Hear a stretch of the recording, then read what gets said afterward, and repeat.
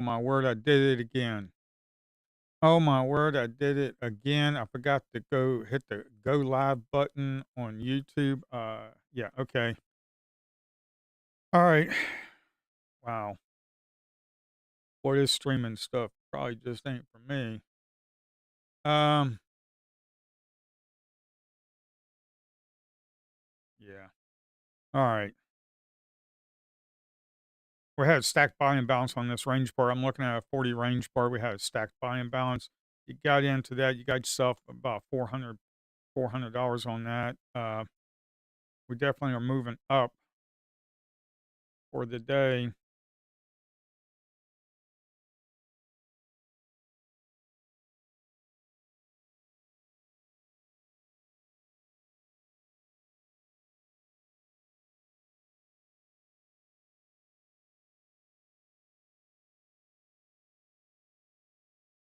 Wow.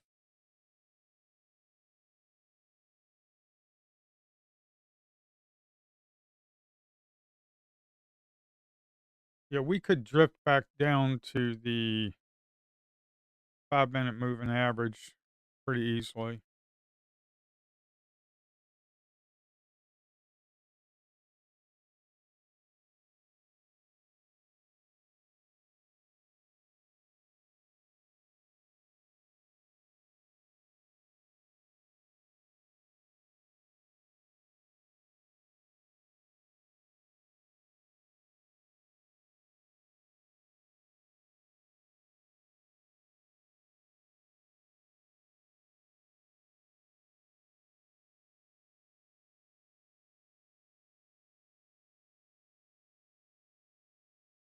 I just don't like that heat map right now.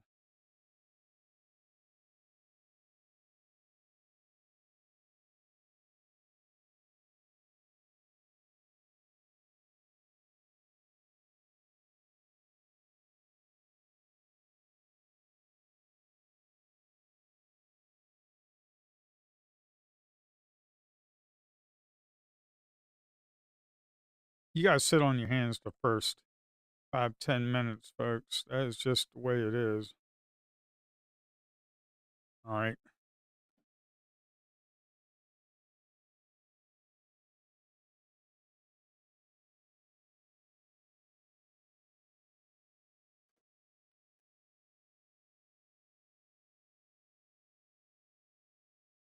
So I set up OBS and then I went to manage channels, but I always forget that you need to click the go live on the YouTube channel when you do that. You need to click go live.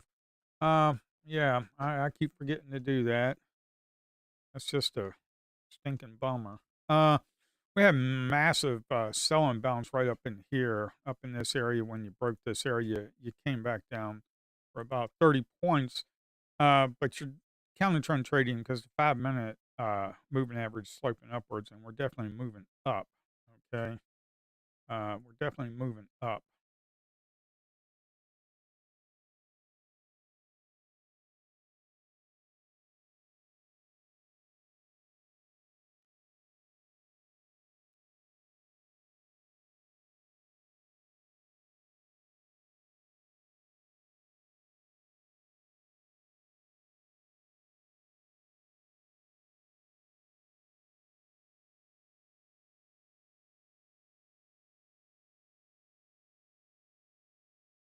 We've got some offers sitting up there around 3.5 up in this area. If you can see them, they're up in here. Well, they kind of went away. Um, right now, I'm looking at a 40 range chart. It's a 44 range chart tick merged with 4 points on the 5-minute. We are kind of moving back down towards the moving at 5-minute moving average. The 5-minute, I'd be sitting on my hands just because the 5-minute kind of looks like this. So you really need to be careful and sit on your hands. So you had like 1100 positive delta in the previous 5 minutes. The current 5 minutes, we're just sitting there.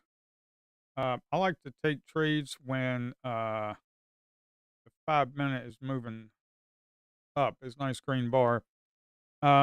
And we kinda if you look at this on a range bar, this is a 44 range bar, we kinda went down, and then this right here is a nice bullish range bar. Uh, we had one delta right there, that was delta neutral. So was this basically delta neutral. I mean, you could easily gotten yourself about 10 points on that. But I just don't like taking stuff like that right now. I only need a few $100 to pass this eval, so I'm waiting for an A plus setup. That's basically what I'm waiting for is A plus setup. Got the moving average kind of flatlining right there. What are we doing on the VWAP? So right now on the VWAP, we're trading above the VWAP, so that is telling me do not be taking shorts. The 1 minute ATR is like 27 roughly. Let me take a look. It's about 27 ATR, 26 ATR. So we got some nice movement. I would just sit here and wait. I mean, I am going to be patient because I kind of want to pass this. Now, I have to apologize because on OBS, I did manage streams and then I did it again today. So I started the OBS stuff and then I connected to it, went to it, everything's set up, and I forgot to go to my YouTube channel and click the go live button. So yeah, I did that again. All right, we have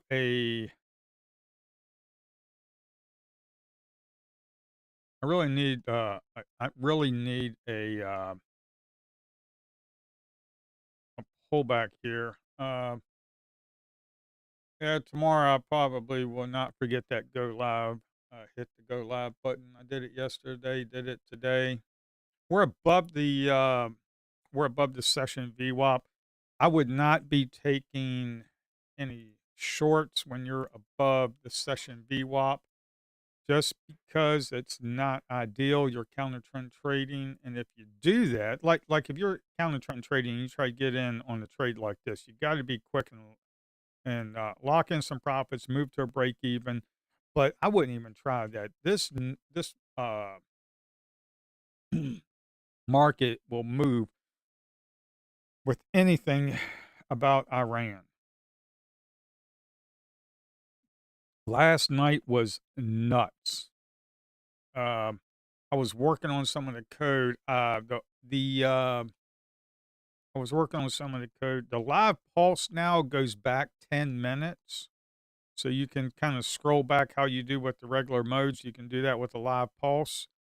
I would highly recommend on the live pulse that you have the settings.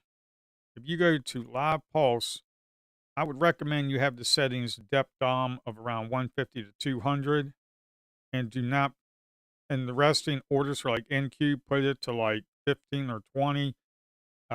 Don't set this to like 2 and like 500 dom depth. You really don't need to know what's 500 dom depth up above. That's really not needed. Um,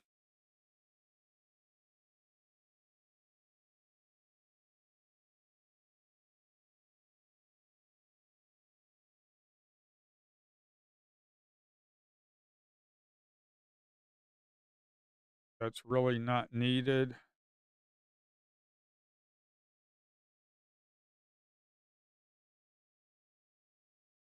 Market's kind of moving fast. I kind of missed this right here.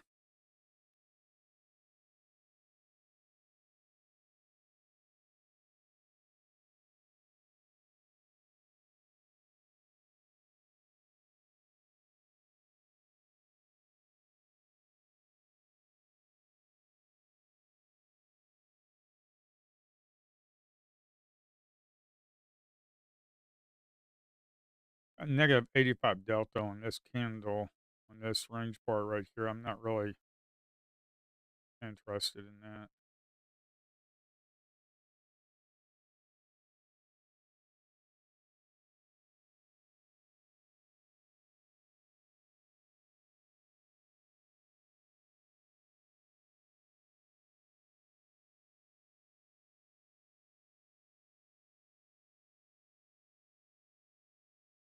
have a selling balance there.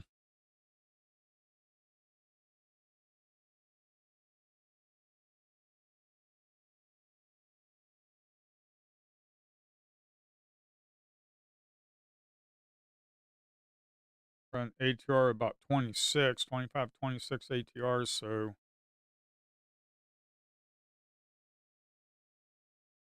we're starting to come moving back down towards the 5 minute moving average.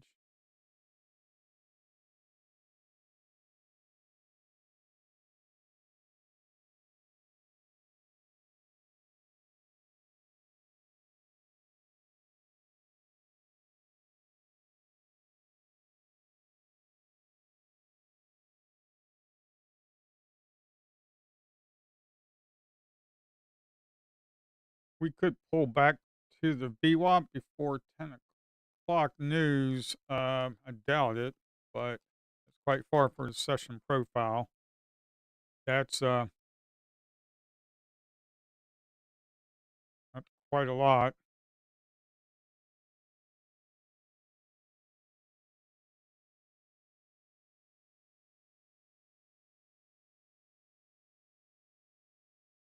Oh, that was a bunch of icing crap.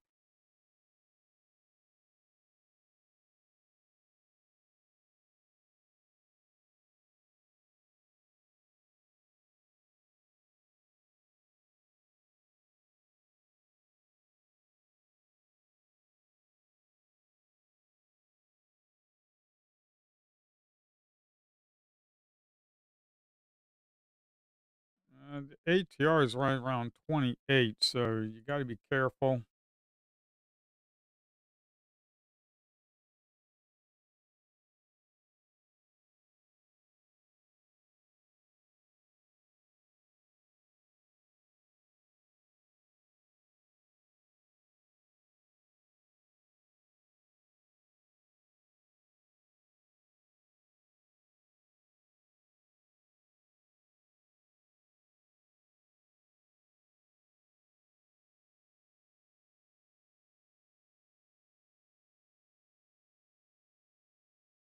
We haven't seen any large buyers really step in. You had the seller here at 43 and the seller at 49. That was the largest order so far because it's on the south side. That little point of control for the large volume profile was right there.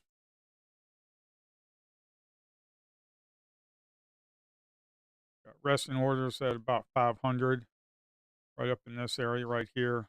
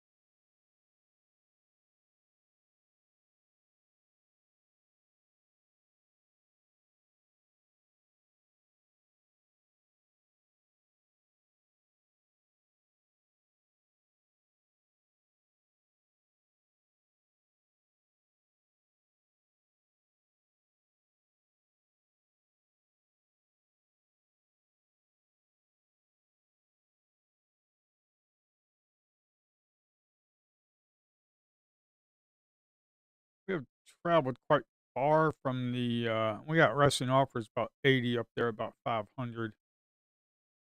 As you can see, they're right up there.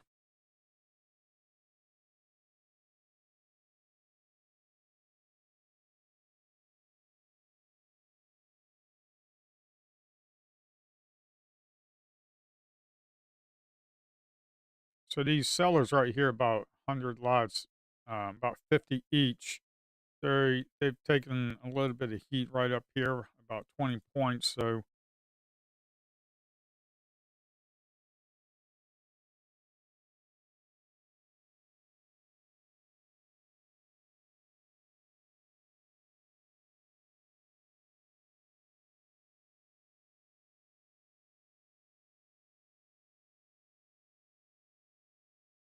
All right, you have a buy and bounce right here. If that closes, yep, if it closes like that, that's actually a bearish signal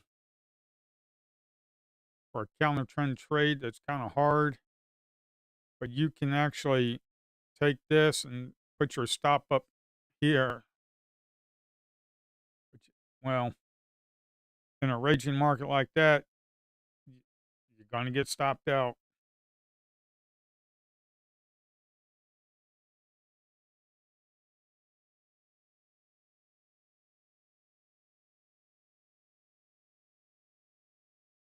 When you see a buy and bounce like this, when you see a buy and bounce like this, and it closes below, you got 129 delta. It's still high delta, and normally you can try to get a quick counter trend trade. But right now, this market, I don't know what is going on.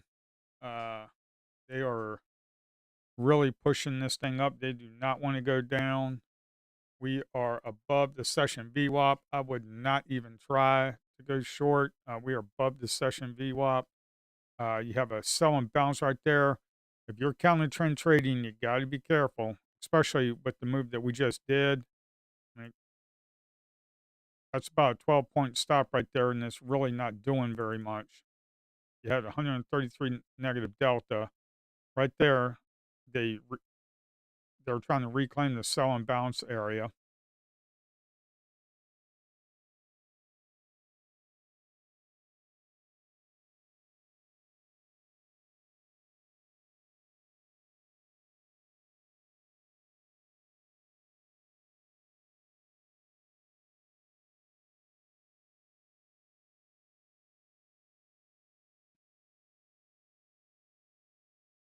And when you have things like this that pop like that, you got to look at there on the footprint chart. You saw nothing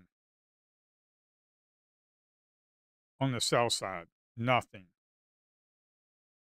Okay, nothing right here. That's why we popped from here to here, like 20 points just instantly, because there was nothing there. And then they just ran it right through.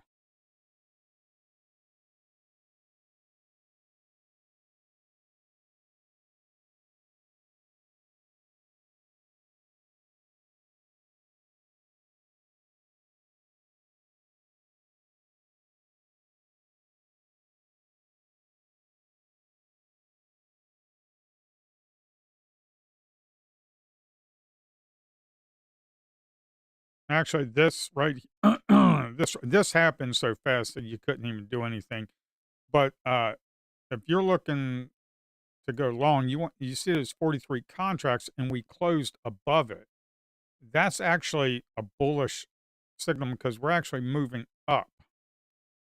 43 contracts, one order, 43 contracts got caught on the wrong side. So you can take a long on the break of that and put the stop down here. So you can go long and put your stop down here, and it ran up. Problem is, it just happened so quickly that you could not trade that.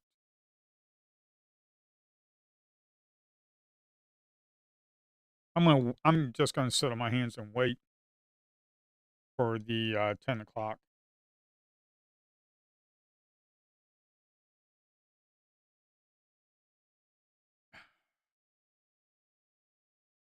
So right here, you've got a seller right there at around 487. You got a seller at 462. You got seller around 4.5 right here. Seller, seller, seller. They're all underwater right now. Okay, they're all underwater. The biggest seller was right here at the point of control for the large volume.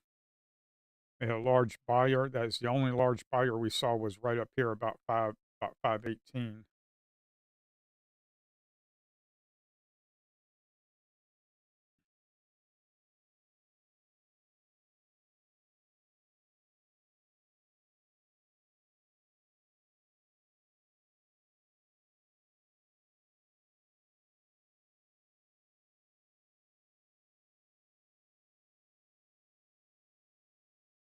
We're starting to travel up above. We're starting to get into yesterday's highs. Okay, we're starting to get into yesterday's highs. As you can see right here on this chart, yesterday's high was right here, and we're right at it basically.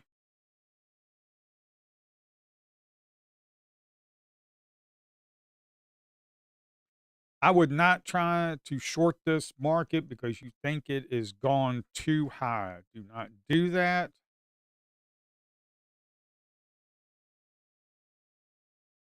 Especially in this type of environment, you are asking to blow up an account.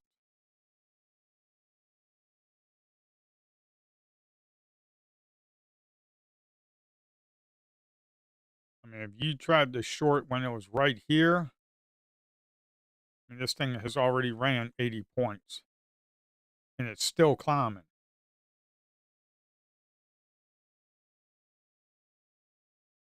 About 140 resting offer somewhere on about 140 resting offers up there about 580.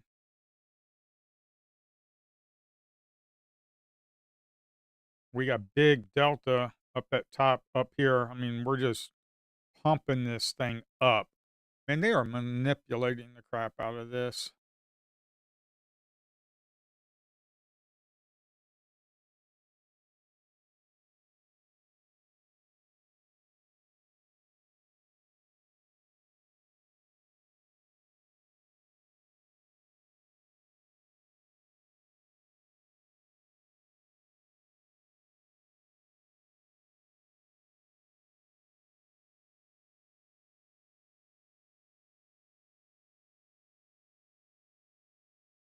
So I'd be careful about trying to short up here. We have extended quite far from the moving average. I mean, you might be able to get a short and get yourself 80 points if you're lucky. But they are really moving this thing up.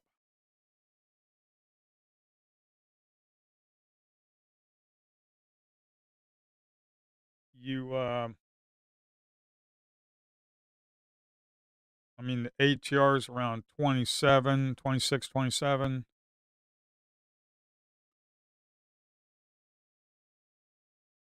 See what I'm talking about? They just come in and start buying. I mean, you only have about 30 contracts right there. You got this large buyer right here, about 40 single order contracts, 33 single order contracts. You've got Delta up in this area. You got positive Delta right there. You've had that large buyer there. You got these large buyers here that closed above. I mean, this is really difficult to try to short. At least it is for me. I would just sit here and wait for a setup.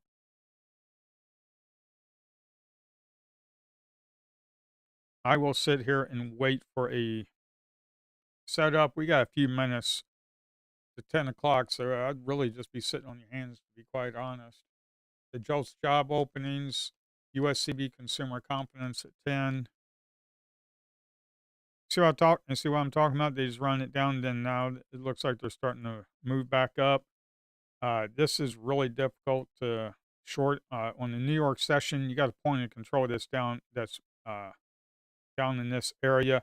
You had large seller right here. You had the point of control for the large volume is a seller because it's on the sell column, and then a seller right here, and then you have large sellers right up here. But the largest order so far was on the sell side. That's what this yellow bar right here is. It's like a point of control, kind of like the point of control for the volume profile. This tells you where the largest uh, seller was. That is a buy and bounce area right there. That is good. Try and maybe you can get up in this area for about 15 points. That is a buy and balance. That is actually good. And you're on 135 positive delta on this candle. That is good. You put your stop down here for about 12 points, and you've already got yourself 12 points right there. That's why I use range bars because I like looking at the trend and how far it has traveled. I'm using a 44 range bar, but I'm tick merging it. If you look at this, I'm using a 44 range bar, but I am tick merging it to 4 because NQ is a thinly traded market. NQ is the thinly traded market. So I tick merge it. So each column right here on the footprint is 1 point for the NQ. Okay. Now my stacked, my imbalance area, imbalance is set to 4 times more buyers than sellers, or vice versa, and the levels are set to 3. That's kind of like the sweet spot that I have found. And the good thing is on this buy and balance, this was a buy and balance right here. This was a buy and balance because it has that bar right there. You have 135 positive delta. So that is a good thing to go right here. You've already got yourself about 20 points on that trade. Okay. And on the range bar, you already know how much you're risking. I mean, on each bar, you're already risking about $200 roughly. Okay.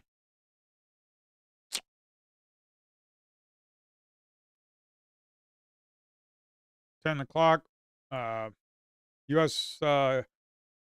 Jobs opening actual 6.8 million, forecast 6.8 million. USCB consumer confidence actual 91.8, forecast was 87.9. Okay, now that the news is out, let's go ahead and wait for it to settle down. We have extended quite far. I'll be honest with you, I did a fiasco again. Uh, my basic entry, if you look right here, if my basic entry, the account, I did not set it to this account right here. It was defaulted to Sim 101. I thought I was on account 21, so I took a trade a little bit earlier and made $180 on a Sim account. Now, if that don't tick you off, I don't know what will. But that was a bunch of crap. That was my mistake. Oh well. You win some, you lose some. You know? Oh well. It is what it is, I guess. So we have the seller up here. As you can see, we've got some sellers right here. Sellers right here, seller, but we have the buyers right up in this area, and you got some pretty large delta right here. Okay. And you got them filling out the positive delta right up in here. You got this large buyer here and large buyer all up in here. So they're and we're definitely those sellers right here definitely took some heat. They're probably out by now. Who knows? Who knows what they do? All I try to do is track what the executions are. I made an update. I made an update in yeah, sim fail test mine stability. Yeah, I what I'm looking to do is create my own order entry uh window, kind of like how this is basic entry right here. I plan on coding my own because I can use the execution buttons from the DOM. I can use that execution logic, so it wouldn't be that difficult. If you're trying to short this, you got to be careful because you got this positive delta right here, and you've got them buyers that that were interested. Like this buyer here, they were interested. Okay, so you got this area right here. Now they weren't very large, but you know that they're there.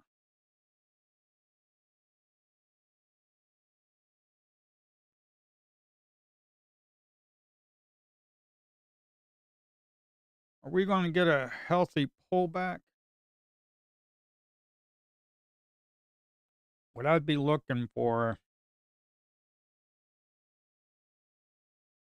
On a 5 minute, you could have, on a 5 minute, this is right here, you had those sellers right there.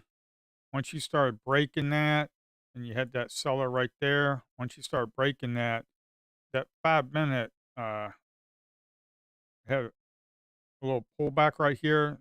Moving average was definitely sloping upwards. I mean, that could have been a nice trade for about 70 points, but I just did not want to take that and risk uh,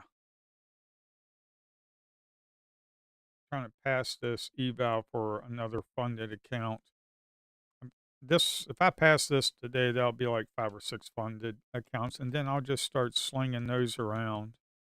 That one funded account's up 1,100 bucks. Uh,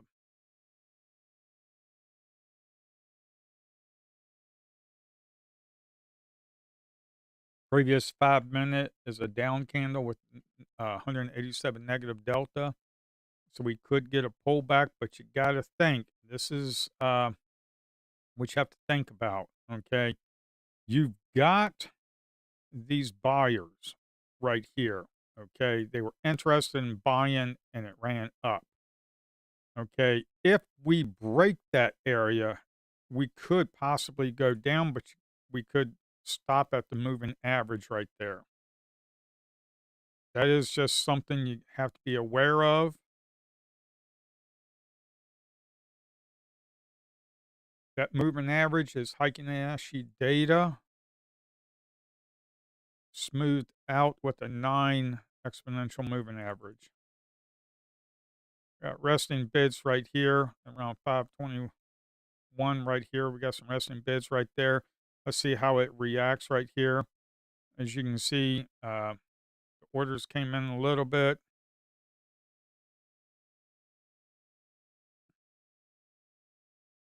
So if you're right here at this ledge about 70 and you start seeing the bids stacking up to like 20, 30, 40, 50 sell contracts like this, 116, what we need to do if you're going to have absorption is that right there, and we need to aggressively come back up into this area.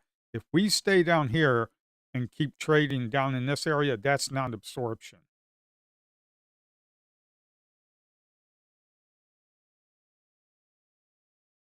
I wouldn't take this trade just because the 5 minute previous is a down candle, the current candle right here down. I am going to be extremely picky about what I trade today. See what I'm talking about? Don't be trading on no 5 minute down candle. Well, unless you're going short.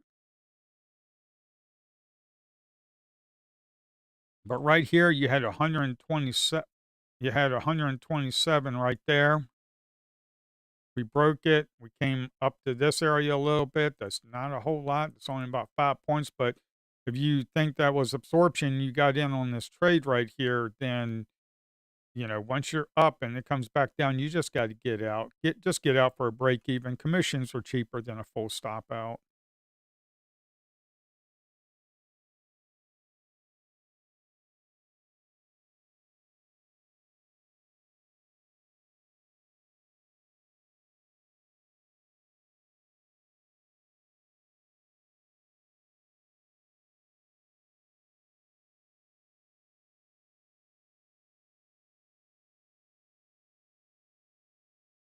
So we got some pretty large. We got 100 right there, and they just keep chewing through. So let's see what they are going to do. They're coming down pretty quickly on this 5 minute. They are coming down pretty quickly. Uh, ATR is around 25.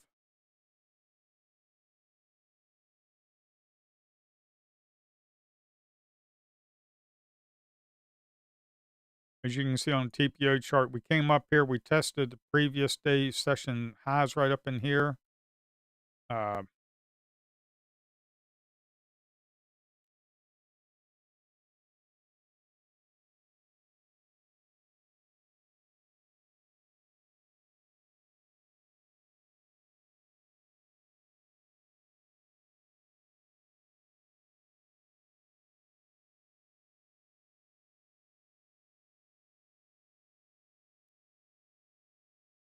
we're losing this volume area right here, losing this volume area and next volume area right here.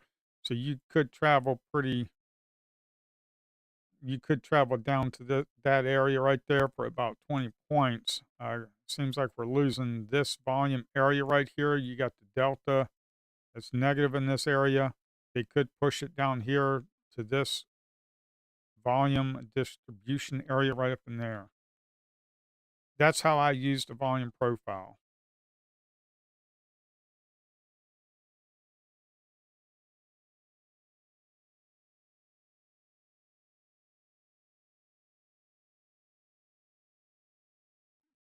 But you also got to look at the 5 minute. Look where we're at on the 5 minute right here. You see that 5 minute?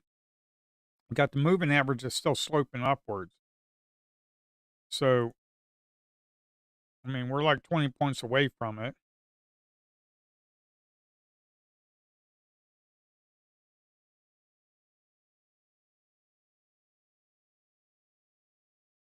Where's the point of control down there?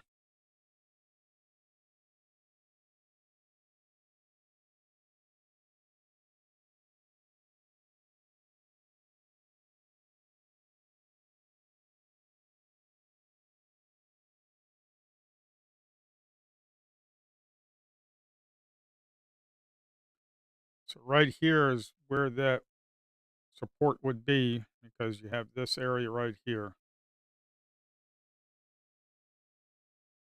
We don't know if we're going to travel down there.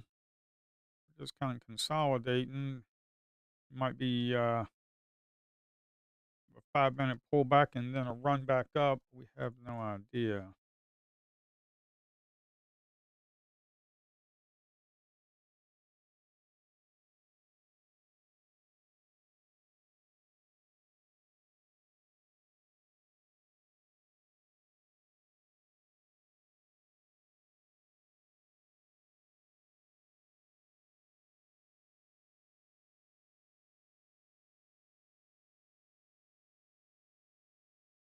All right.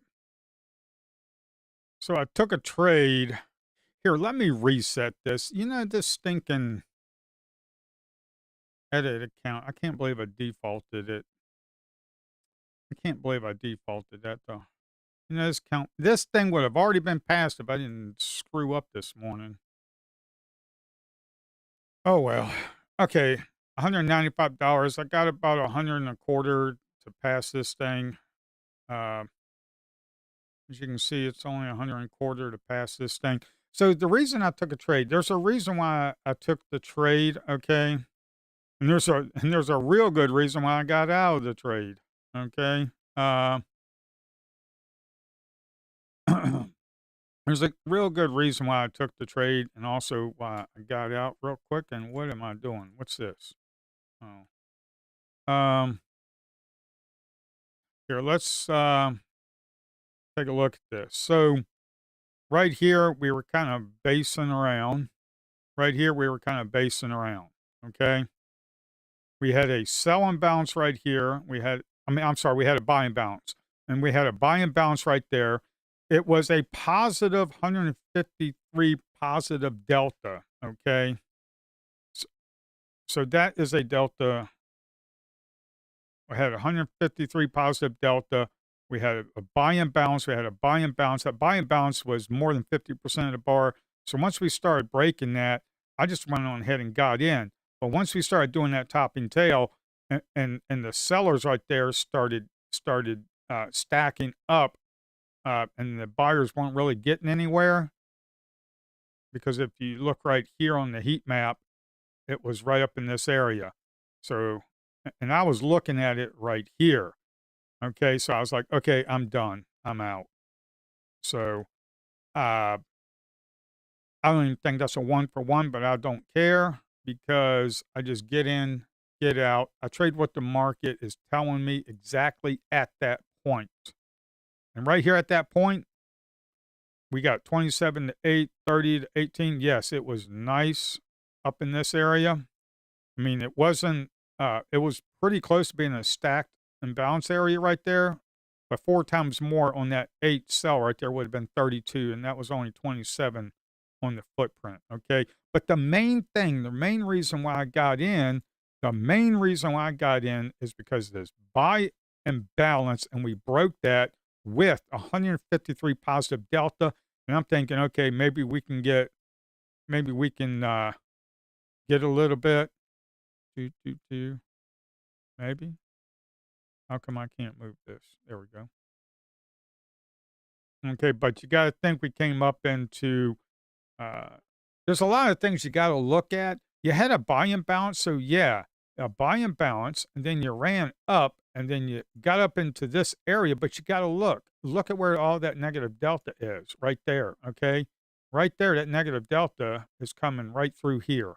Okay, so we didn't break through that, and I was looking at the histogram right here, and then I was looking at the numbers that were being printed, and I'm like, I'm out. I'm done. I'm just going to go ahead and take my quick profits. Uh, I mean, $200, 195, $200 for the day is not bad for a start.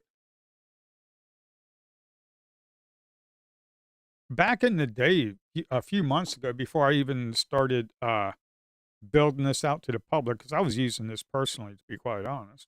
Uh, and I was using this personally, not the footprint charts that I have now, but I was using this personally, and uh,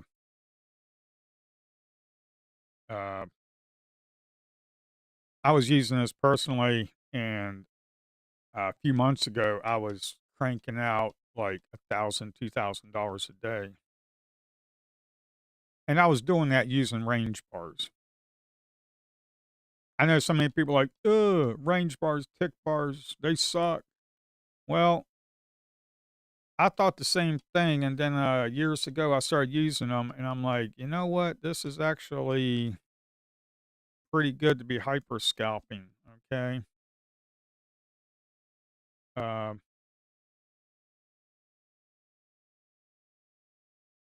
so I'm about $125. I just need $125. I wish I could have got it up in this area, but man, once I saw this, I was like, man, this is not good. By the time I got out, it was only $200. So by the time I got out, I mean, $200 is probably right around here. I basically got out at the top. Um, if I would have really looked at this and thought about this, you see how it opened up right here?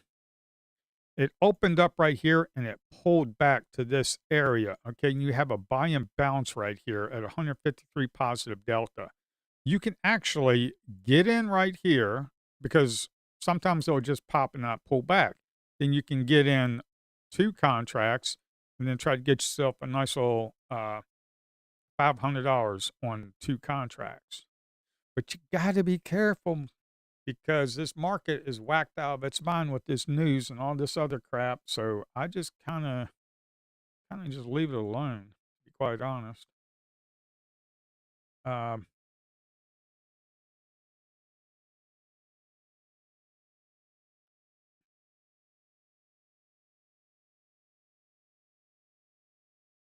got 127 positive delta on the previous range bar. 127 positive delta. That's pretty good. The 5 minute is definitely sloping upwards, as you can see right up in this area right here. Okay. I took that trade when we pulled back, I waited, and once this candle was green, this previous 5 minute, it was green and it was pushing up. That's when I got into that trade. Uh,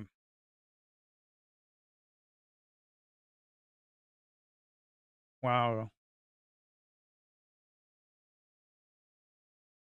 Also, you have to think about this where you were at. This right here, that green candle was right up in this area right here where we had those buyers, and you can use them as support. Okay. You got that buyer, you can use that as support. You see that? See those buyers? You see where I got in up in this area? You can use that as support.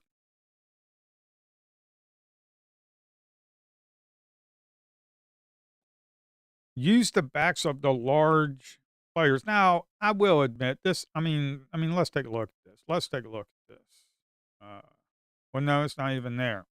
Uh, these are, I mean, these are not large contracts that that's being slung around. Single order contracts are being slung around. These are like 30, 50 contracts. Okay, that is not and the largest one was the seller, which was like 50, I think, somewhere. Okay, then we got 53 contracts.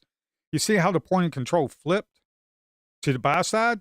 That means that area right there is where the largest buyer came in, right here. You see how the point of control flipped up here too. So the point of control was down in this area, and now we've moved up.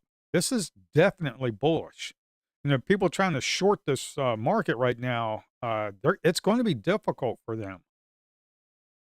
It's going to be extremely difficult for them because look at all that positive delta and all that buy-in.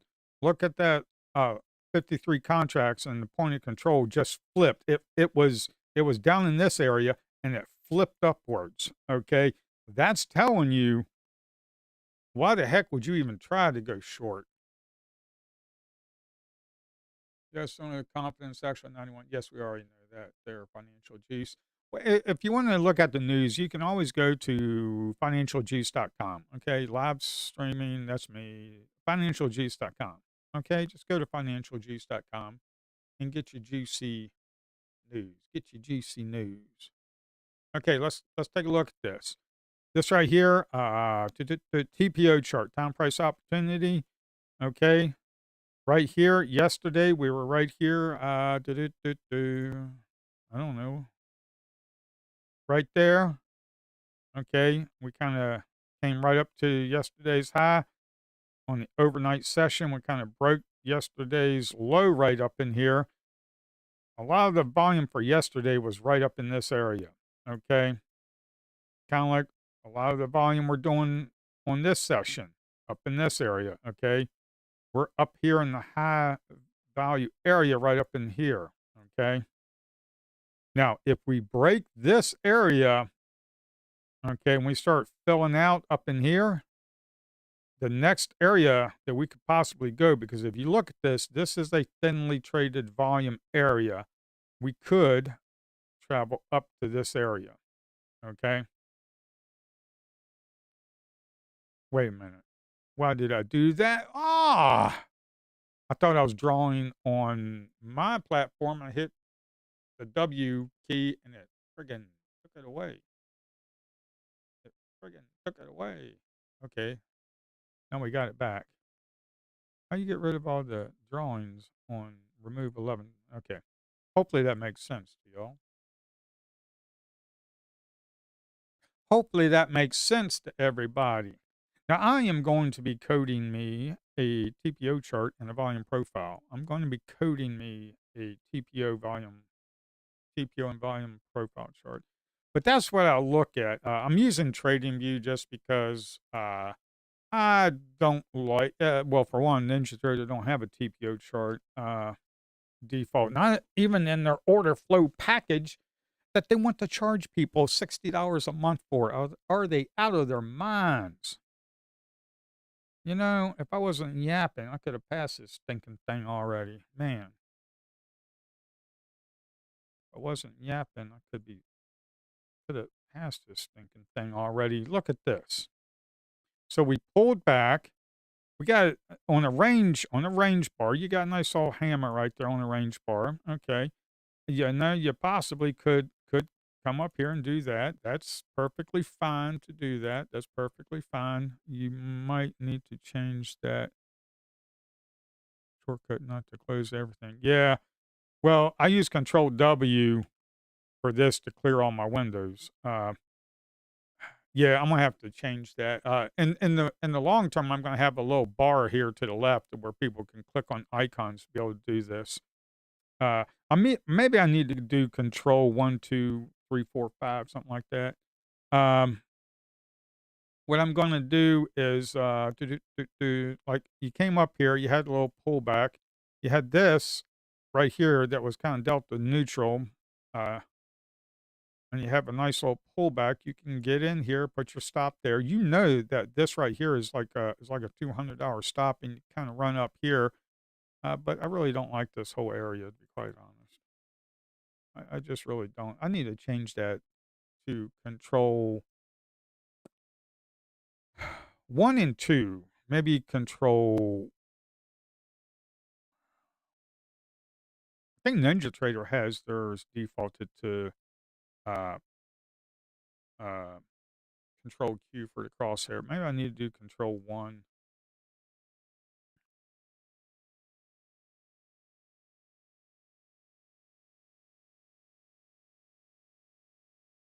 Okay, you have a sell and bounce, but it's not 50% of the bar. Plus, you gotta think about where you're at. You're at the low of the point of control, yeah. But you also gotta think if you come down here, you got all this volume right up in here, this delta, positive delta right here. Also, you need to look at the 5 minute and see what you're doing on the 5 minute. Okay, on the 5 minute, to be quite honest, these were your sellers right here today. We have not gotten down to that area. You have some buyers right here. You got a large buyer right there. You got a little tiny buyer right there at 32. Okay. And we have actually pulled down, but we have not even gotten to the volume, the moving average. Okay. Well, we wicked down a little bit right here, and we kind of still sloping upwards. This moving average is sloping upwards pretty steep. I would not be trying to go short, to be quite honest. I mean, if you got the top right here and you got short, you got yourself about 50 points right there. That's a good one. Yay to you. But the way that always say this is once you get up here and you try to short up here, okay? If you try to short up here and you get this, even a blind squirrel can find a nut every now and then, okay? But what you gonna do? What are you gonna do when you're right here? You gonna go short right here? Are you gonna go short right here? 20-point loss right there. Maybe you double down, you get 40 points right there. Maybe you get stopped out. And then so yeah, hindsight trading's easy to go short here and kind of go down here. I mean, that's kind of easy, but I got rules. I got my stinking rules.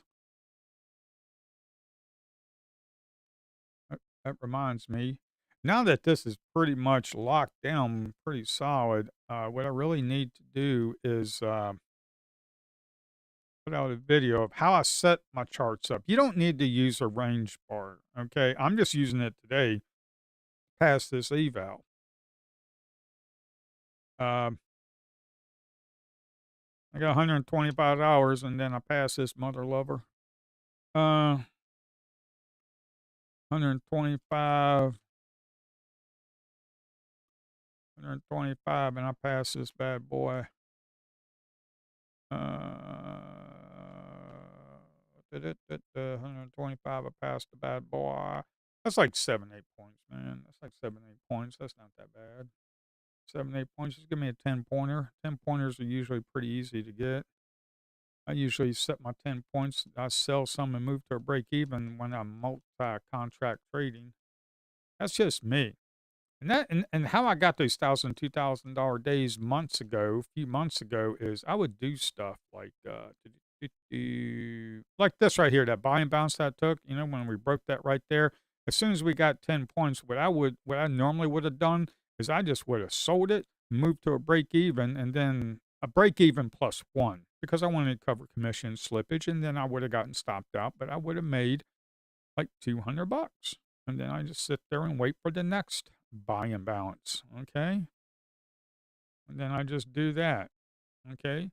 You come right up in here, you got a buy and bounce at 43 delta. That's not too high, but you probably would have gotten stopped out on that one right there.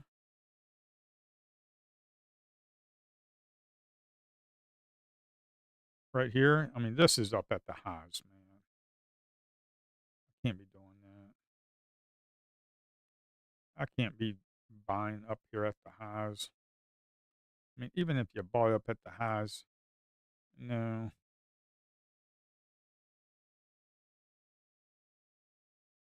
I mean, they are interested in pushing the market down because look at this 5 minute. Yes, we had a little pullback, a little micro pullback on the 5 minute. Then we have this big wick right here. Right there, that big wick right there. I just don't. They're willing to push this thing down. Granted, we aggressively came back up, which is good. But are we just going to base around in this area right here?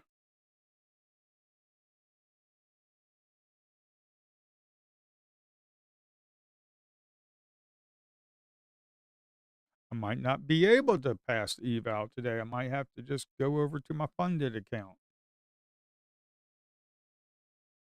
I might not be able to pass the eval. Right now, we're at 52,875. So I need a buck and a quarter. I need a buck and a quarter to pass this. So I might just go to my funded account right here, the BX-M. Those are funded accounts. I'm at 51,100, 1,100 bucks.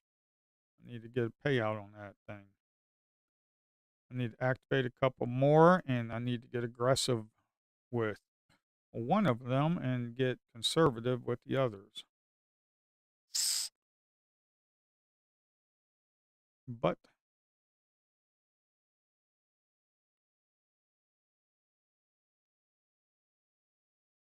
I mean, you gotta think $200 a day. If you can average 200 bucks a day between wins and losses, if you can average $200 a day, that's like what 4,000 a month.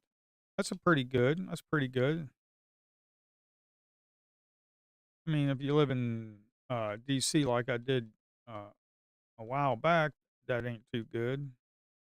Uh,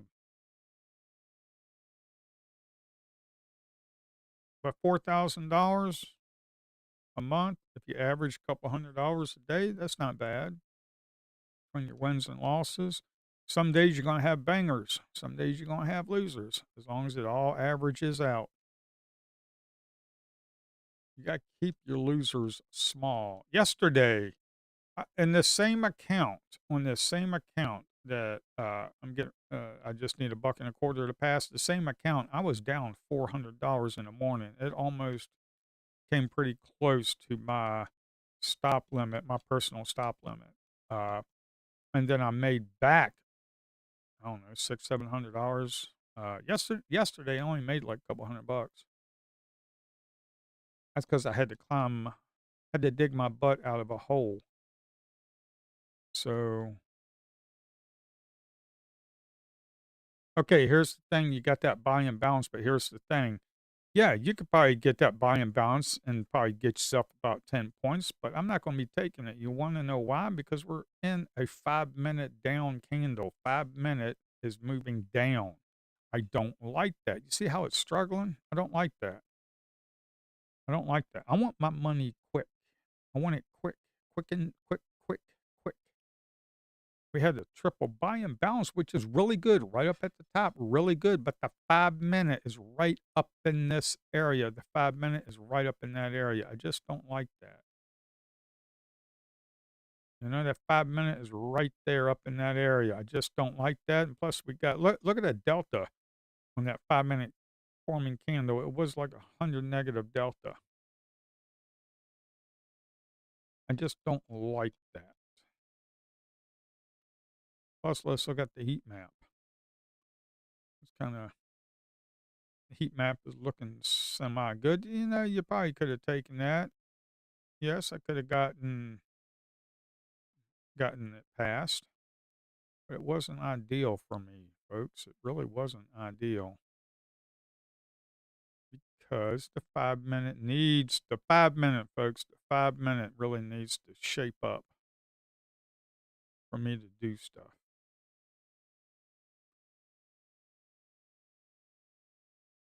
Yep, I could have passed that.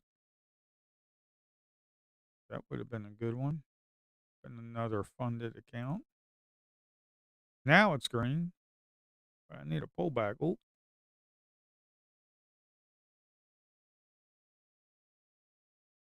yeah, we got that large right up in here. You got that large resting offers right up there. You see large resting offers up there, and then we just kind of smoked it back down.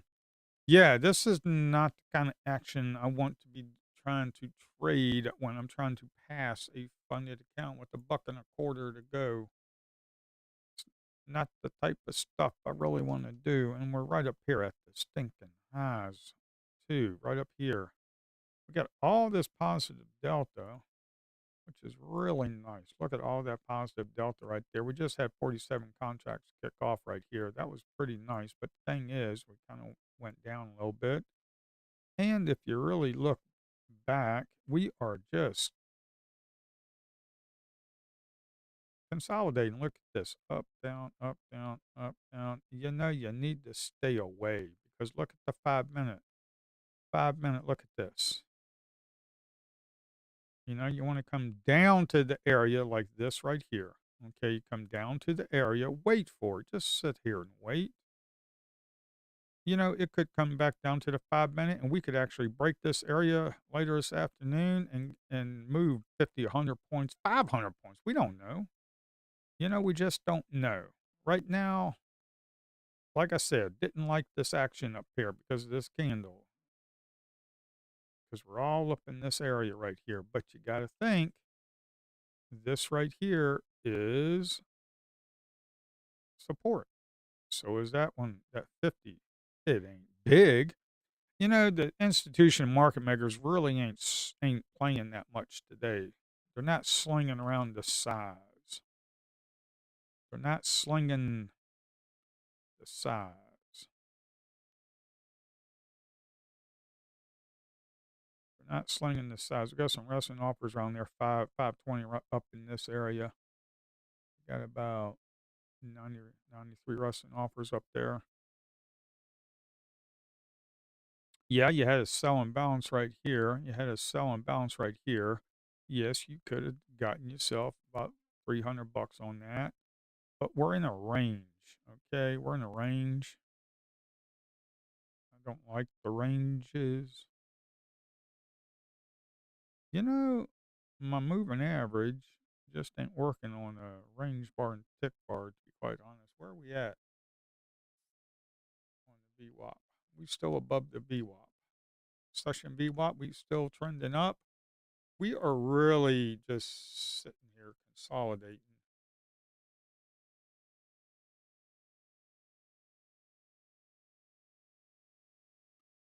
Come on, we going to get a move down?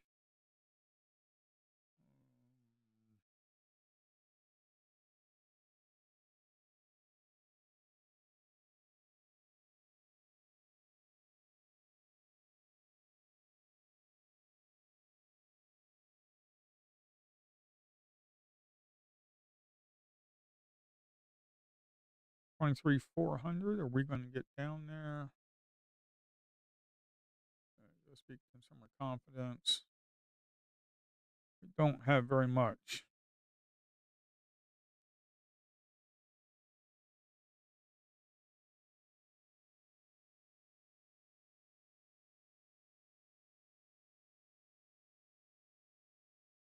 So you got 43 contracts that kind of kicked off, and it was right up in this negative delta area right here, up in this area right here. And the problem, they need to get past this positive delta. Then you got all that negative delta right there. They're trying. They're trying, but like I said, they've got right up in here large buyer, large buyer, large buyer, large seller. So it's kind of like a battle going on right now. Okay, because you got this whole area right here.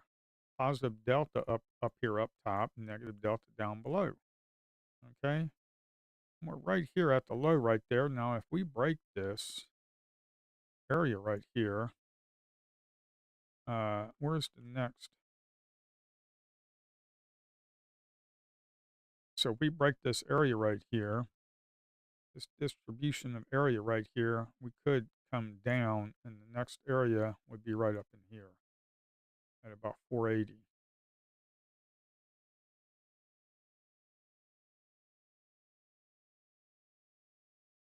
But look at the 5 minute. The 5 minute, we're right at the moving average, order flow bar moving average. We are right at it.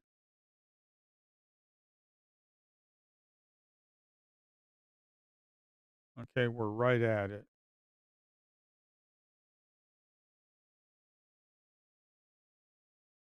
If we close below this moving average, if we close below down here, if we close below it, that if we close below it, okay, and if we close below this area right here, about 23,500,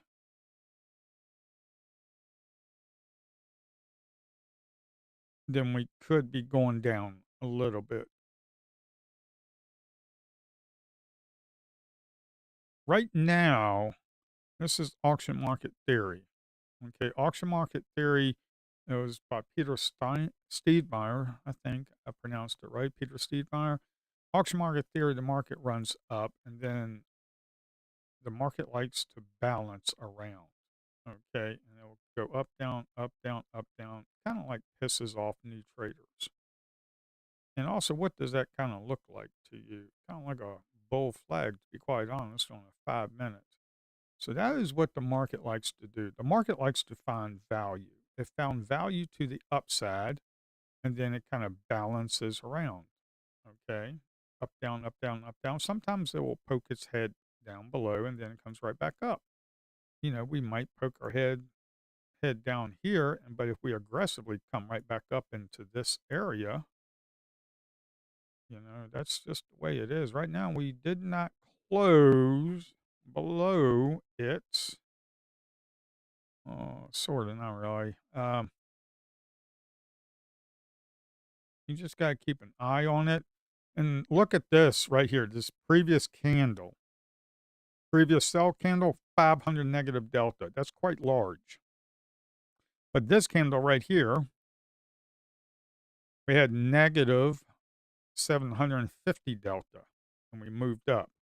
So like I'm saying, if we close down in this area around here, 23,500 on this 5 minute or even below her, yeah, we could get a little bit of a sell off. And maybe we'll come down to this area.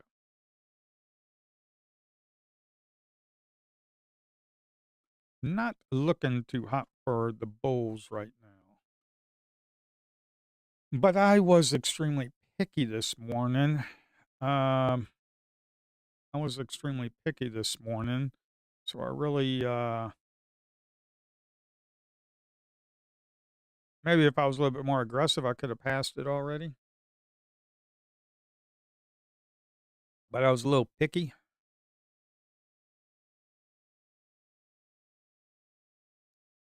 Right up in this area right here, right up in this area, when you kind of break those sellers right there, and yet right here on a 5 minute, you got all that stacked buy and bounce area, and you got a buyer right there, like go right here in, put your stop down here, but that's a pretty hefty stop. That's like 40 points.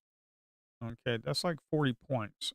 Uh, you made about 40 points, but you can trade off of a 5 minute. And what you need to do is don't be slinging around minis. Just go to micros or something. Get your risk tolerance. Maybe put your stop down here to about 30 points. Maybe a couple micros be $120 and slowly grind that eval up. See what I'm talking about? We got buyers up in this area. Now, is that buyer going to get caught? Possibly. Because this is what I do like to see. You have a buyer right here. This is a pretty good valid short, okay, with a risk of about 10 points. It's a pretty good valid short. That's because you had a buyer get trapped right here. Not a large buyer, but the buyer got trapped and we're moving downwards here. Let me get rid of this. Right here, you have about 10 points, so maybe you want to get 20 points. Maybe your 2 to 1s right here. Okay, there you go. As I was running my mouth, we missed a trade. Uh, it really is not. I mean, right here, you got a 31 buyer. This is a valid trade. We got a 31 buyer right here.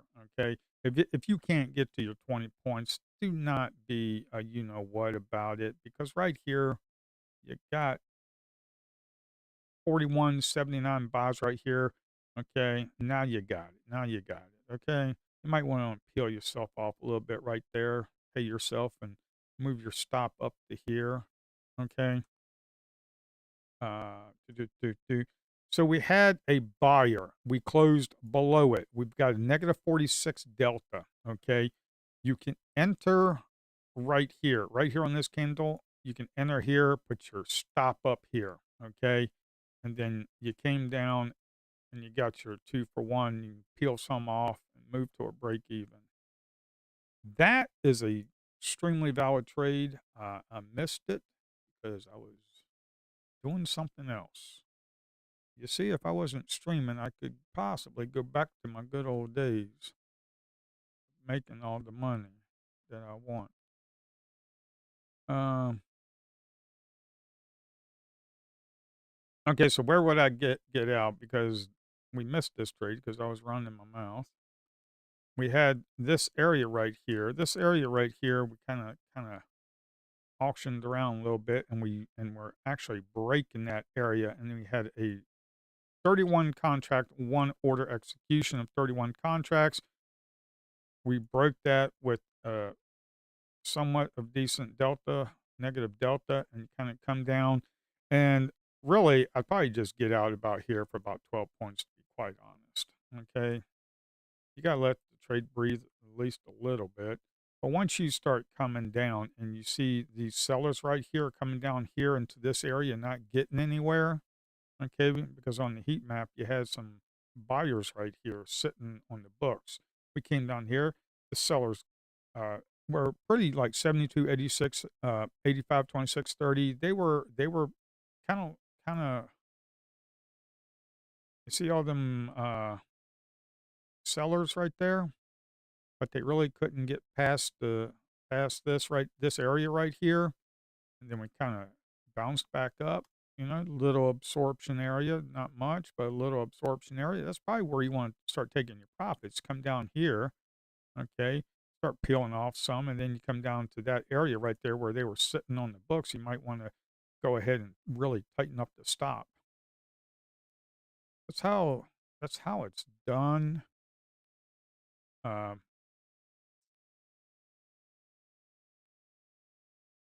with me, I get kind of, I don't know. Whenever I stream, I kind of get no, I'm not taking them by, and the reason why is because, quite honestly, the 5 minute is not this area, all this area right here. The moving average was sloping upwards. I was not even thinking about taking a buy. I mean, I wasn't even thinking about taking a sell. Just all buys. Okay. Once we had this candle right here with this negative 500 delta, this candle right here, when I said previously, if we close below the moving average, we could be moving down, and that's what it looks like we are doing. And the main reason why I would not be taking a buy is look at the moving average. Okay. When I take it away, look at that. The moving average. Let me go to a delta candle. Okay. The moving average is rolling over. Okay. We closed right at it.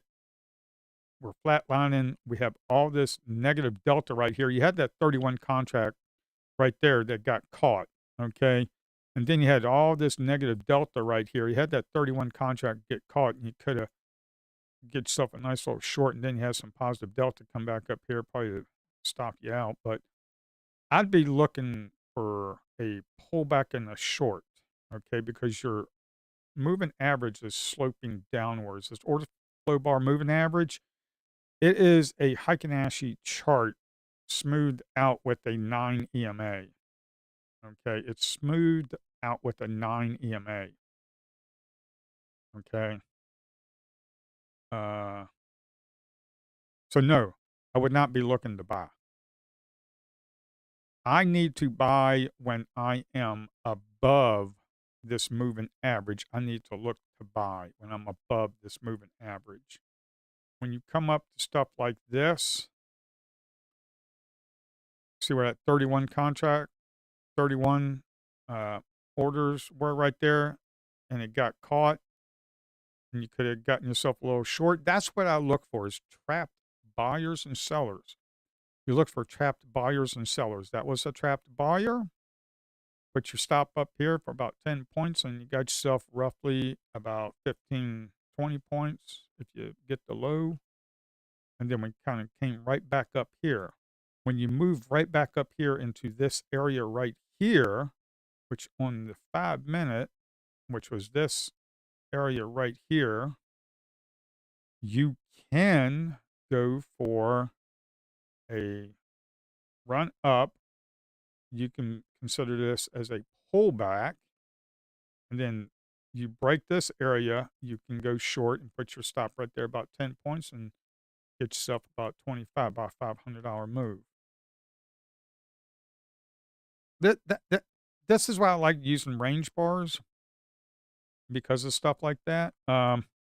This right here is a buy and balance. I would not even stink and take it at all because we are sloping down on the 5 minute moving average. We're sloping down. Plus, look at all that negative delta right there. All that negative delta right there.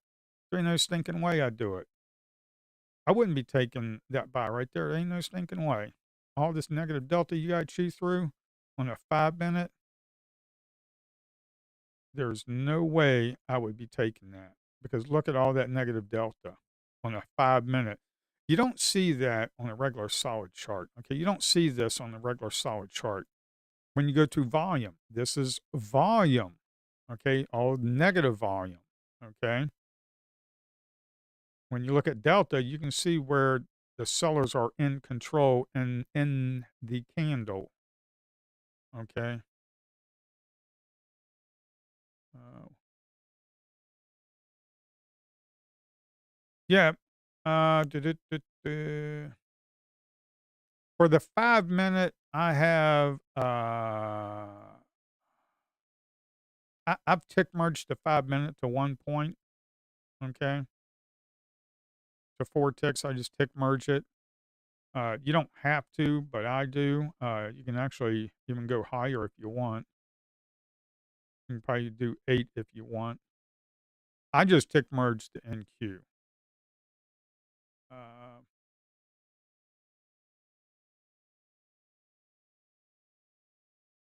no, I have not entered a sell.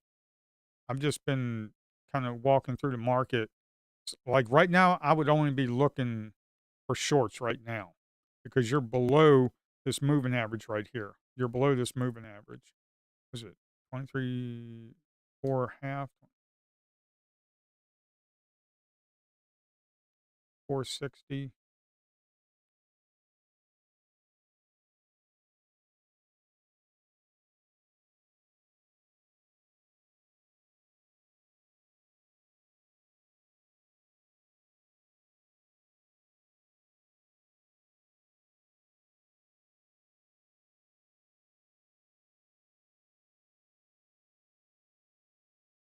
So we are,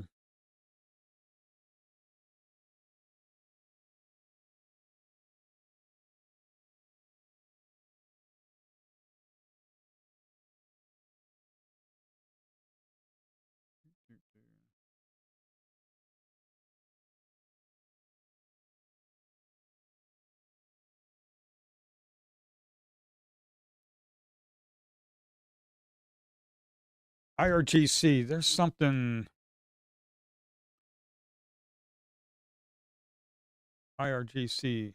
We will target U.S. companies in the region as of, oh my word. See, this is why it's selling off. This happened 10:34. I need to pay attention to the news. We will target U.S. companies in the region as of April 1st in retaliation for attacks on Iran.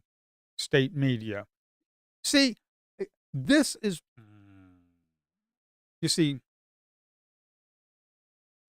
the media is saying, "Oh, we're going to be talking to Iran." You cannot talk with the IRGC, okay? The regular Iranian people are peaceful people. You know, I was going to say you can sit down and have a beer with them, but I don't know if they actually drink beer. But sit down and have some coffee or tea with them. Okay, the regular Iranian people are amazing. but you're dealing with an IRGC.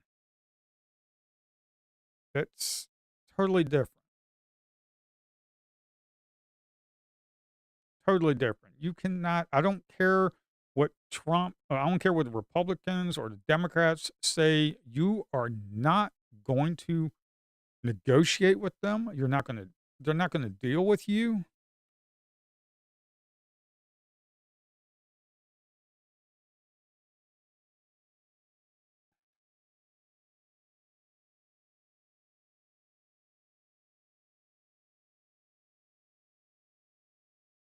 Okay, shall we take sell now? Uh, I mean,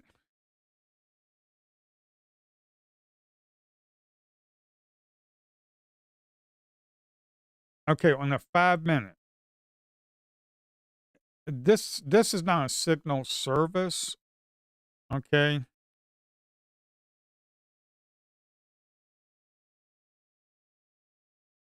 I can teach you and to read the charts and actually make your own decisions. That's what I'm looking to do for people is to teach them make their own decisions. When I get in and out of trades, I'll explain to you why I took them, things like that. Uh, I can't do a signal service. The SEC would have my ass in a sling, to be quite honest, and I wouldn't be able to trade at all. So I can't tell you to buy or sell at all. I'm not a financial advisor. I can't tell you to do that. The SEC, the Federal Trade Commission, FTC would have my ass in a sling. And I've been a software engineer working with the federal government. I actually worked with the FTC before. So, uh, okay, something like this. You're selling off, 5 minute candle is selling off. You have a stacked sell imbalance right here, which could be a valid trade. But right now, the market, because news came out, the best thing that you can do at like right here, if you want to counter trend trade on a buy and balance, that's fine. You can, but you got to understand we just had triple sell. We did not break down further. We broke down quite a bit, quite far. We've had a buy and balance. If you broke that, trying to put your stop down here, you just got stopped out because on a 5 minute, we are still moving down. We just had news come out. Iranian army, we targeted the industries belonging to Siemens and Telecom and Ben Kurda and Hoffa. That was 1056. Yeah, stinking news is coming out about Iran. I stinking wouldn't be clicking no stinking buttons, to be quite honest, folks. You're just looking to blow an account.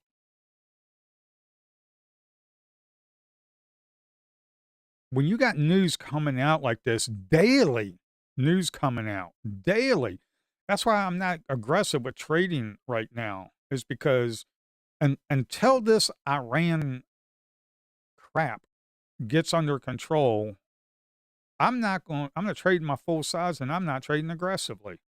I'm just taking the very low base hits. Okay, yeah, it is kinda risky right now to take a short well, take a long or short because you just had news come out at 10:34. You just had news come out at 10:56 about the Iranian army and the IRGC. This market is going to go nuts. We don't know if it's gonna go up or down. Right now, it's selling off. And another thing I really want to, the main charts that I have up, okay, main charts I have up is like a daily. Okay, I have a daily chart and I kind of know what's going on. I want to know what's going on. I have a on Trading View. If you look right here on Trading View, and I need to develop something like this, just something simple in ATR, average true range. Your average true range right now is 50 points. That means every 1 minute, this thing is going to be traveling 50 points. That's $1,000 in a minute. Okay. Can you pass very quickly? Yes. Can you blow up very quickly? Yes. Okay. Right now, we're starting to form. Right now, we have deviated quite far. Oh, crap. I did it again. Never mind. We've traveled quite far down here. Looks like we're trying to do a 5 minute hammer. If we close up here, that'll be great. We've deviated from that moving average almost 70 points. So when it deviates from it, it usually likes to come back to it. Usually, kind of like here, you see how it deviated kind of far and it came back down to it? This moving average is a Heiken Ashi smoothed out with a 9 EMA. And the futures likes to trade around the 9 EMA. And the Heiken Ashi is just a trend candle that I just smoothed out with it for this moving average. If I would not be looking for shorts. If I took a short, it would be right up here because you had a buyer that got trapped. And on a 5 minute, we closed below. Once we broke that 5 minute, you can go short. Okay. Because we closed below the moving average. If you go long when you're above this moving average, you're doing yourself a favor. If you're going short when we're curling over and we're below it, you're doing yourself a favor. If you're trying to counter trend trade right now, you've got to be extremely good at it. Okay. And right here, we closed above. We broke that high right there. Now we're moving up. This is a counter trend trade that I'm getting ready to go over. This is a counter trend trade. We had a buy imbalance. We had a seller of 38, looks like 38 contracts. We closed above it. We are starting to move up. That 38 contract seller is trapped. So you can go long when they get trapped and get yourself about 15 points, get yourself about $300. Okay. Maybe even a little bit more now. That's what I'm looking for.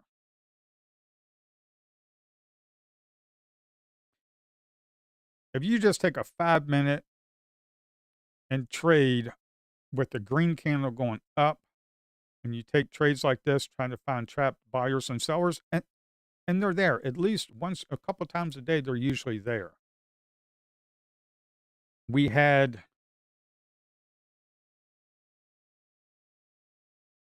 you see that 38 right here, this 38 right here, this 38 got trapped. So you can go in here and put your stop down here. Okay. That right there is a 20-point stop, but you made about 25. You can trade off 5 minute or you can scalp like I do on a range bar or a lower time frame. Now, we are starting to come up above into this moving average. You see how we got to the moving average? We are still sloping down. You see how I said earlier it deviated from the moving average? It deviated from the moving average. We had a seller here. We closed above it. You could have gotten long here and moved up to the moving average. Remember I said earlier it likes to trade around the moving average? Well, we deviated quite far, like 70 points from the moving average. So you look at the 5 minute and you're like, okay, we're breaking the 5 minute, roughly about 420. And you come up in here and you start looking for longs.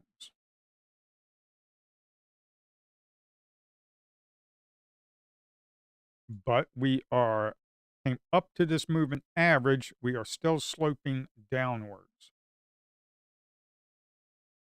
Would I be looking to go long? No, because we are below that. Would I be looking to go long down here? Yes, because we've deviated from the moving average quite far. We had a 38, we had a trap seller, we closed above it. And then on the 5 minute, it is telling you bullish on the 5 minute above that seller.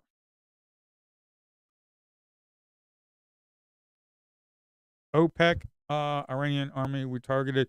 OPEC oil output falls 7.3 million in March from February, the lowest since June 2020, according to a survey.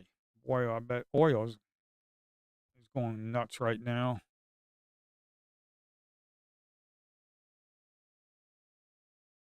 Trying to learn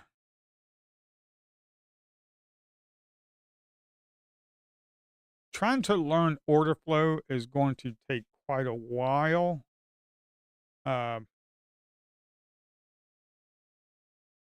it's almost like trying to drink from a fire hose.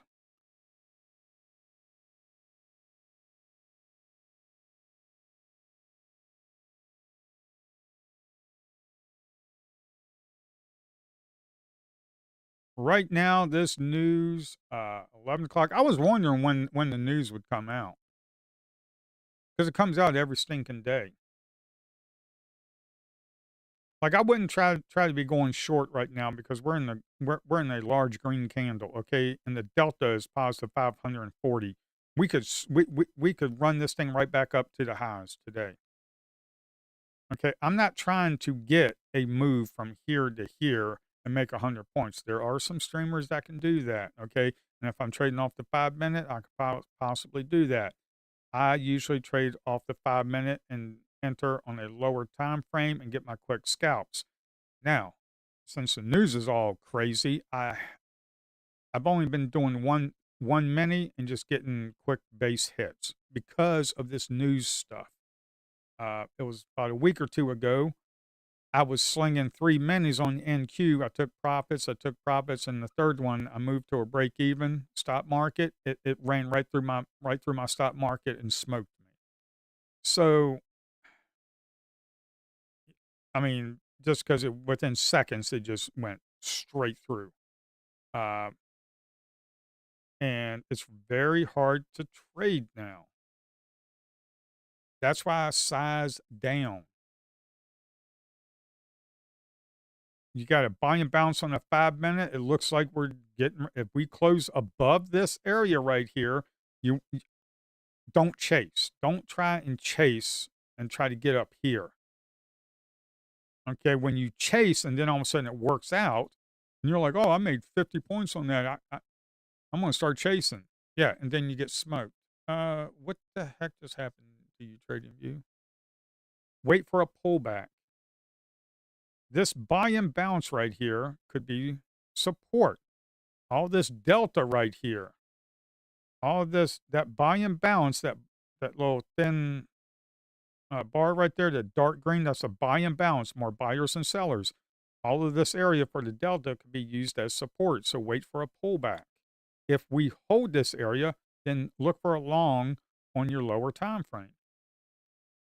I really need to change that Control W thing. Uh,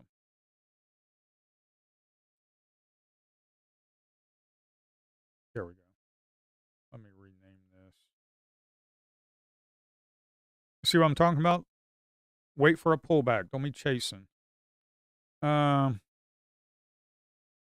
let's see. VWAP and ATR. Okay. The ATR is at 50, 50 some points. ATR. That is crazy. That is telling me, okay, between 30 and below, I usually trade one mini. Okay. Between 30 and 40, I could trade like a handful of micros. Okay. Because of the risk capital. Okay. Within 1 minute, it's going to go crazy. You're at 50 ATR. Within one average of 1 minute, it moves 50 points. You need to size down.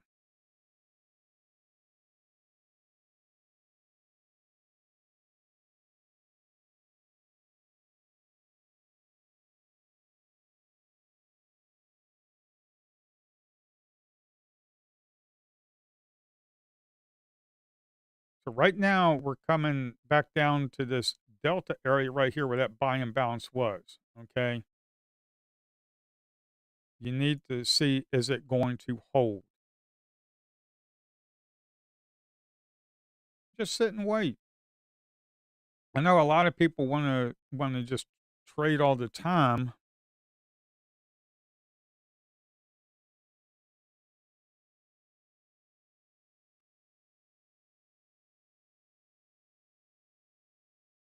My 1 14 period ATR is 23. Then why is Trading View telling me 55? What the heck? See, that's why I need to code mine because I just don't like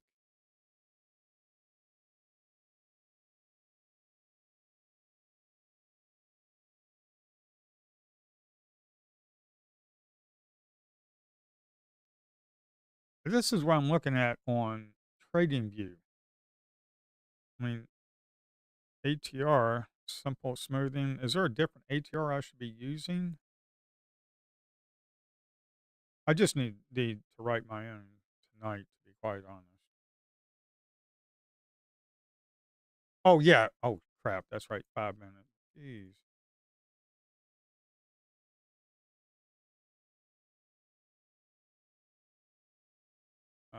Okay.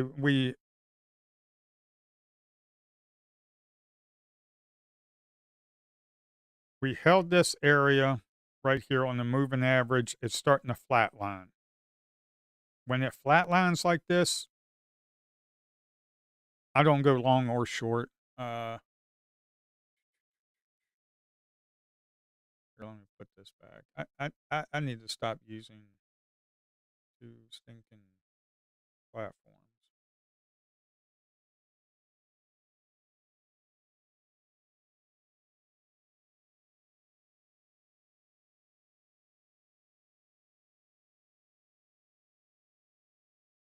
Yeah, there we go. 1 minute says around 21 or something. Um,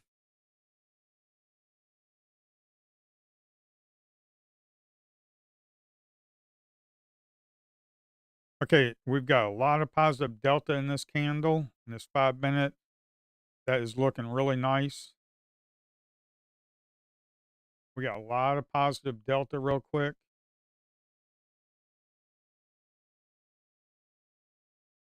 Don't be chasing. We got a lot of negative delta up in here that we have to chew through. This is lower volume area than up here up top. As you can see up top, you have thicker volume area with a lot of negative delta that you would have to go through. So if you're trying to go long, you have to get through all that negative delta area.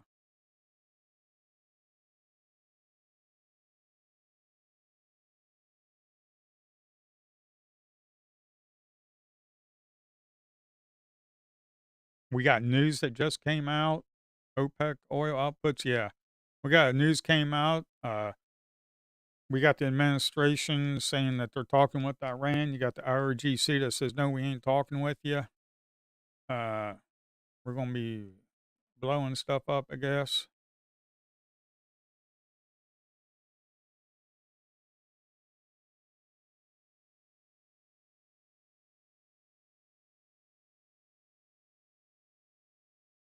I mean, this is not the time to be trading size.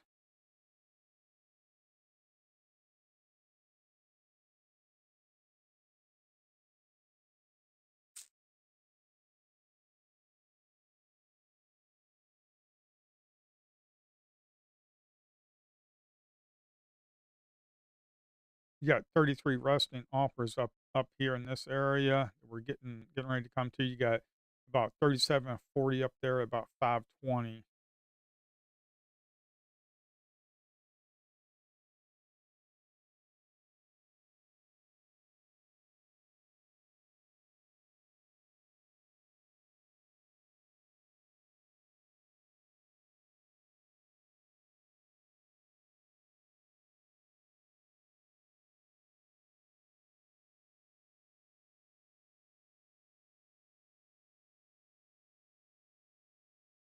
We got big, huge wick on the previous 5 minute. That and then this current 5 minute, we have reclaimed it with 250 positive delta, which is nice.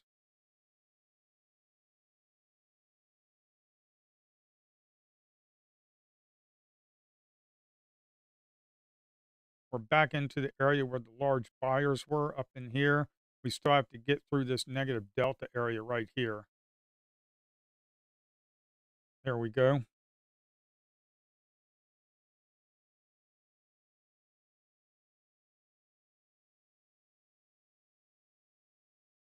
Okay, that account's passed.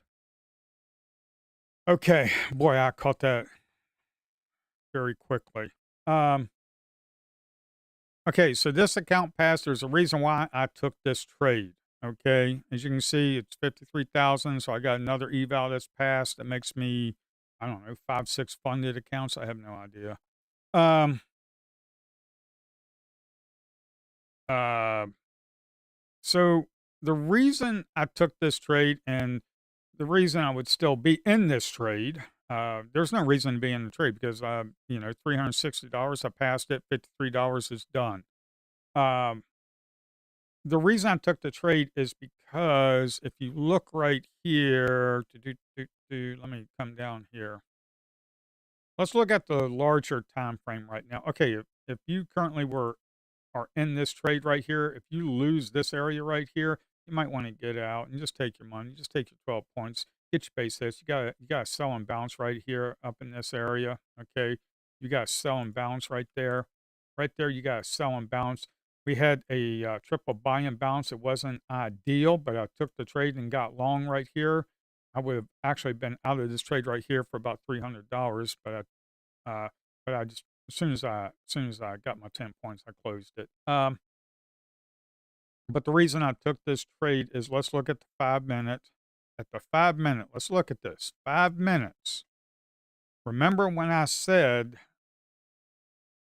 don't chase, okay? We came right back down.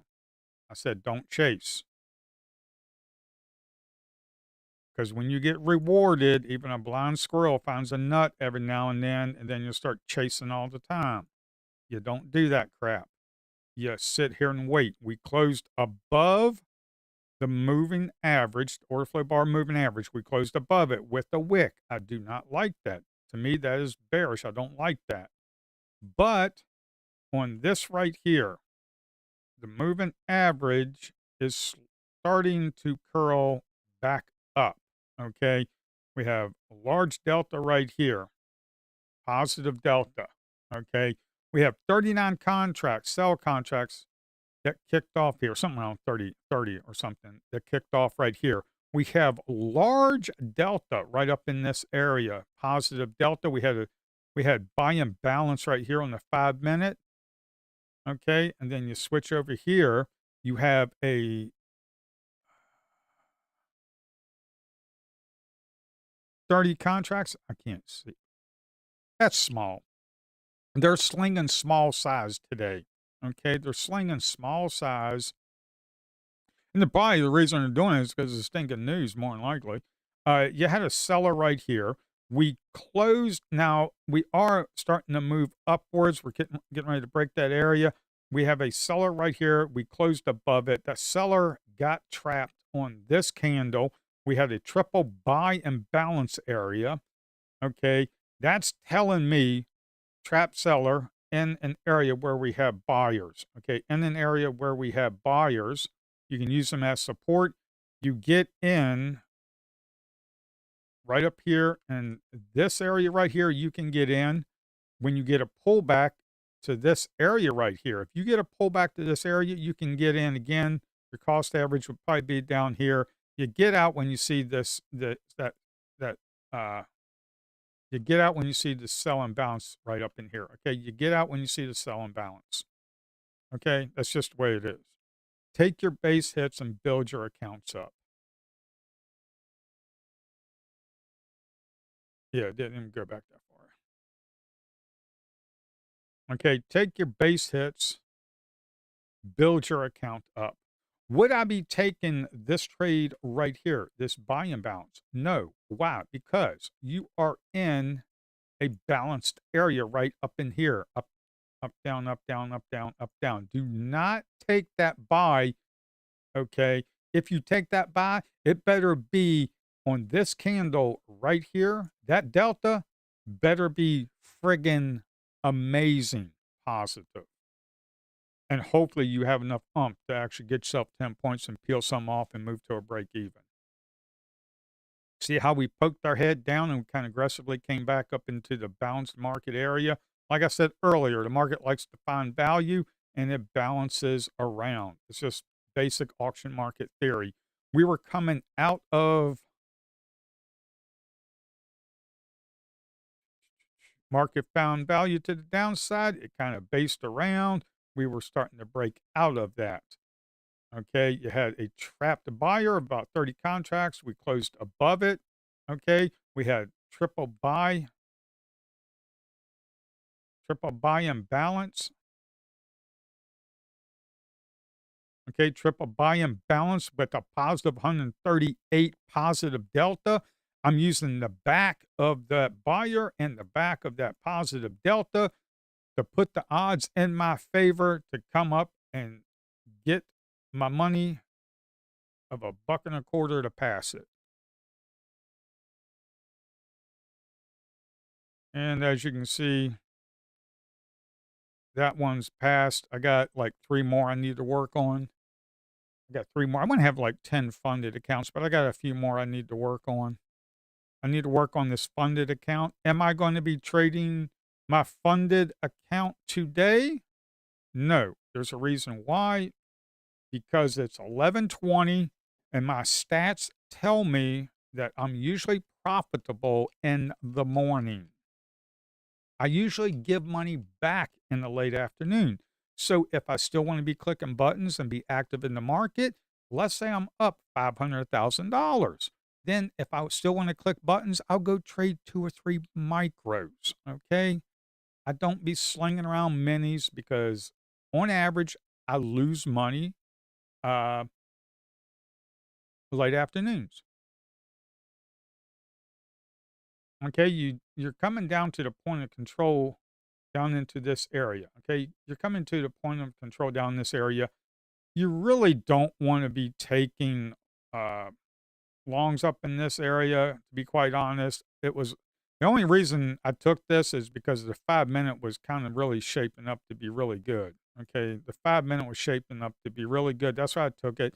I was pretty confident that I could get my 10 points, my buck and a quarter to pass the eval. I was pretty confident I could do that. But here's the thing. Here's the thing.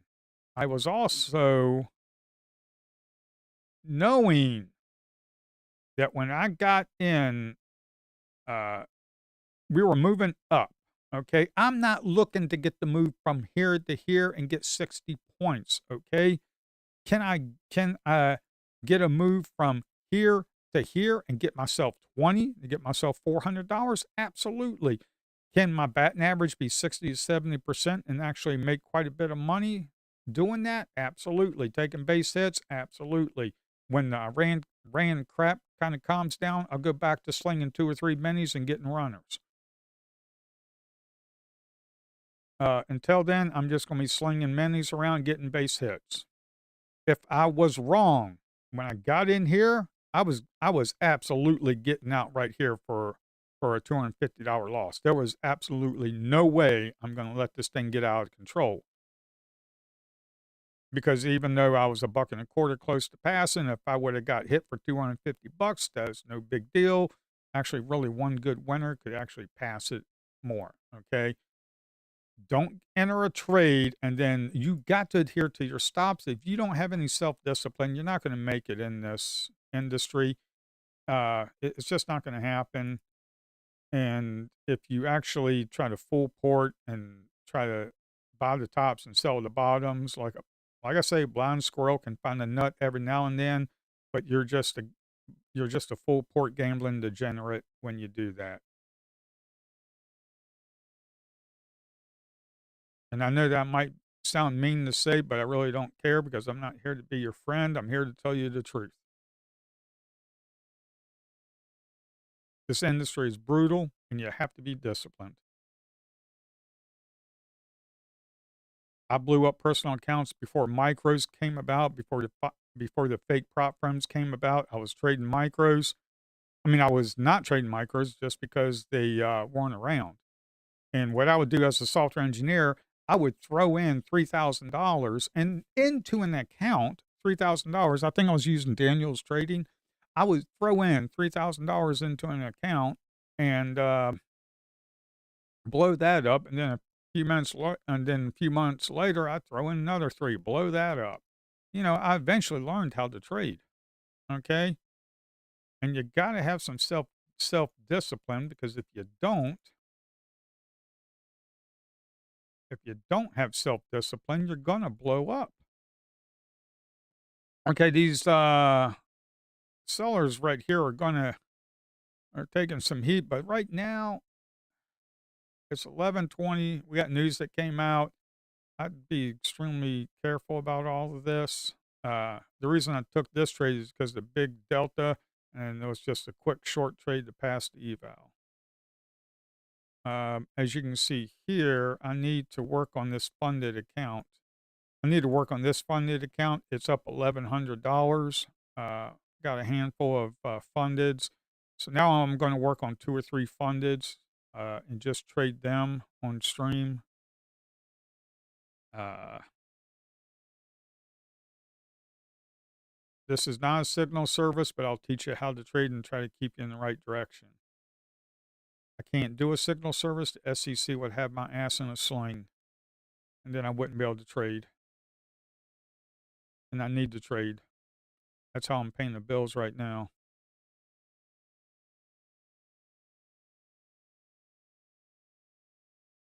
So we had a run up, and it looks like we're having a micro pullback right here on a 5-minute. The moving average is actually sloping upwards, so I'd be looking for longs. But you gotta be careful because, well, for one, the news. That's one. Let me switch this back over. Whoops, I don't want to do that. Switch this back over to a solid bar. You see how the solid bars really don't give you this information right here, like that 5-minute? When you're looking at a plain candlestick, it doesn't give you that information, okay? It doesn't give you when you look at volume, look at the volume up in this area. It was pretty large volume right up in here, pretty thin volume right up in here. Okay. A regular candle is not going to give you that information, but an order flow candle will give you that information to let you know, okay, we've got quite a bit of delta, very high positive delta. The delta is 495. We got a trapped seller right there and get yourself a quick move up. You're not looking for home runs. You're looking for base hits. We're coming down to the moving average. Order flow bar moving average, we're coming down to it. We've got pretty high negative delta right there. If you look right here, you got pretty high negative delta right here, 200. We had a buyer that just kicked off. If this buyer, if we close below on the 5 minutes, if we close below right here and we close below that moving average, that 47 contracts is trapped. That's what I consider trapped. And then when you and then on the next 5 minute, if you break that low, let's say it's down here, you're looking to go down. But you have to take your entries and exits off your lower time frame. You're using the higher time frame. I'll tell you right now, I don't have a whole bunch of charts open. I'm just using a 5 minute and a 44 range bar that's tick merged to four ticks on a range bar. This range bar that I'm scalping, range ticks 44, tick merge 4. That's really all I use right here. Every now and then I'll come over here. Every now and then I'll come over here, and I got to make sure I'm on a 1 minute. Thanks to Steve, I was looking at a 5 minute ATR. I thought was 50 on the 1 minute. Oh well. Every now, see, I've been having brain farts every day. Just kind of like the news coming out. Your boy got brain farts every day. It happens. We're at like 21. That's actually pretty decent. That's actually pretty low. And also another thing that you really got to think about when you're a new trader. When you're a new trader, um, when you are a new trader, I would take off every single indicator on your chart. If you got a whole bunch of indicators on there and all kinds of crap, and you can barely see the candles, take all that crap off and just throw in the VWAP. If you are above the VWAP and the VWAP is sloping upwards like this, only take longs. If it's flatlining, stay out. If we're trading below it, the VWAP is sloping down, look for little micro pullbacks on a 1 minute and go short. Just doing that put the odds in your favor. Just doing that. Take about 50 trades like that. Take an eval, take a micro, just sling one micro around and just do that. Okay. Don't worry about passing it. Just try to get consistent. Okay. Try to get consistent. Look for micro pullbacks. Okay. We bounced off the VWAP. Okay. Sometimes we don't. Okay. It's kind of flatlining, to be quite honest. It really ain't sloping upwards. And this is the session VWAP overnight. Okay. Uh, so I'm going to be putting on the VWAP onto my order flow pulse. I just need to find the time to write the code, to be quite honest. We ran up. You had a little pullback right there, so you can kind of get in right here and get out right here and get yourself, I don't know, a few points. And then we had another pullback, had a little spinning top there. Kind of take that when you deviate from the VWAP quite a bit, you might want to kind of stay away. It likes to trade around the VWAP. Now, the volume weighted average price, the thing is, institutions do not use it the way we do. These institutions are trading a whole different terminal, a whole different ball game than we are. Okay, they are trading on a whole different ball game. Uh, they know the number of the VWAP. Like right now, they know the number of the VWAP. Okay, the overnight session, New York session VWAP, they know it. Okay, and they like to trade around it.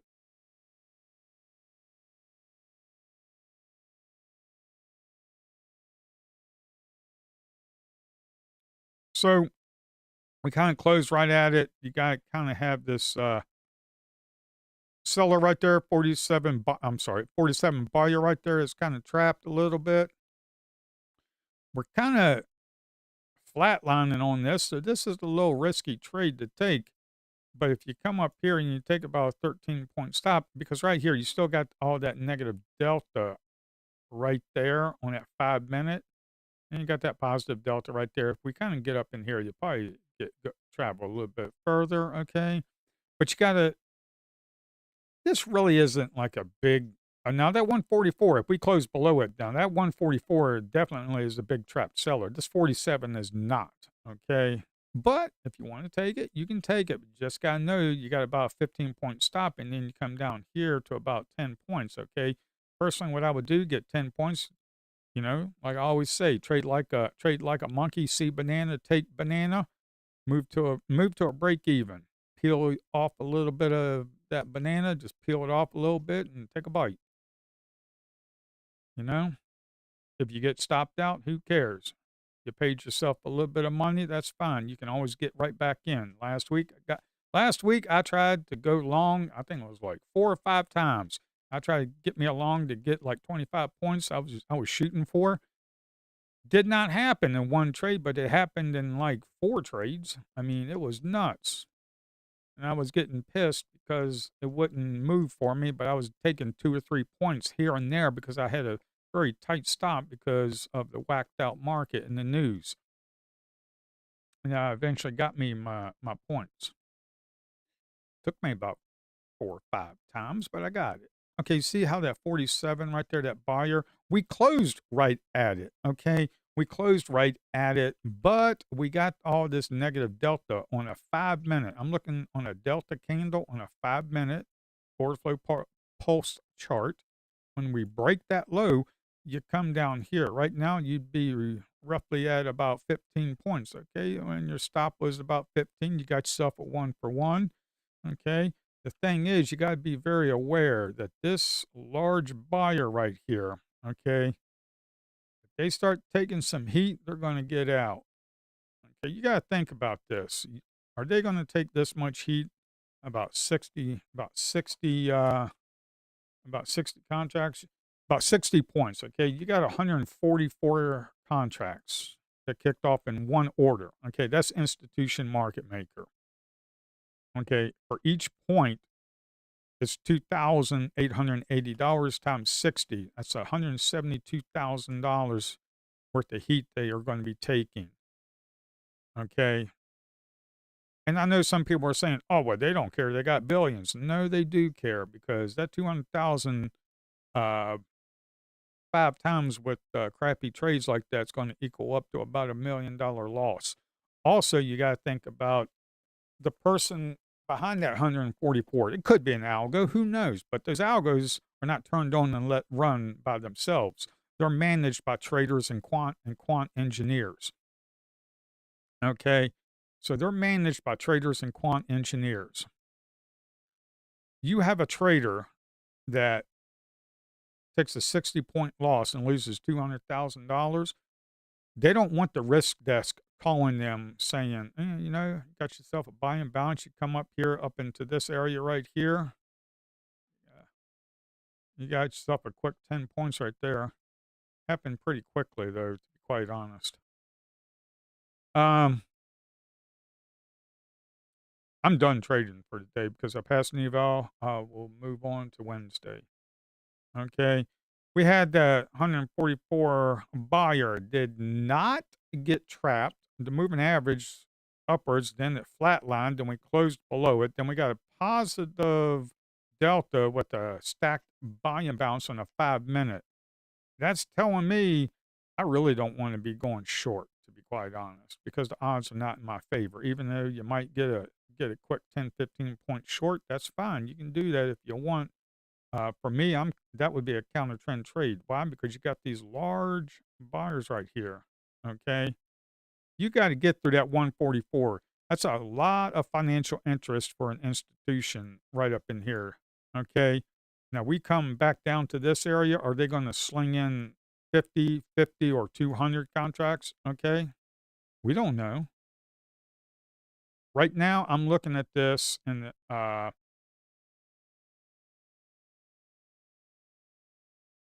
I'm looking at this, and we've got some delta that we have to get through right up in here. Okay, that delta we got to get through. Okay, we got to get through that delta.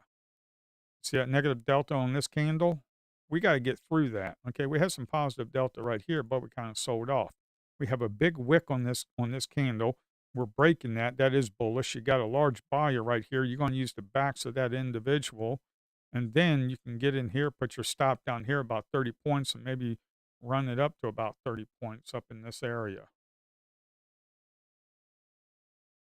But if you can't get the 30 points and get right up into this high delta area right here,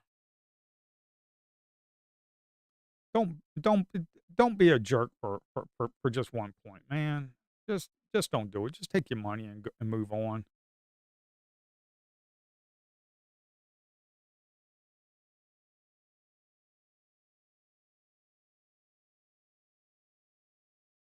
Okay, let's look at the larger time frame right here.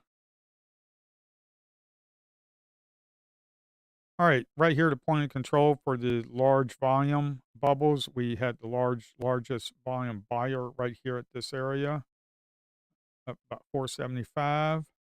Which is this one right here, that 144. That was the point of control. This yellow bar right here, the left column is the sellers, the right column is the buyers. And when that yellow point of control is over on the buy side, that means that that's the largest buy order right there. That's how I coded it. If this bar, this big solid bar right right here, that bar right there kind of slides over half of this, it's kind of a balance between the buyer and the seller as far as large contracts being slung around.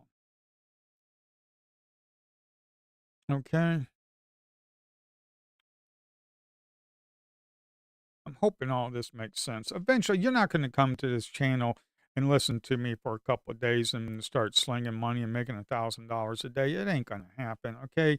Order flow takes a while to learn. It's not that difficult, but it just takes a very uh, open mind to be like, okay, this is a lot different than just looking at a stinking solid candle.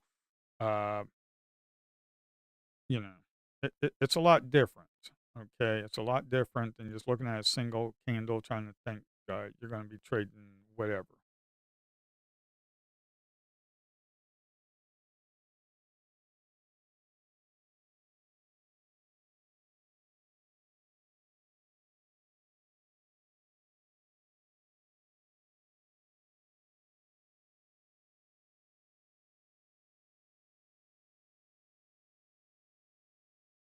And I made an update to the live pulse. I made an update to the live pulse. Here, let's come down here. Take a look at the live pulse. Actually, let me do myself a favor and close down this basic entry. I'm not taking any more trades today, but I will be streaming. I'm just not taking any trades because I passed an eval. It's a good day. I'm going to close it out on a good day, but I'm still going to be streaming. No, it's not in there anymore. We got our own little menu of OFB. We'll go to Pulse. There's a lot more to come, folks. There's a lot more to come. We got some TPO charts that are in the works. We got volume profile charts that are in the works. We're looking at time. We're going to be replacing TradingView the way I use it. What are we looking at? We are looking at the NQ June 26th. June. Oh my word, I can't type today. June 26th. We're going to be looking at a live pulse. Okay.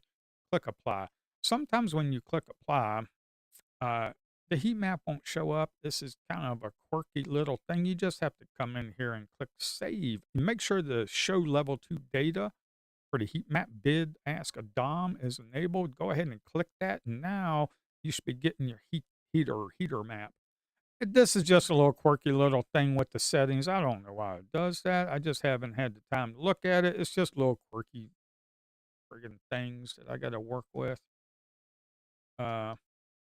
But this is how software development is. You get a minimal viable product, you throw it out there, you let people use it, and then you fix it up. At least that's what we did as a contractor for the United States government. As a software engineer, last project I was on with the Federal Emergency Management System, the project manager says we only need a minimal viable product. It only needs to be working about 80, 90%, and then we'll go ahead and sling it out to the government. And my word, ooh, ooh, ooh. And then it says, well, as long as it doesn't have any showstoppers. A showstopper is when it blows up and it's non useful. That's a showstopper. You got to fix those. That's just how software development is. Resting orders I have set to 15. The DOM depth I have set to 150. Right now it's defaulted to 800. I am going to change that because for my word, that is a lot to be looking at. You do not give a flying crap what's 500 levels of the DOM way up in here. You really just don't care. Okay. Now, I mean, some people say, yes, I do. Okay, that's great. But when you're zoomed in like this, I just kind of want to know like what's going on right up in here. By the time we get up to this area right here to like 510, the DOM every little tick, anyways, up or down, it's gonna it's gonna adjust it. So you'll never see the top of it, but you'll see the little heat map. And I did an update. As you can see, it's version 1.1.3. Right now, you can scroll this. What's up, Kelsey? Uh, right now, you can scroll this, and you can scroll it all the way back 10 minutes. I only have it for 10 minutes because uh, painting or drawing on the heat map for the past 10 minutes takes quite a lot of resources. And if your system is lagging, your charts are lagging, it's probably because you got too much crap on there. You see, I let people shoot themselves in the foot if you really want to. Um, and if the chart starts lagging, you can always just sit here and clear it out. Okay. Um, I mean, this is not a replacement. I don't know. People, I don't know. You tell me. Can you use this as a replacement to Bookmap as far as for their bubbles and their heat map and their bid ask whatever? I don't know. You tell me. I don't think it is, but you make your own decision. Uh, I mean, I can't compete with Bookmap. I'm just one senior software engineer. You give me a team, and you throw me some money my way, and let me hire a couple engineers that I choose. Yeah, we'll go ahead and compete with Bookmap. I have no problems with that. what I would like to do in the long term, right now, this is using, just drawing the lines on there. What I would like to use is a pre-rendered, bitmap and actually use the graphics card to render it. That would make the performance a lot better. But for right now, that's just a refactor that will happen in the future. I mean, my word, if I can sit here and pass an account using this right here, just a 5 minute and a lower time frame chart. Right now, I'm looking at a 40 range chart. If I can sit here and pass evals left and right, I'm pretty sure you can. Okay, I'm pretty sure you can. All it does is just take some self discipline. That's all it takes. It just takes self discipline. Adhere to your stops and get out. Don't have no brain farts taking stupid trades. I mean, I get brain farts every now and then and take stupid trades. I did it last week. I was at a 50% batting average, and I'm like, "Why am I 50%?" But yet I was profitable $800 that day. And I'm like, "What?" And how many trades I took? I took 24 trades. I'm 50% 50% batting average, 24 trades, and I'm up $800. What? That right there was telling me, "Okay, you're profitable." Some people will be happy with that. I wasn't because I knew I took trades that I shouldn't have taken, and I could have made more money. You got to be we got a sell and balance right here. So if you actually take that, you're breaking the 144. So if you take that area, you got to get out about up in here for about 10 points. And if you come down here, if you get yourself about 10 points, you need to move to a break even. Okay, you got yourself 10 points. Peel yourself off a little bit. Pay yourself, folks. Pay yourself. Be a monkey. See banana, take banana. Peel a little bit off. Okay. It's just the way it is. You got some resting offers up here at 4.5, 4.5. So you got to peel some off because look at you. You're getting ready to get smoked. Um, Base hits, folks. Base hits. Don't be looking at your stinking home runners. Okay. Your home runners do come every now and then. That 100-point home runner that you see on my channel, that was 3 contracts, but you're seeing 1 contract because I slung 3 of them. I took profits on 2 of them, small profits. I took a 10-pointer, took a 20-pointer, and then I had that runner and that made me 100 points. Yes, that's a home run, but it wasn't just on 1 stinking order. I had multiple. I saw banana, I peeled some of that banana off. That's just the way it is. See what I talk about? You just getting ready to get smoked. What? You just got smoked. If you didn't pay yourself a little bit, you just got smoked. Came back to your break even, or come back and scared you out, and then you're like, oh, screw this, I'm done. You know, that's just the way it is.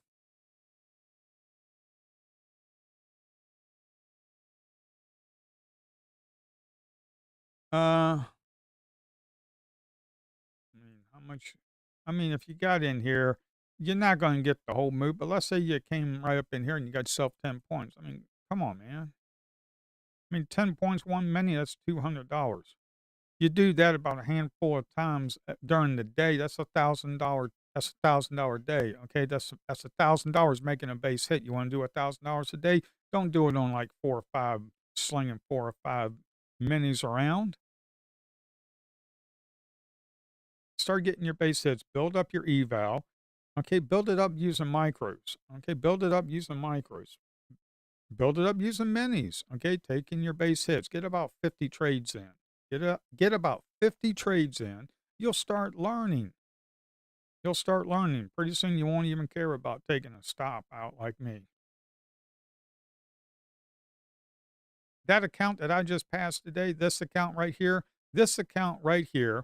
I got hit on this account. I think it was yesterday. I was down $400. Okay, and then I made it back. I made a couple $100, and then I closed it out for the day. I didn't push it because yesterday I said, "Oh, all right, tomorrow's another day. I'm gonna go ahead and pass the account. Tomorrow maybe we'll have a better day tomorrow, a little bit more better action."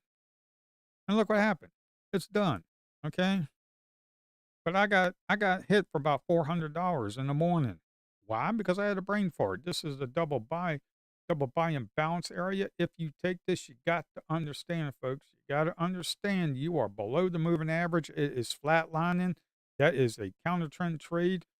Your previous candle was down. You got all this negative delta right here. You're counter trend trading. You got all that negative delta right there on the previous 5 minutes that you got to get through. The moving average is sloping down. The odds are not in your favor. The odds are not in your favor. Were the odds in your favor to take this short for 10 points? Yes, the odds were in your favor. You see what I'm talking about? See what I'm talking about? The odds are not in your favor. Okay, they're not. You are not a trader, you are a probability executor. That is what you are. This is not a stinking game full porting trying to pass evals. This is how you trade the financial markets with probabilities, okay? Probability of us probably smoking this and going way up could be pretty good, okay? But I'm going to wait. You see right here, you could have taken yourself 10 points right there, move yourself to a break even, or take 10 points and then move along. Okay. Do you take this trade? No. Why? Well, because for one, you're right here in the middle of this area right here. Okay. You're in the middle of that area right there. Okay. Um, I mean, the point of control's up here, which is good. But the thing is, you got to get through all that negative delta on that 5 minute. And it looks like we could possibly be going through it.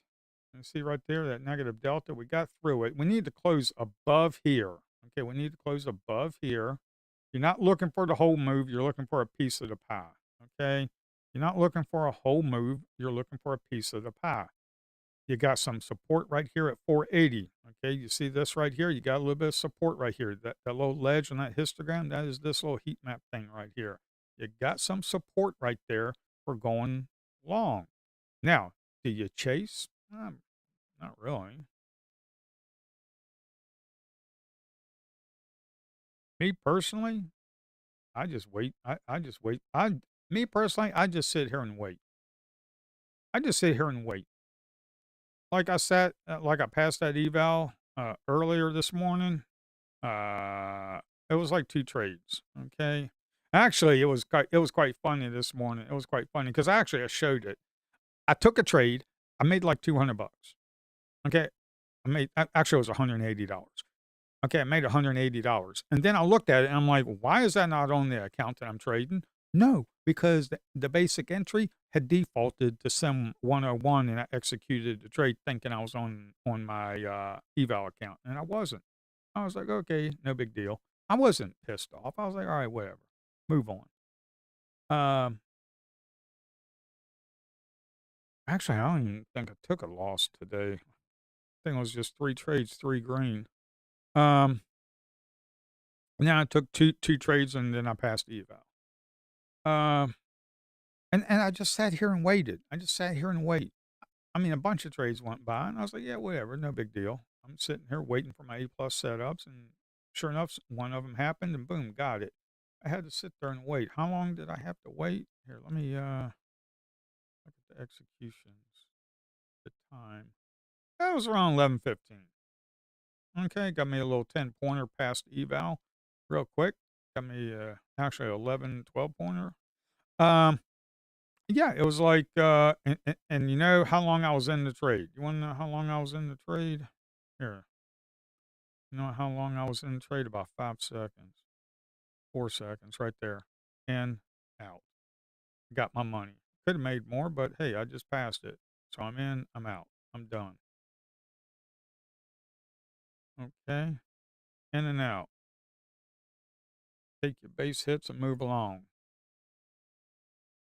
You don't chase. I would realistically, I would just sit here because this thing is kind of flatlining. You see that moving average? It's kind of like flatlining a little bit. Kind of head down, up, down. Now we're back up. We're just kind of flatlining. You know, don't take any stinking trades right there. Uh, just wait until it closes above the moving average because you never know. We could close back down here and have a big old huge wick on a 5 minute. I bet you so many people right up here getting ready to chase. Right up in here. right up in here. They were right up in here getting ready to chase, thinking they're going to come way up here and get themselves, what, 25 points, $500? And look at them. They're taking a stinking $500 loss. Just sit here and wait. I mean, shoot, market opened up at 9:30. Okay, it was almost 2 hours I had to sit on my butt waiting for a trade because that's all, folks. Okay, here. Uh, where's this at? Okay, here. You want to look at the executions? Here's my executions, folks. We opened up at 9:30. I took my first trade at 10:11. Okay, I was in it for about 10 seconds. Got myself about a 10 pointer. Okay, you're done. Boom, done. I actually got lucky and kind of almost got the top on that trade. Um, so that was a 10 pointer. Boom, $200. Okay, and then all of a sudden I passed this one about 12 pointer. Boom, the account's passed. Done. Over with. Okay, so my first trade was at 10:11. So I basically had to wait about 40 minutes for my first trade. I sat on my butt, sat on my hands for about 40 minutes. You sit there and you wait for your trades. Okay, just sit there and wait. You don't even need clicking buttons all the time like the rest of these gurus out there. I mean, all these gurus, these fake gurus, they sit there and just click buttons all the time. Yeah, whatever. Uh, then my next trade, an hour later, 1 hour later, I'll take another trade and pass eval. Okay, just sit on your stinking hands and slow down. This stuff nowadays, everything is. My wife and I were talking about this. Uh, Instant gratification. Everybody wants instant gratification right now. Right now, I want to make money right now. I want to be in a trade right now. I'd be making $1,000 a day right now. If you actually want to make $1,000 a day, my honest opinion, slow the hell down.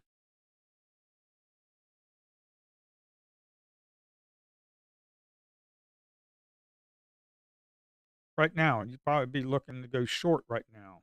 But come on, you probably and you got some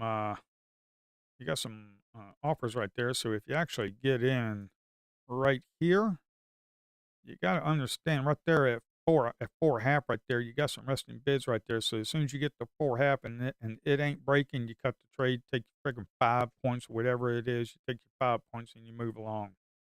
Yeah, you take your 5 points and you move along, okay?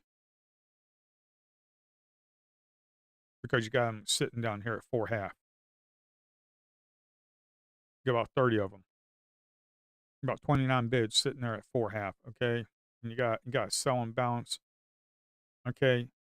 Fill yourself off a little bit, put your stop up here or whatever, manage the trade. Or if you're comfortable taking a $200 stop on a 44 range bar, tick march to 4, so basically 40 range bar. You can do that. You can do that.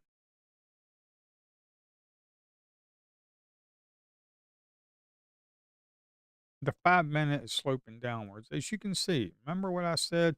Don't be chasing. I don't know if I told you not to chase, but don't be chasing. We closed right up here. We're still sloping downwards. Now we're kind of breaking, you know. Right now we're in a consolidation area on a 5 minute. See all this right here? Up, down, up, down. You know, we're all right up in here. It's like 12 o'clock. You really shouldn't be trading. If you made your money like I did, you just call it a day. Okay, you call it a day. What do I think about gold? I think I need to trade it. That's what I think. Um, my bread and butter has been ESNQ for the past 10 years. My bread and butter has been ESNQ, so I don't trade gold. I tried to trade crude oil, and I kind of sucked at crude oil, to be quite honest. Uh, but gold? Here, let me go to the CME group and see what's going on with gold. If you go to cmegroup.com, This is what I like to do. Go to cmegroup.com, go to the markets, go to gold. Let's look at old GC here. Look at GC, gold futures. Not the, let's look at GC. Let's look at the calendar. So the calendar, because it trades monthly, it's not like ESNQ. Okay, you got March, you got April. Let's look at the volume. Let's see how the volume's shaping up for these months right here. Okay, some people might be thinking, oh, I'm going to trade April because it's monthly. It's got like 10,000 volume. Okay, this is as of Monday, Monday, on the 30th. Okay, 10,000 volume. You want me trading June. Okay, 156,000 volume. Okay, so let's take a look at June. Okay, because May ain't shaping up to be pretty good. June, 156,000 Globex of volume. Okie dokie. I don't know.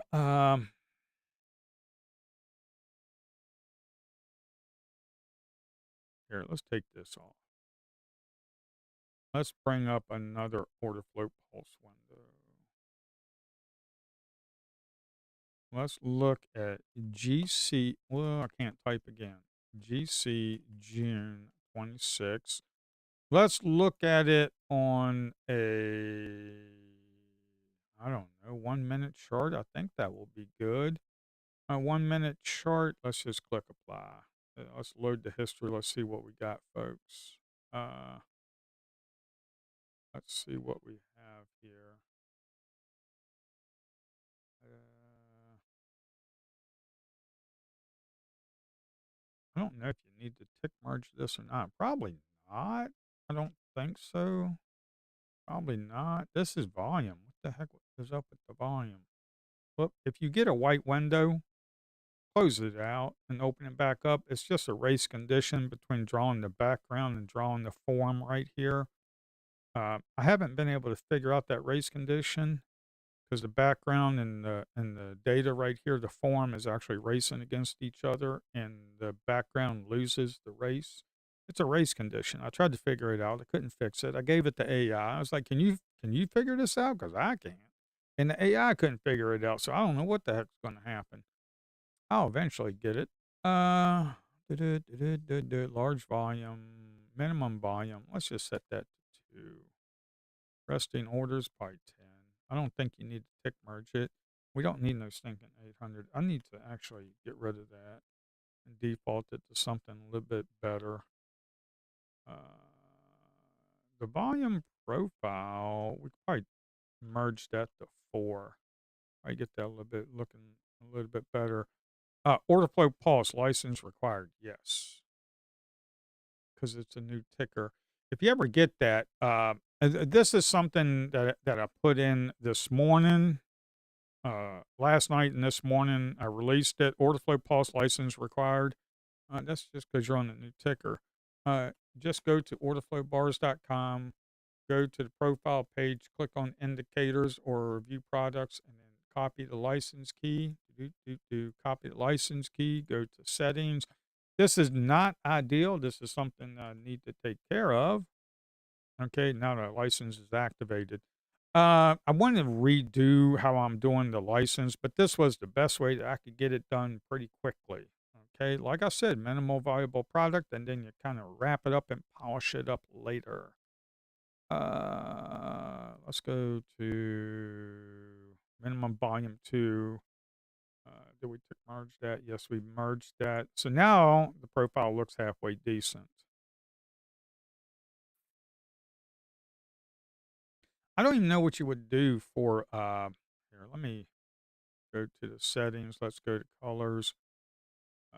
Let's go to this. We'll go to the second. We'll go to that.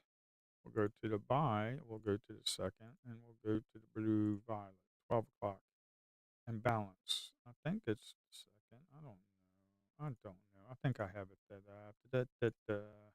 we'll have it up to that. We'll have DOM heat map. Oh, DOM heat map. DOM bid. DOM bid. I don't know. What we got this? DOM mask. Heat map. Don't know. Volume profile. We'll do that point of control and then we'll do that. Okay. Now it looks like that. Uh,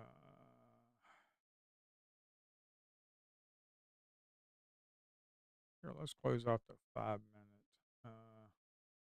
No, I want to keep the 5 minute for the NQ. For the settings and bounce, maybe we'll set this to 2. Let's see what that looks like. Gives Okay, now here's something to take a look at. Here's something to take a look at. You see this right here? You have a buy and balance. Okay, you have a buy and balance right here. We have that delta right there. Well, actually, it's not a delta chart. It's let's look at the delta.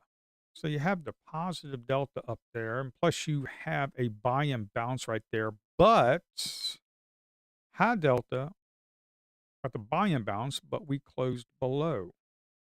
That right there is telling me absorption, okay? And that right there is telling me we'll probably move back down up into this area for about 50 ticks, maybe about 5 points, okay?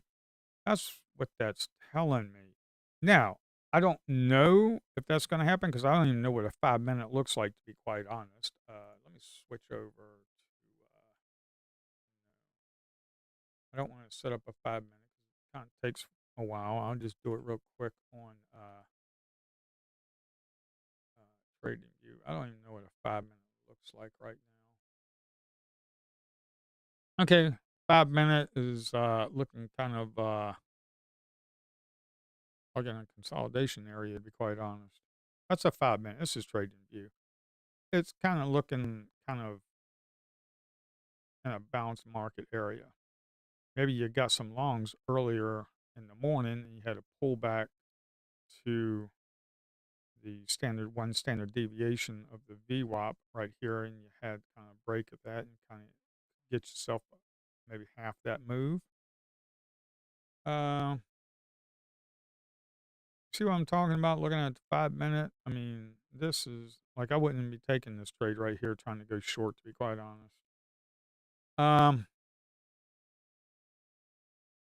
do, do, do. Right around 11 o'clock was pretty decent. So let's look. Let's go back to 11 o'clock. Let's kind of scroll back here. I don't know if maybe that buy-in balance is set a little too much, to be quite honest. Maybe that buy-in balance is set a little too much. There's the moving average. You got a triple buy-in balance area, so yeah, that could be used as support and then kind of run up. I'd have to play around with some gold. See, now the buy-in balances are not. I really have to play around with gold, be able to trade it a little bit to see what's up. Got NQ moving. NQ's moving. Gold, I'm going to play around with a little bit. You got NQ kind of moving on you. Uh,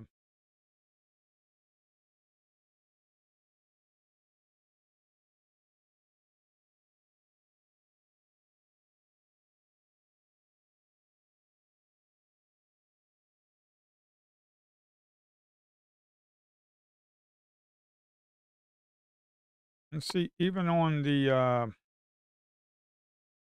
have a buy and bounce right there, and it's actually moving up on the 5 minute. Oh, come on. Why'd you do that? It's kind of moving up on the 5 minute right here, but we're coming up to this area right up in here, up into this area right here. Okay. Uh, if you actually, you had a buy and balance right here. Had a buy and bounce right there. That was right at the point of control. I have a tick marked before though. Um,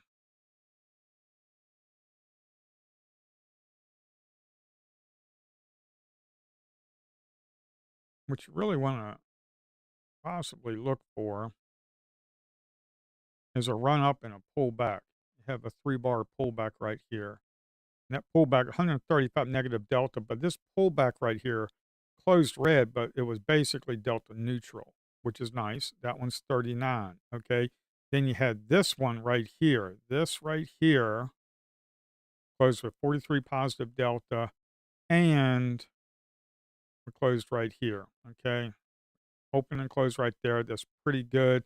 The delta shifting a little bit. It would have been nice to try to get a large buyer, maybe a large buyer here for using the backs of it, and then you can kind of run that up. Or you can get a large seller right here and a close above it to try to get trapped and go up. You don't need a large to find the trap seller. You can look at it and be like, okay, you got 50, 100 contract, buy one single contract, one single order, multiple like 100 contracts, and then use that as support and then go for a run up. But we really didn't see that. We saw the buy and bounce up here. Okay. If you want to take that, that's fine. You can take it. You can make money. The thing is, you were above the moving average. It's kind of flatlining, but the 5 minute was sloping upwards. Okay. Around 12:05. Okay. It was starting to slope upwards a little bit on moving average.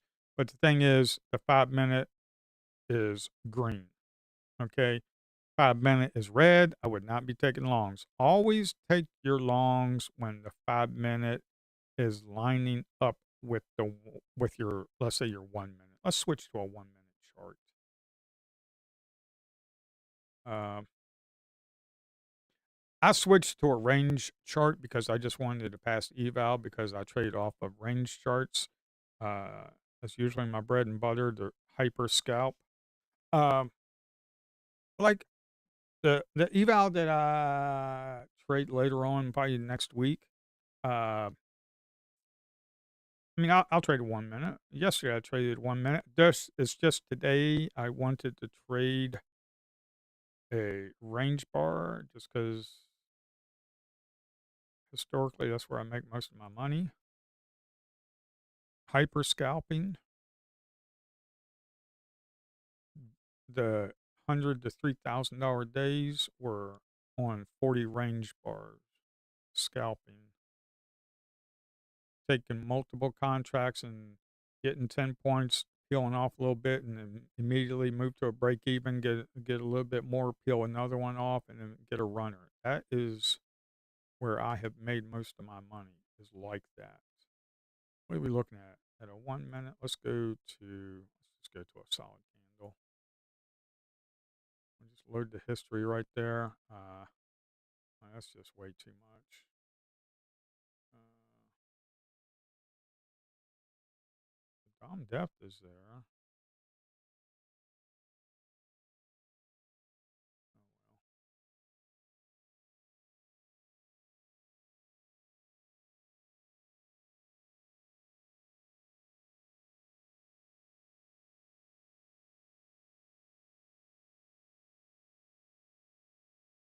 All right, so do, do, do, do, do, do, do, do, do, do, let me make sure this is all right. Let me get it lined up. Yeah, I just switched to a range bar this morning just because I wanted to pass the eval. I can do it pretty easily on range bars just by hyper scalping. But you can easily do this. Well, okay, some people don't like footprint charts. I kind of like them. I kind of like to know what we're doing inside the candle. But you can easily do this. If that's a little too much information for you, that's perfectly fine. That's perfectly fine. Let's take this into a solid bar. Okay, let's take this into a solid bar. Okay. What you want to do, folks, what you want to do, let's make this nice and simple trading plan. Let's put together a nice simple trading plan for like kind of like how I used to trade years ago. Uh, make this nice and simple, folks. Make it nice and simple and easy. If you are above the moving average, if you are above the moving average right here, and we're trading above it on a 5 minute green candle, you'll want to go long. You're looking for longs. Okay. You're looking for longs. Okay. Then you switch over to a 1 minute and look what you got at 11:10. Where were we at 11:10? 11:10. Where were we? We were right here. We were looking green on this candle. Okay. So green at 11:10, we were kind of coming up here. Okay. We were looking green. So at 11:10, right up in here, we had a nice run up and then we had a 3 bar pullback. Okay. Let me kind of zoom in a little bit more. Get this delta in here. Okay. So we had a run up and we had a micro pullback. It had 130, 161. And then we had 42, and then you had the delta shift right here on this candle of 55. Okay. 55. Then you had a buy and balance. Let's take a look at the buy and balance color. Let's change that. Uh, let's make it yellow. It still doesn't.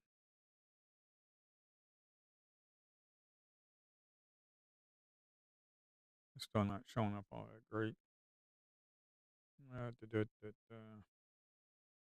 Oh well. You had a run up, a micro pullback. Okay, you got three bars. Then you had this candle right here on the moving average. On the 5 minute, we were green. 5 minute candle, we were trading above it, above the moving average on the 5 minute, as you can see right there, up in here. And then what you want to do is look for the pullbacks. We got the moving average that's sloping upwards, and you can get in right here, put your stop right there, because more than likely, if we break it, we could come down to this area, and that is where you don't want to be taking no $1,000 heat. You come right up here and you trade this, you get them dojis right there, and maybe you start coming down here and you get yourself about 40 points, okay? That is what you're looking for. And maybe you have to sit here for an hour or two just to get yourself $800 trade. Well, if you sit on your butt for 2 or 3 hours and you make $800, you can call it a day. Um, is this a micro pullback? No. This is not a micro pullback. Why? Well, for one, look at that delta, 361 on that. We actually broke the moving average and we closed below it multiple times, 1, 2, 3 times. I wouldn't be taking that stinking trade at all. Actually, we're kind of sloping down, so I wouldn't be taking longs or shorts, to be quite honest.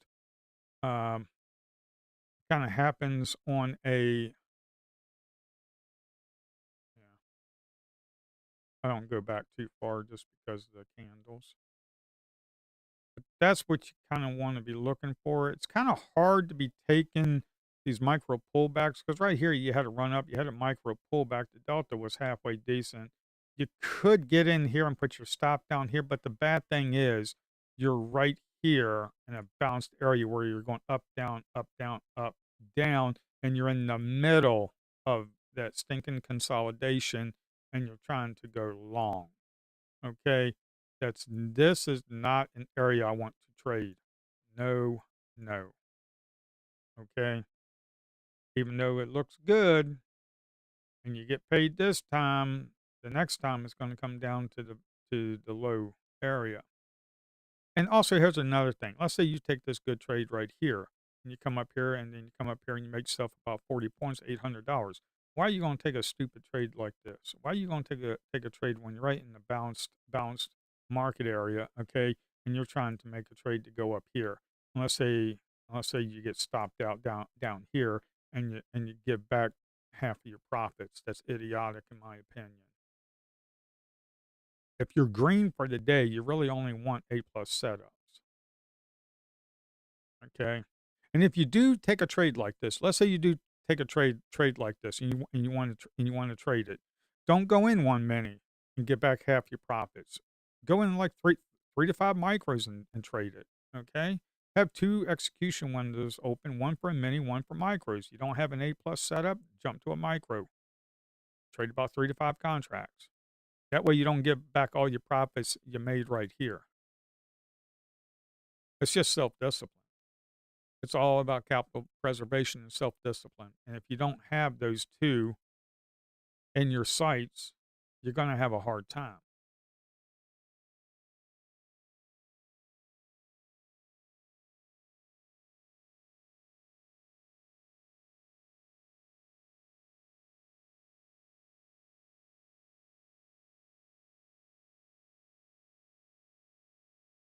Let's look at a delta candle on this.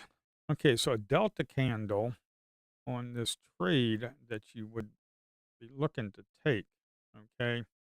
For one, you had a buy and balance area right here that you could be using as support. Okay. Not a large buyer up in this area, but if you look at the delta of this candle, you look at the delta of this candle, you got to run up, you got to pull back. Okay. The three pullbacks, there's the delta for that. You get a break of this area.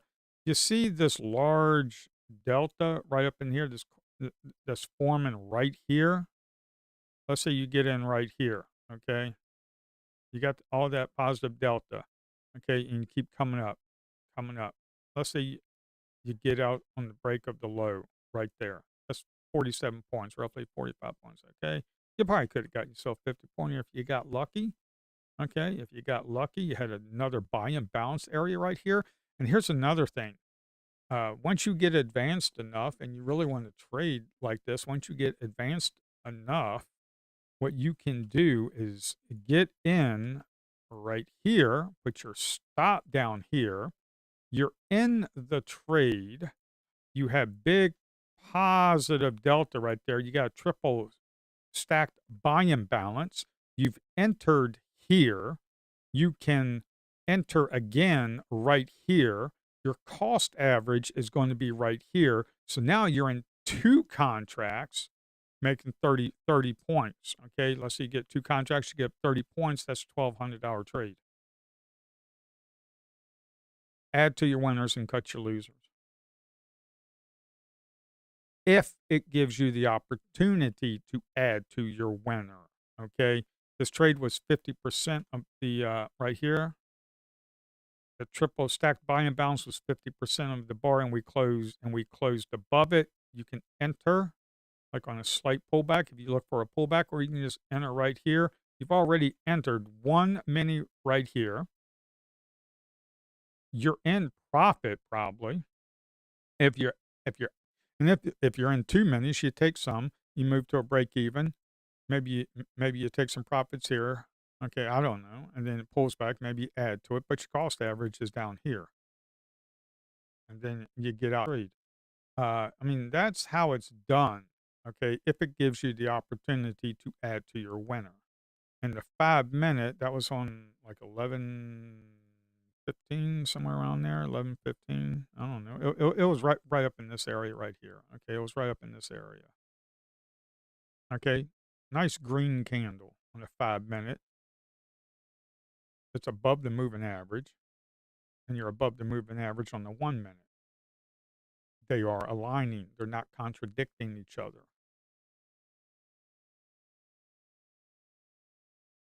Maybe you have to sit there and wait. Let's say you had to sit there and wait all stinking day just to get that one trade right here. Let's say you had to wait an hour and a half.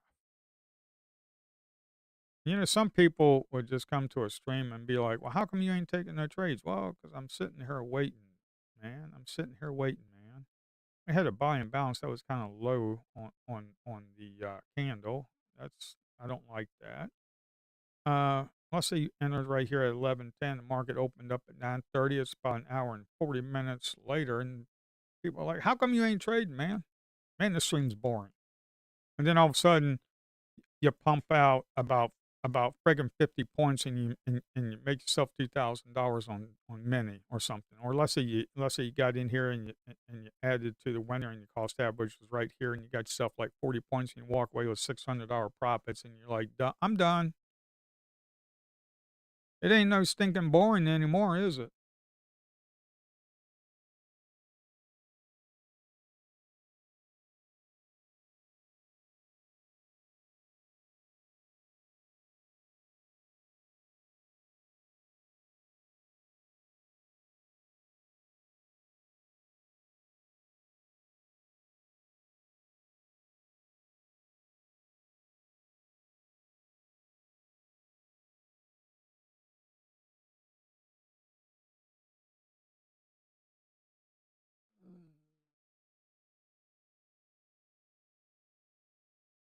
Okay, so this is not a trapped buyer.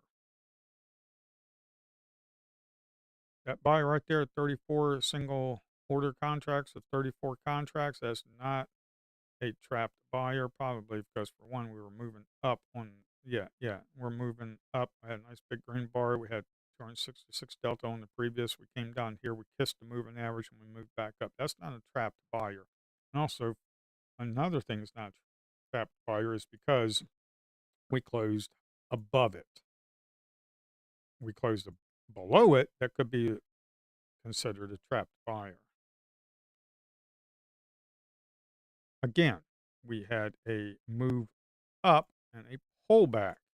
Look at the delta right here. That delta right there on this candle was positive 45. Okay, this little divergence right there, you can get in here, put your stop right there, and you kind of move up and get yourself about 30 points. That's 30 points. That's $600 for the day. Okay, that happened at about 12:05. Let's look at 12:05 to see where we were. That is roughly about right here, 12:05. This green candle right here. Okay, this is how it's done. Okay, I'm not trading them because I'm done for today. It's 12 o'clock for one thing. I don't like trading at that time. But that's how it's done. I mean, that's how it's done, folks. It's really not that difficult. You really don't even need to look at a delta candle. You can just look at solid candles and do them trades. Okay. No reason to drink from a fire hose if you don't need to. Okay. No reason to drink from a fire hose. You want to look at you want to look at the solid candles? Good. Look at the solid candles and look at the delta. Read the delta. Read the candle right there. We had a red candle. We had a positive 45 delta. This little divergence right there. Okay. Then you get in on the break there. Put your stop down here.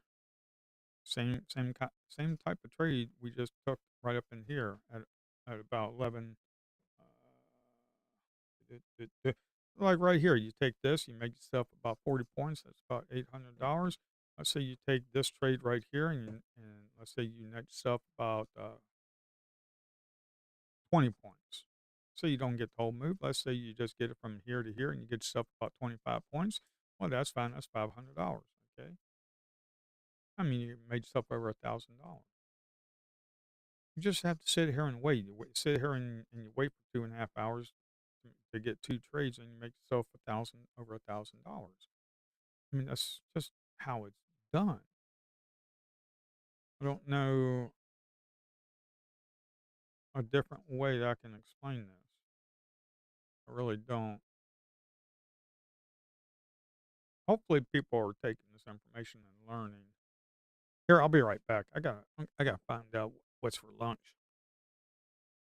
Ah, hey.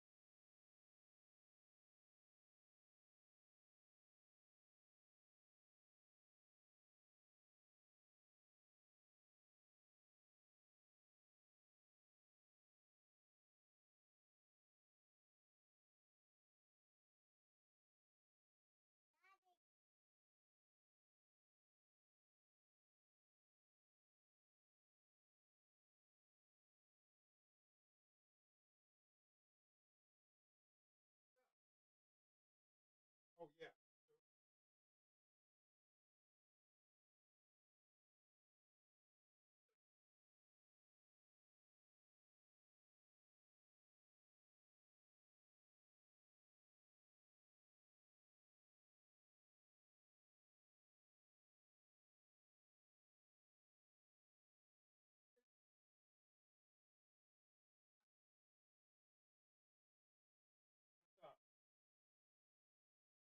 Oh, I need some water.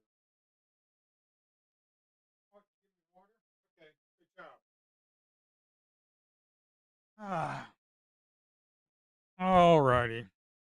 All right, I got me a sandwich. All right, got me a sandwich. What we doing? What we doing? Oh, thank you.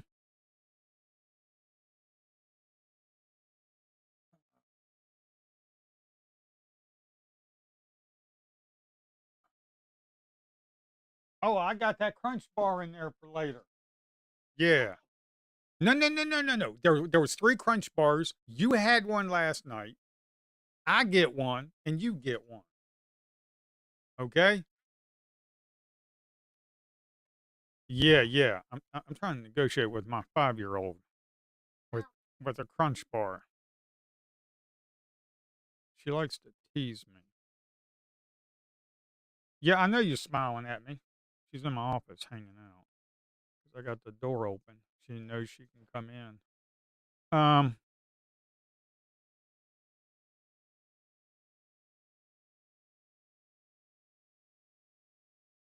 where's the 5 minute? 5 minutes right here. Yeah, just sit there and wait for pullbacks, okay? And it looks like the 1 minute could be contradicting the 5 minute here pretty shortly. But this is the kind of stuff you need to do. You just gotta sit and wait, man. I mean, if you have to sit here for 3 hours and you make yourself one, let's say you sit here from 9:30 to 12 o'clock. Okay, you sit there for 2.5 hours and you make one trade and you make.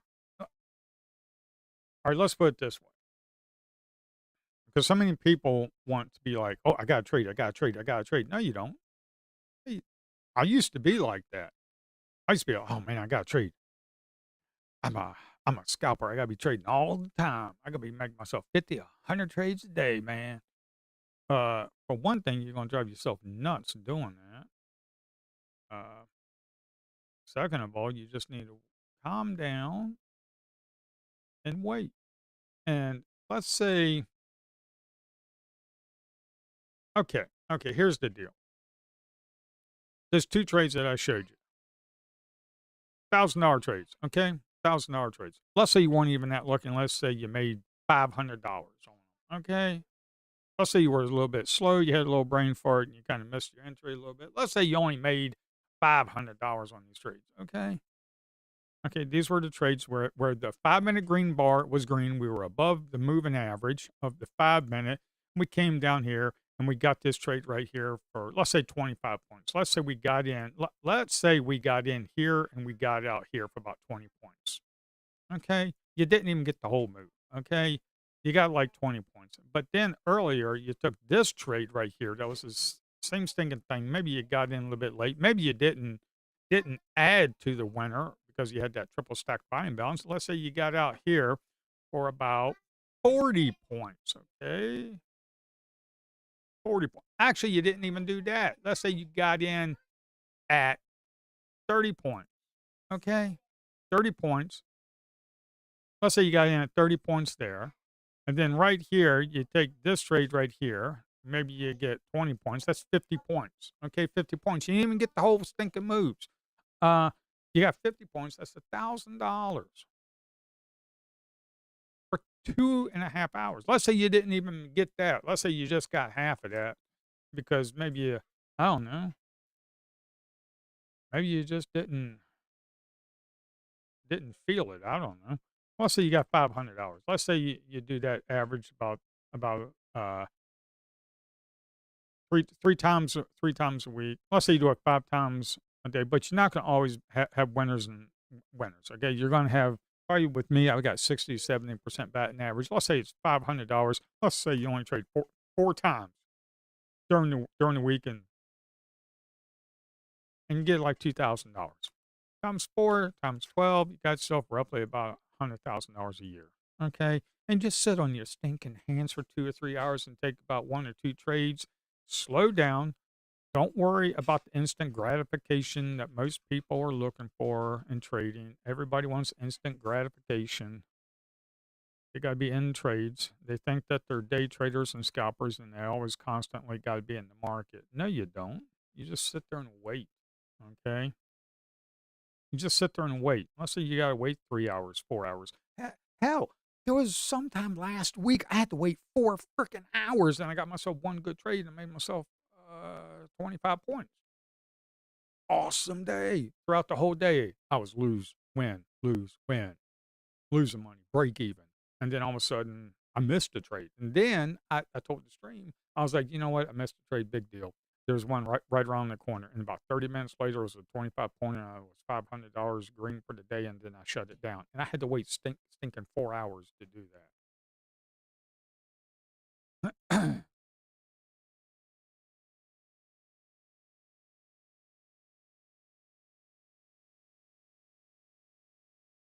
This is actually looking pretty good for the 5 minute. Where are we at? Oh, I'm an overnight. I need to go to RTH. I need New York session. The heck am I doing? I need New York session. I need New York session. Whoa. News? What's going on? That's only 30 points. Um, you know what I really need to do is get a way to be able to click and drag throughout the chart. I need to be able to click like up in this area, right up in here. I need to click and then drag and see what the total cumulative volume delta is for the area that I click and drag to. I would really like to know that. So if you get in here, let's say you want to buy here. Let's say you buy here. Okay. Let's say you get in here. You need to get out about right here, about 20 points. Okay. You're trying to use these large buyers right here. These large buyers, you're using them for basically your stop. Okay. And you're basically buying the high of the day. Okay, you're buying the high of the day when most people are trying to short it. You're just thinking buying the high of the day because some people are thinking the market's gone too up too far. We really can't go no further, so I'm going to short it. That's my idea. You're gone too far. I'm going to short your butt. And then what happens? They smoke your butt, and they slaughter you like a pig. That's what happens.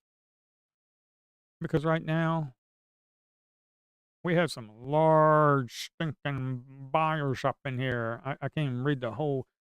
It almost looks like 100 or some, maybe two. I don't know, but it was large. Okay, you have some large buyers in there. I don't know what's going on. Did news come out? Probably. Probably some news came out. We're cranking up. People are trying to short the market, thinking it can't go no higher, and then they're getting slaughtered like a stinking pig.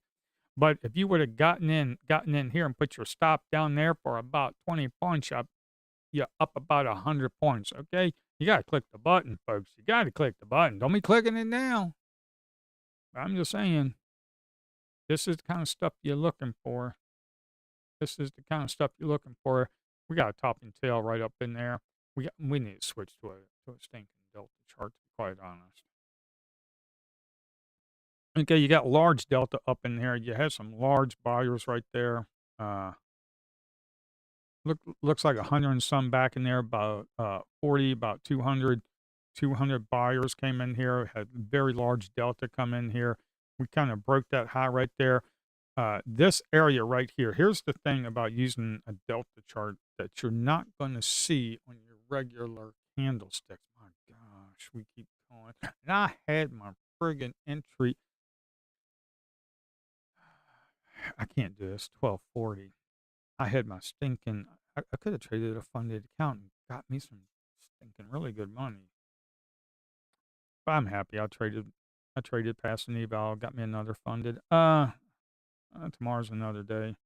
Um, you gotta think, you have this big, huge delta area for a ledge. If we lose that ledge, we're coming back down to this area, but we broke that high with this volume. You see that? You see that big delta that kind of came out? You kind of get in there, and you're just trailing this thing up. If we lose that big negative delta area right there, yeah, that might not be good. But then we're coming way up here. You're up about 150 points. I mean, this is just nuts. There's got to be some news, man. Got to be some news. You know, if you got the long on that, you got really good. Some news came out. Has to be some stinking news. What are you doing, Financial Juice? Tell us what the heck is going on. I really need the Benzinga news. I had an API system for that before. I've got the Rust code that I've written that I can actually consume the data on that, and we can actually get some good news. Then we can stream it right to Ninja Trader. We have our own little window with our instant news feed, so we don't have to rely on these stupid financial juice. Come on, what the hell is going on? Because this has got to be some news. What's going on at 12:45? We got the Fed speaking at 1:10. That ain't nothing. Uh, you had a buyer right here at you had a buyer right up here. Okay, you had a buyers right up there, up at the top of it. Order flow bar, moving average sloping upwards. The 5 minute was just look at that stinker. Look at that. That's just nuts.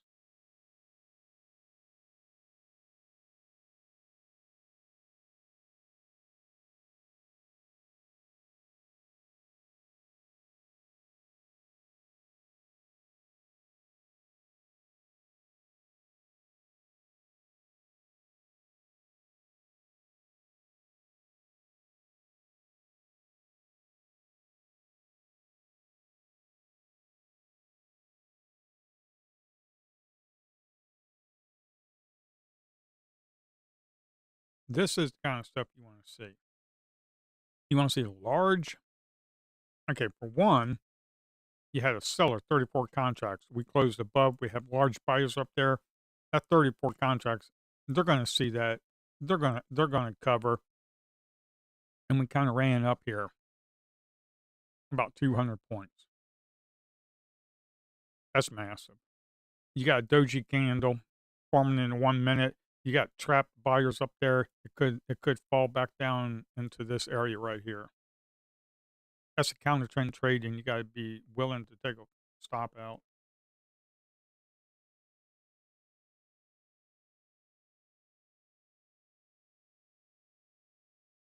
I mean, the thing is,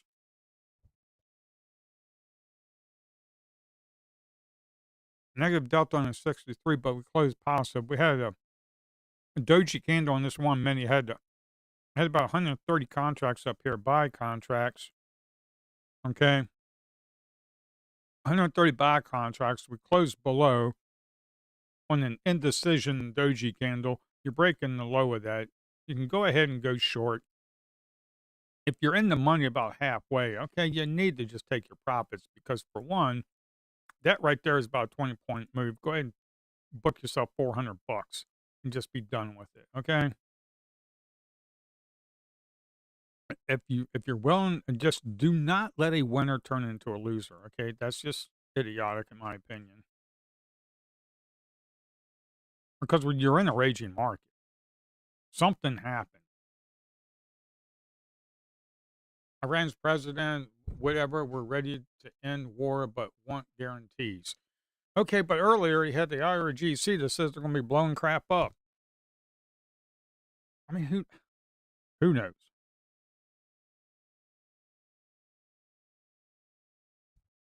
That was 12:35. It took a while for financial juice to update. At least mine did. I knew that had to be news. Okay.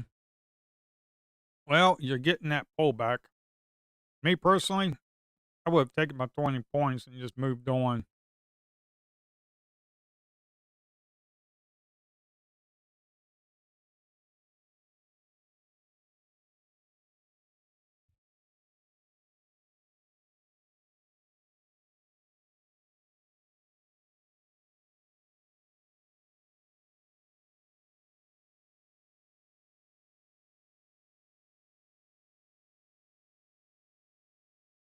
I had my execution window closed down.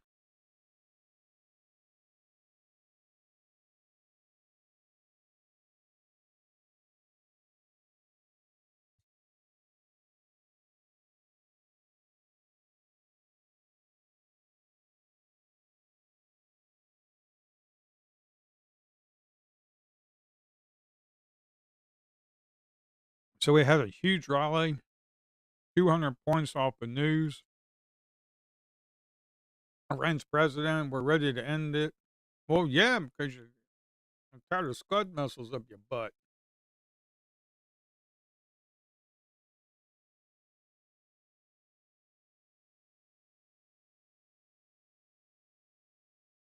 I mean, I spent 5 years in the United States Marine Corps. The last thing you want is the U.S. military up your ass.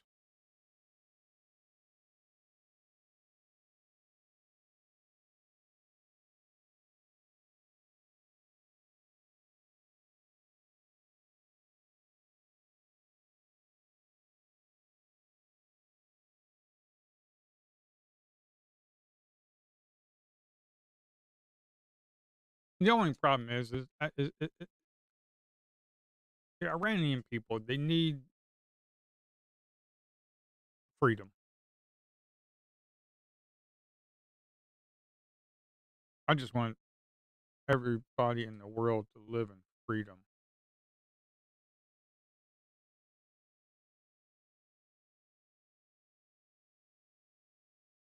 Um,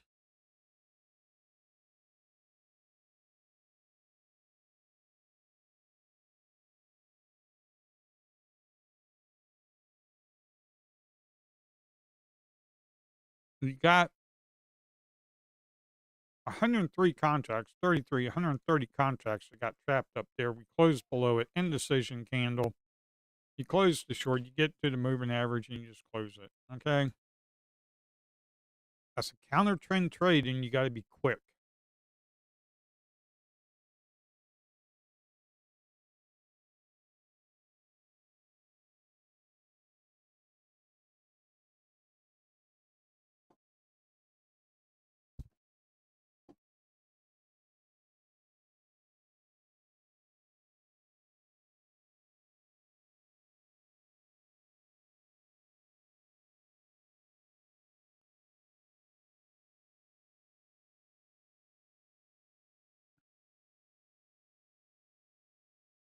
So, if you try to short a raging market, okay, you try to short here, you get blown up. You try to short here, you get blown up. You try to short here, you, you got lucky and started catching it. Okay, the thing is, 50 points there, 70 points there. Okay, you need, if you're going to short something that's raging upwards like this or downwards, you better have a good reason. And that's why I said earlier when I saw this 103, this 130 contract buy contracts up here, when I saw them and we had an indecision candle like this and we broke the low, that's when I said you can do a counter trend trade and try to get short. Me personally, I would have seen this right here and just taken my 20 points and been done with it. Okay. Because for one, I would I'm seeing right here in this area, that delta right there, and we come right back down to it. I'm like, "Okay, I'm done." I'll just take a little bit off the table. Yeah, I missed a like I said, you're not gonna get the whole move, but if you can get a piece of the pie, you're good to go. Don't worry about getting the whole move from here to here, okay? The only people that get those moves from the top to the bottom are your hindsight traders or your YouTube gurus out there that have about three or four evals that blow a bunch of evals on the way up, and then they show you the one eval where they got it. Okay, those are the only ones that get that. Okay, we're not that type. I'm not that type of trader, to be quite honest. And if you're looking for that type of trader, this channel is not for you. Uh, if you want to learn how to trade and actually take the money from these uh, prop firms, you want to get funded, you want to take payouts, You want to take some payouts? Then you might be able to learn something here. And then what you can do is take that money that you're getting paid out, put it into a personal account, and go ahead and trade it, and then you don't have to deal with their BS rules. Then you can go, my money, my rules.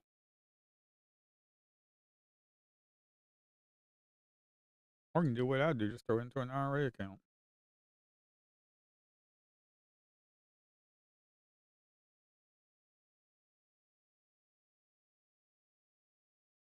Remember what I said earlier? Market likes to find value. Well, it found it massively to the upside. Okay, we found massive value to the upside. Then what are we going to do?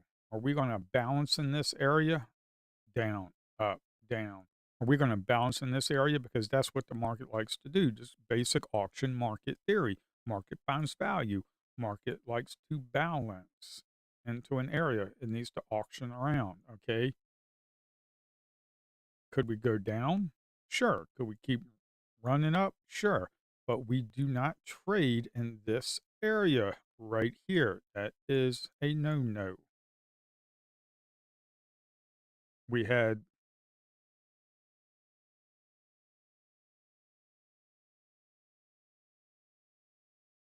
We had a balanced market right up in here. You're just trading around. You're going up and down, up and down. Okay, that's roughly about 100 points. Okay, we had nice big move. You had a little trap seller right there. You had large volume, buy volume come in.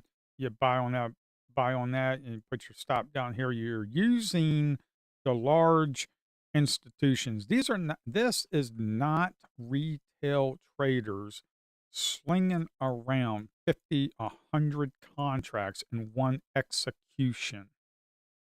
Okay, these are institutions and market makers trading off of each other. Okay, that is what this is.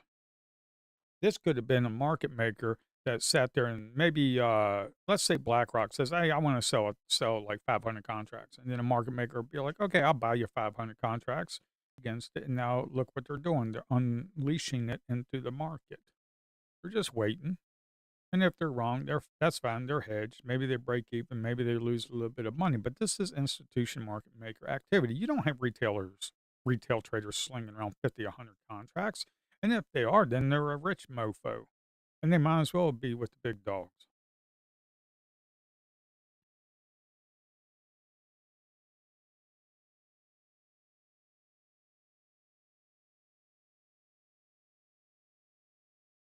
Here, I'm going to start my tea and try to snag me that crunch bar because we got two of them. But my 5-year-old probably wants both of them. We had three of them. She already ate one of them last night, and I got a sliver of it last night.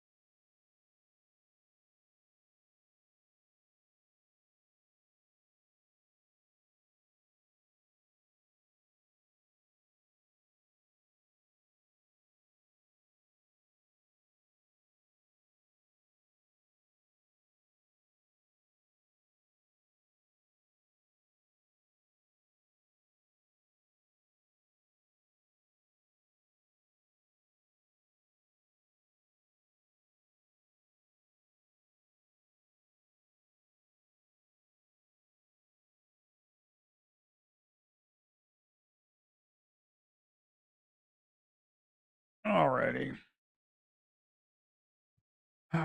Where we at? We at RTH, but I'm on a I'm on a 1 minute chart on a delta chart.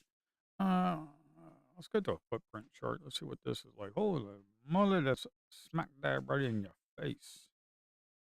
Holy smokes. Well, I wonder what the ATR is now. Let's look at it 1 minute. Let's look at it 1 minute. We're on gold. I was on gold earlier. Let's look at the ES. Yeah, ES. Look at that. ATR is extremely high. You need to size down. To be quite honest, you really need to size down. I need to create me one of these. Um, I need to create a window that just basically you can keep the window up and you'll see the high, low, and blah blah blah. Volume weighted, average price, and you'll see the ATR. ATR right now is around 40. My word, this is just off the charts. You need to size down, folks. Do not be a full port gambling degenerate passing evals because you don't learn how to trade that way. Okay, you do not learn how to trade that way. Uh, Let me go back to the delta charts. This is you need to really size down. See, here's what I do.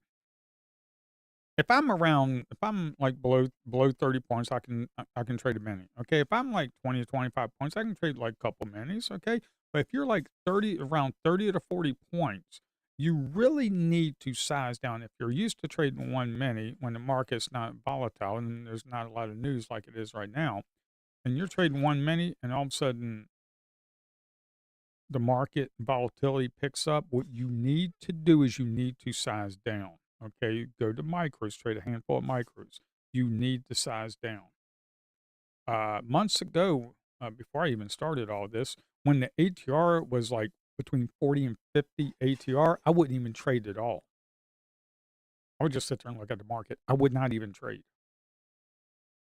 I just waited until the volatility settled down because that's my trading style, and then I look for my good setups, and then I take my trades.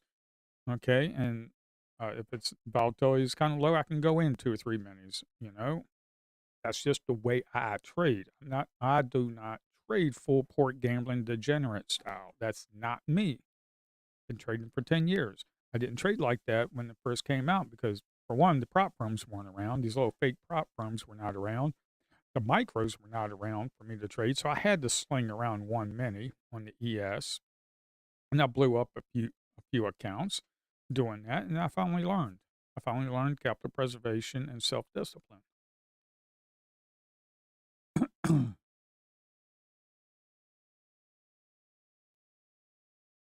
Like I said, the market will probably run up, and then it'll go into a balance mode area. Auction market theory finds value, and then they will auction around. The bids and the asks will start battling out and kind of auction around, try to find the next value for the NQ. Could it be to the downside? Down here, it could be. Could it be to the upside? Could be.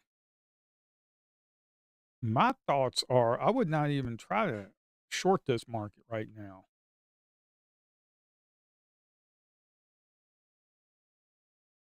I just wouldn't try and short it at all.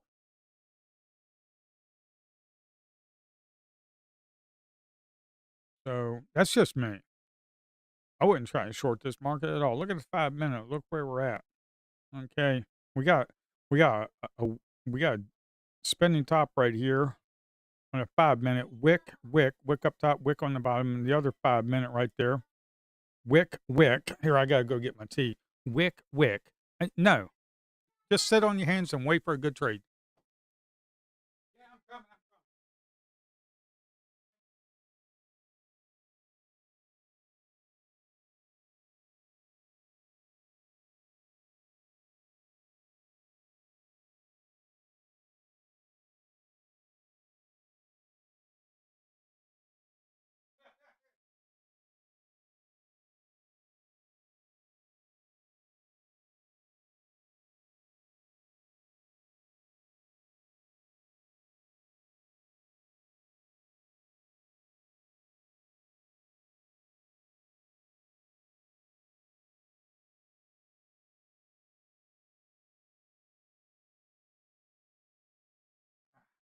All righty.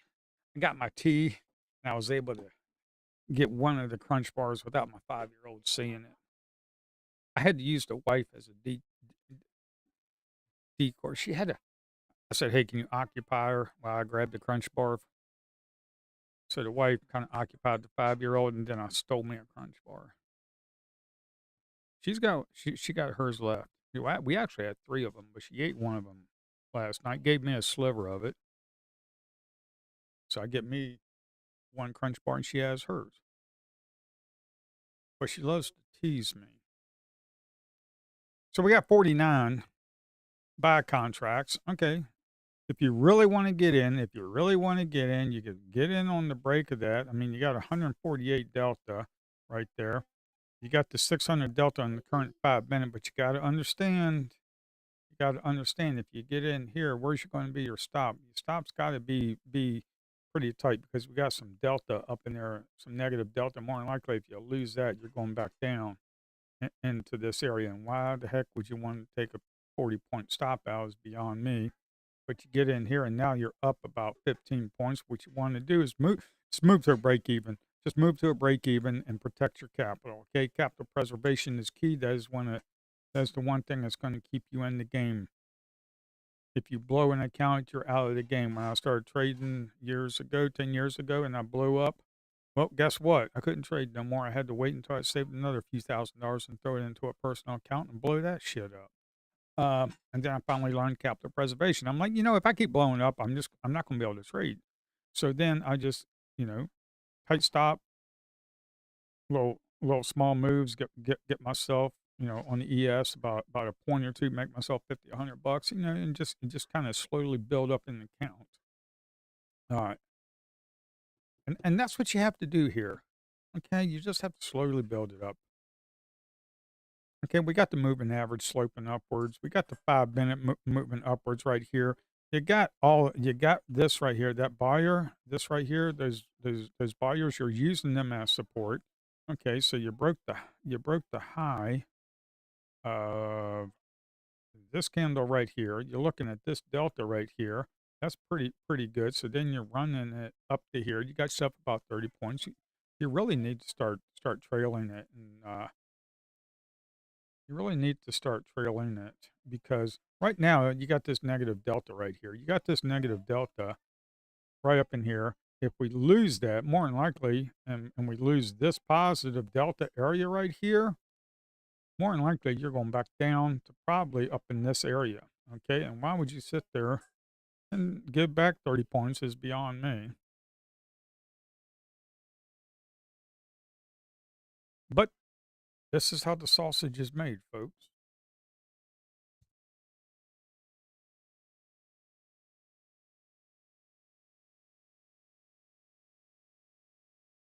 Oh, okay. Loaded up the order flow pulse chart. I only get about 12 bars. So, which are you on the candle? Are you on the footprint OFE prints? Are you on the footprint chart? Get about 12 bars. How you want to zoom in and out? How you want to zoom in and out? You come down here to the timeline. You see how that changes to a left right arrow? You move right, zooms in, you move left, and it zooms out.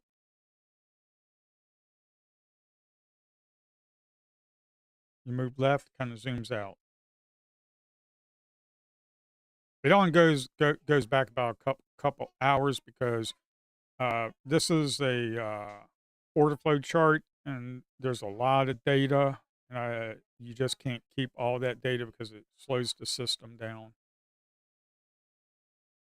You just come to the bottom here and just kind of zoom in and out.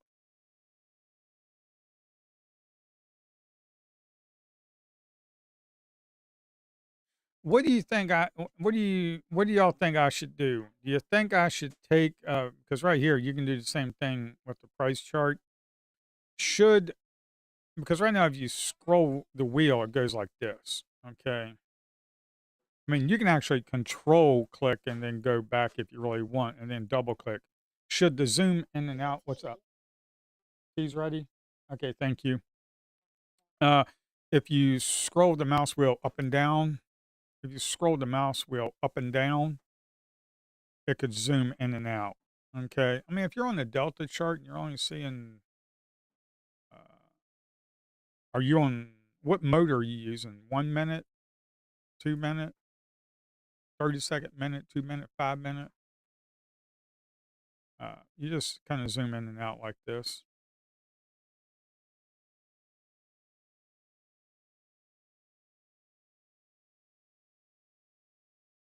We're kind of flatlining on this. Let me go get my tea.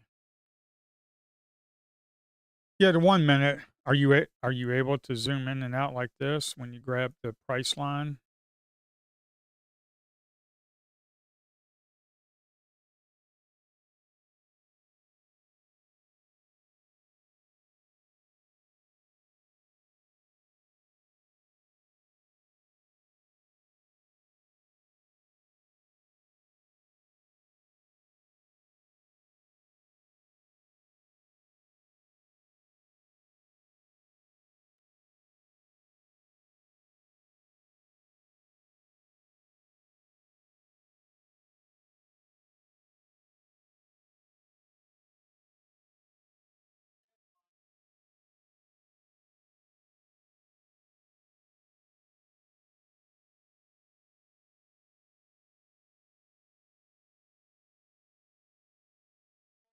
Um,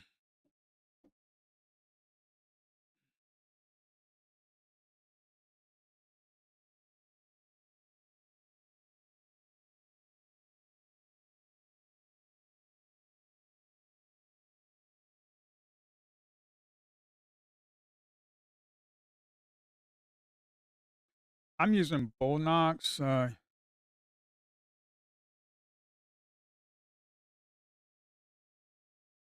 Can you send me a screenshot to support at orderflowbars.com? Just send me a screenshot.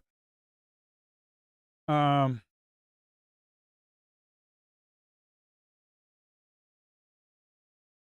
Also take a look, make sure, go to your settings, make sure you see that DOM depth.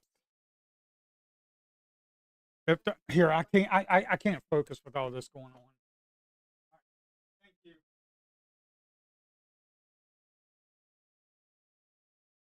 I had to close my office door. The kid was in here. The wife was talking. The kid was talking. I can't focus.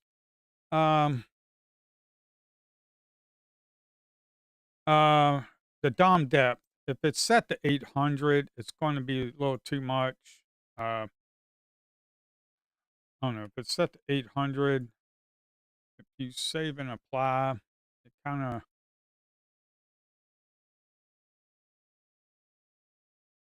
here set the DOM depth to like 200. Okay, set the DOM depth to like 200. And if it doesn't refresh, like mine didn't refresh, just go ahead and crap. Just go ahead, open up a new window. And like trying to reproduce what you're seeing. There's 12 bars. I mean, just send me a screenshot and send me a screenshot of your settings. On a delta bar, come on, white 2 times in a row. If the DOM depth is set to 800 and you click save and apply, and it doesn't,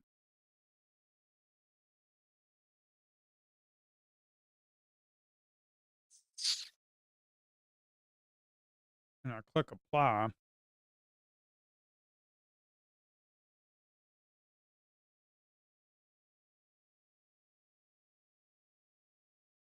you might have the DOM depth. I need to reset the logic for that. Set the DOM depth. You might have to close it out and reopen it, but set the DOM depth to like 200 if you're on a 1 minute. And really, what I really need to do is set that in the code to a low default, find the sweet spot myself. Like I noticed that the price range doesn't get larger. I don't know. I mean, are other people having these issues? You're telling me you can't move this up and down and left and right?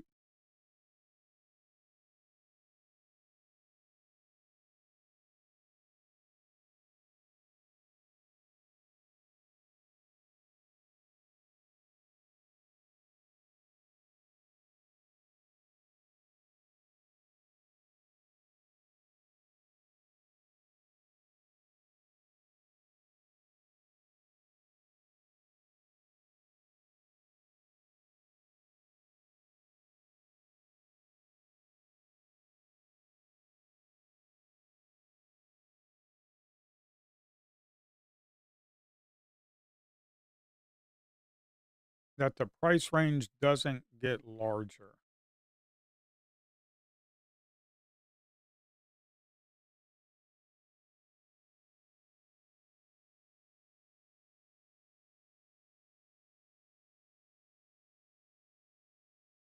Yes, because all right, open up the settings and tell me on a 1 minute what your DOM depth is set to. What is it set to? Your DOM depth.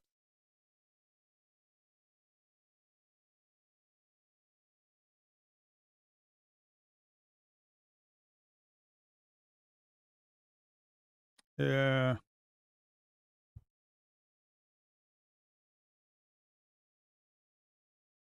So the DOM depth is set to 300. So if I click save and apply, that's set to 300. That's about as far as it's going to go up. And I mean, of course, it goes quite large, but if you scroll it all the way down, I mean, 300, if I close out and reopen,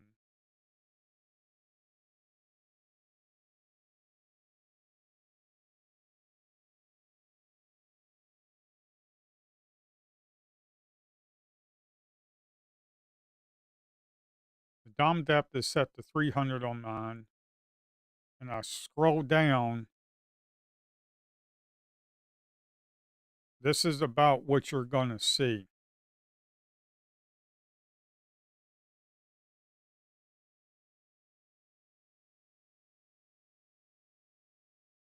If you want to see more, you have to set the DOM depth.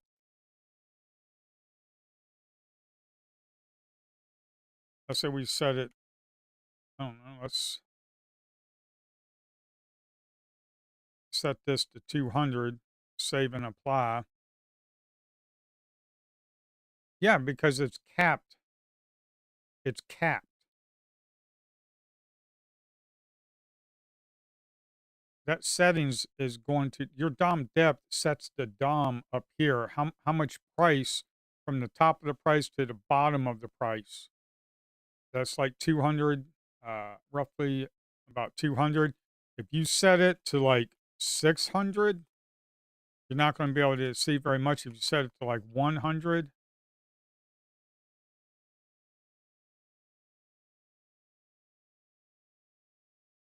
set it to 200 and reopen a 1 minute chart and see if that works better.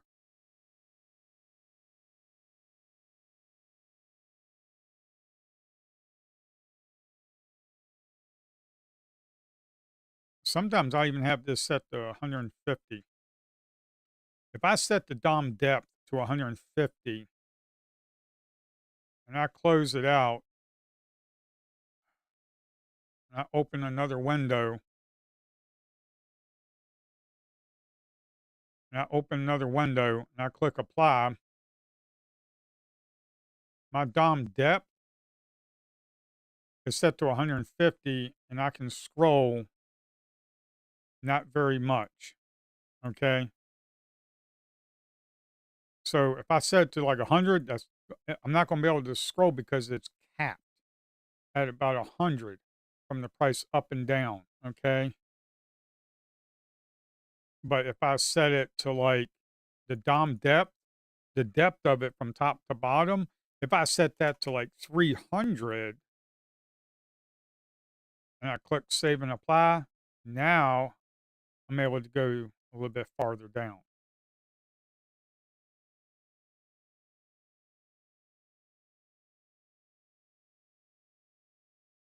I mean, you can set this, I think the max is 800. Like, let's say you set this to 800.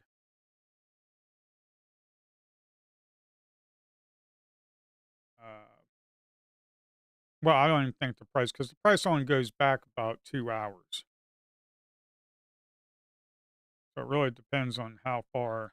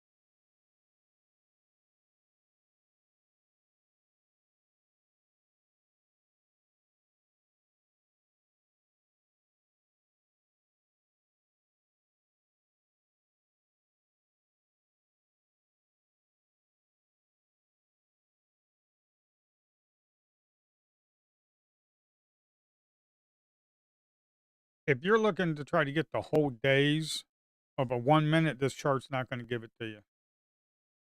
'Cause if you scroll back, it's capped at 11:30, and I have to cap it for a certain amount because I mean I could probably try to get you a whole day's worth from New York session, but when you start painting all of this data in these small little bars and you start going back like 5 hours, it's going to really slow the system down.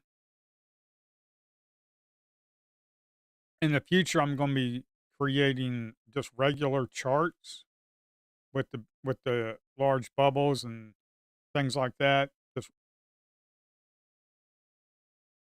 and get your whole New York session.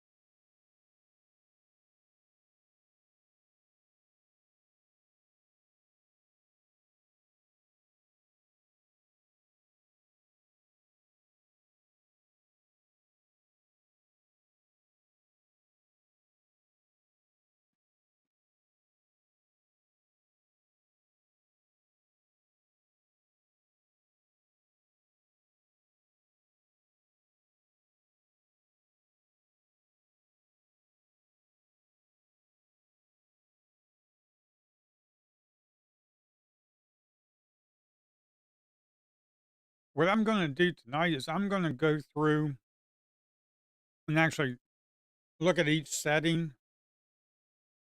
I mean, the live pulse is fine. Range bars, that's going to have to be, you're going to have to mess with the DOM depths on that. And try to do the 1 minute, 2 minute, 5 minute, just these three, just get some default settings. But if you're looking to zoom out to see from 9:30 to now on this 1 minute chart, that's not going to happen because there's way too much information being printed. It's going to really slow the system down.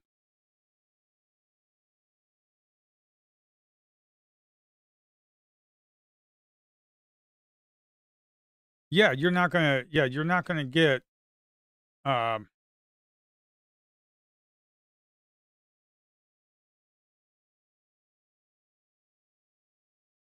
you have to mess with the DOM depth because that depth is from like here up here about 500 points.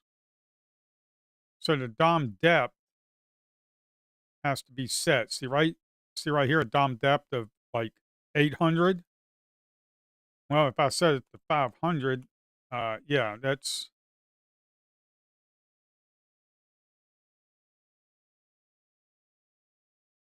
so if you set that DOM depth to 500, and if it doesn't update, just close the chart out and reopen it, and you should be able to get to the at least 1138.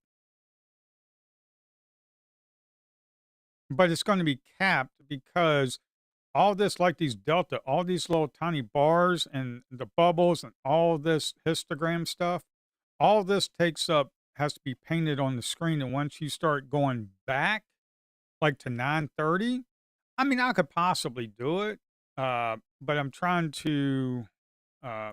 I mean, I could possibly try and do that to the New York session. Uh, what people need to understand is once you have too much information that's on that screen, because I don't know how people are going to be using this.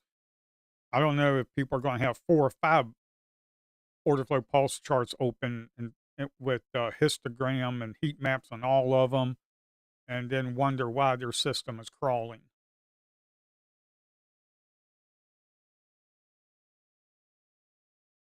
There's a reason why Ninja Trader hasn't done this.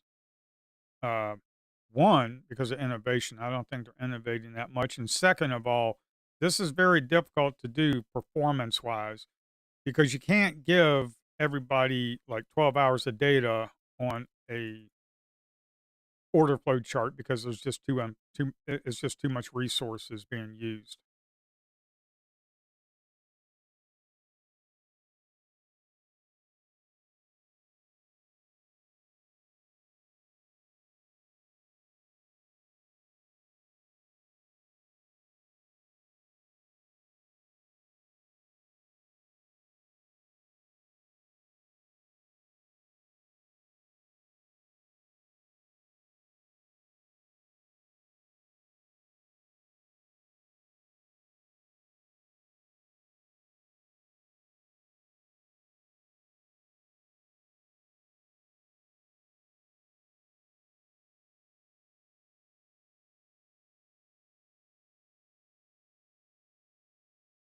Because I have this set to see.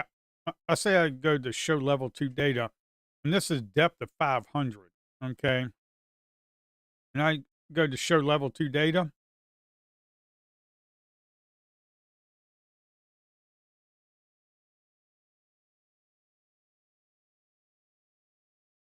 It's going to get everything on the books down here, and it's going to try and paint it on the screen, and that's a little too much for heat map stuff.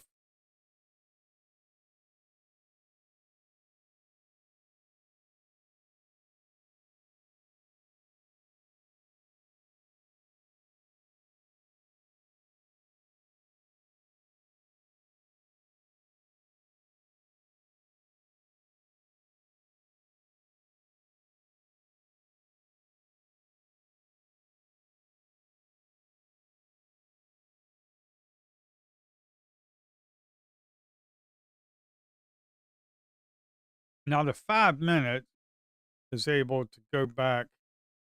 See, like right here, the 5 minutes kind of scrunched up for Dom depth of like 800. Maybe if I open up another window.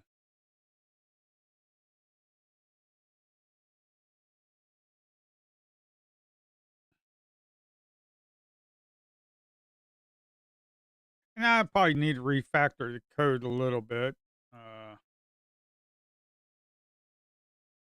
Let's see, what is the setting? 800, yeah.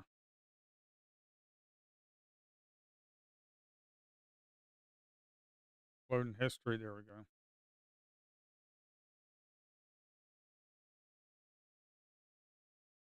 Yeah, so 800, that's a little bit too much. Dom depth.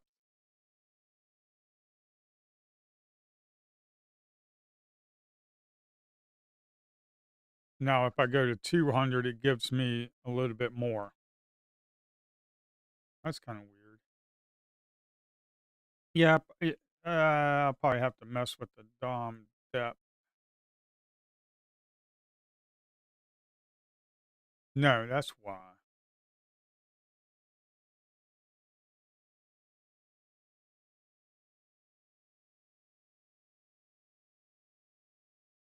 Let me change the color of that back to what it was in balance.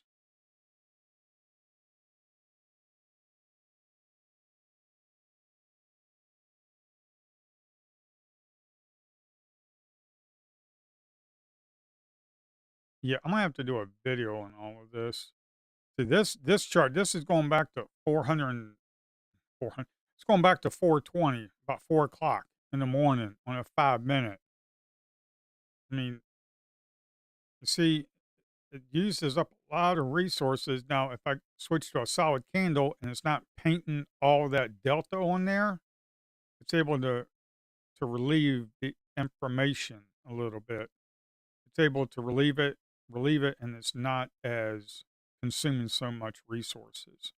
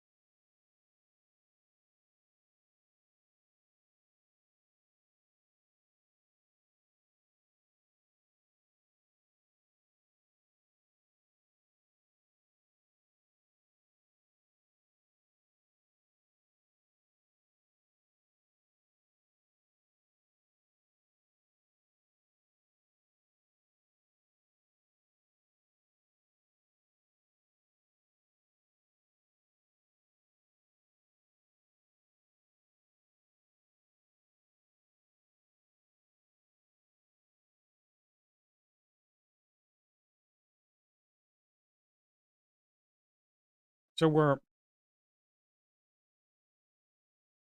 we had some large buyers in this area with the delta right there at positive. You want to see how it reacts into this area right here because that was a buying interest area with the positive delta, and you want to see how it reacts. As you can see, it kind of came down and it's kind of moving back up. And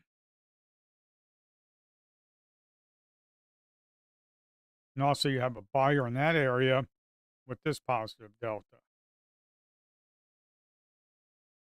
And you want to see how it reacts in that area.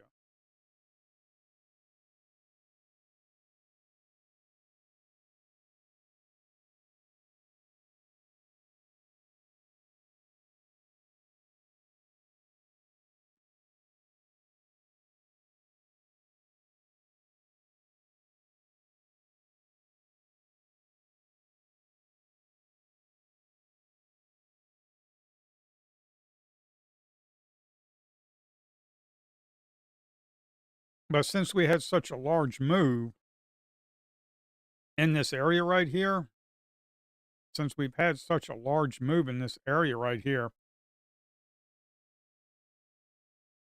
you got the 1 minute sloping downwards. We're trading below it. The 5 minute is still trading above it.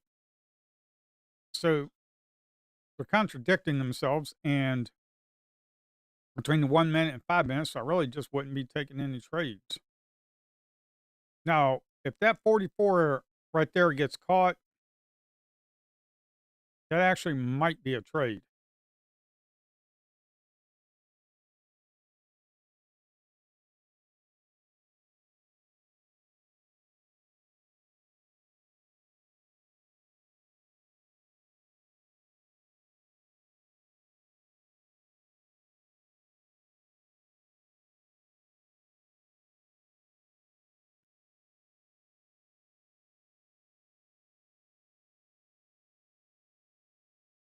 But then again, like if you try to get long here, stops down in this area or maybe the low of that, that's like 25 points. That's quite large. If you break the high right here, I mean, what are you going to do? Come up here for about 25 points? You got that somewhat of a trapped seller that we closed above it. The moving average, we have closed above it. It has flatlined. So if you did get in there and you've already got yourself maybe about 10 points, you really need to think about where you're at. You're right up in this area right here. There was a large seller right there as well. There was a large seller earlier in this area. Okay. I think it's that I think it's this one right here. So if you come up here, you just got to think about where you're at. In order for us to keep moving, I mean, that's we've moved quite far. So to actually move even more is just kind of a little crazy. I mean, you got yourself 10 points. I personally just wouldn't take it just because we've already traveled quite far. I mean, we've already traveled quite far up here. If you look at a 5 minute chart, we've already traveled quite far and we're just in a balanced market area.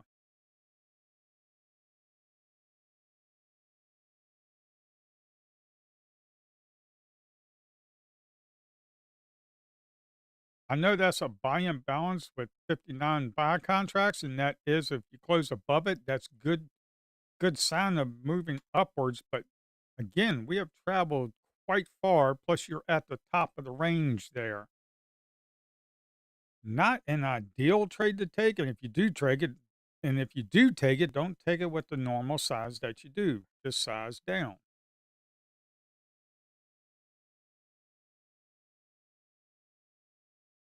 That's just, I mean, we've traveled quite far. As you can see, we came down to that moving average. I mean, down to that buy and balance right there. You know, you got yourself 12 points. uh, that buy imbalance right there, this bar, these 2 bars right there, that was a buy imbalance. I have it set to dark green just because I just don't like a bunch of uh, different bright colors on the screen. I mean, if you opened up here, you're already up about 15 points. You really need to think about where you're at. Do we have enough strength to keep going? Well, one, you really need to look at the delta. That was 154 delta. Okay, that's good. This is basically delta neutral, to be quite honest. This needs to surge to at least 100, 200 for us to even think about to keep breaking through to new highs.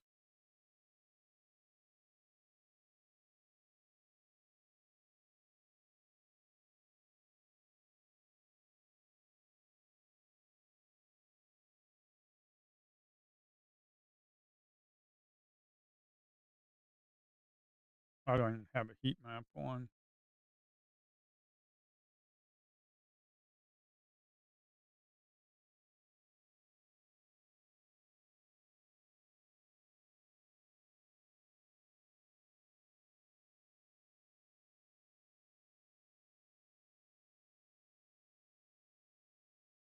Now I got a sell imbalance that got taken away. But right up in here, when you lose this ledge, when you lose when you lose this ledge right here, and you're already in down here,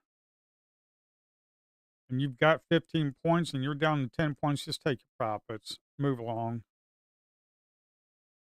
You can always get back in.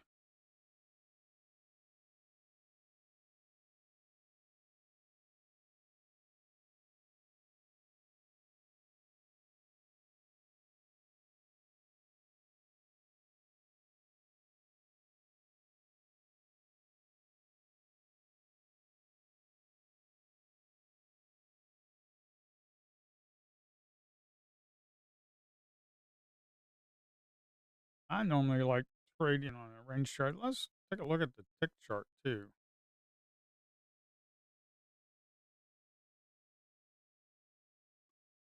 NQ June 26. I know someone said they like to trade the 250 tick chart. Let's do delta. Tick bars 250. Minimum volume. At least want two.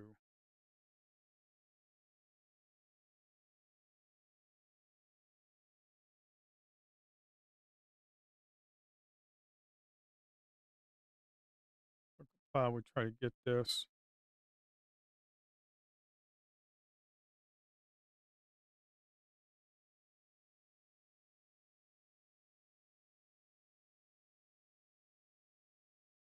So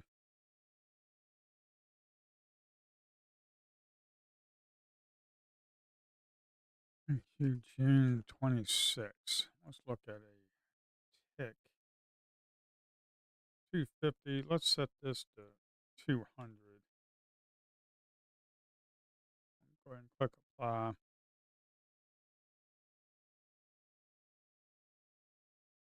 Get a little bit more data there, but this profile needs to be merged. Well, the profile's already at 888. Okay, maybe not. This is a tick bar. You got to be extremely quick to trade a 250 tick.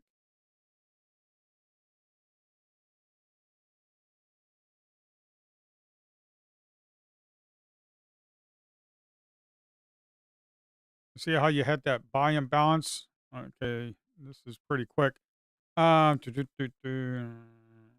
See how you had that delta and that buy and balance, this buy and balance, that little bar right there? And we broke the high of that and we kind of ran up. Get yourself a quick 5, 10 points maybe. Uh, I would only trade this with hotkeys, to be quite honest. That's just me. Point and clicking on that would be quite quite difficult.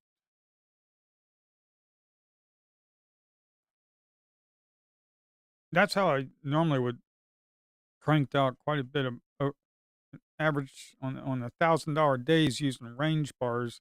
I coded a uh, hotkeys, and the hotkeys I coded, it would just be shift one or two to get in how many contracts I wanted up to 5. Uh, like if I did shift 3, it would buy it would buy 3 contracts, and then I would do shift S at like 5, 10 points, and it would automatically sell 1 contract and move the other 2 to a break even plus 1.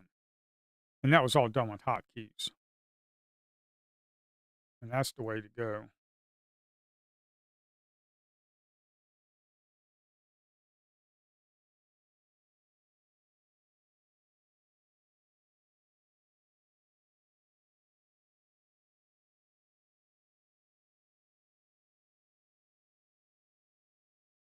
Was this volume?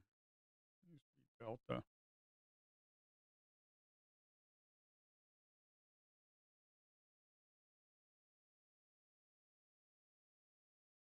You had a large seller and then turned around and had a large buyer right there.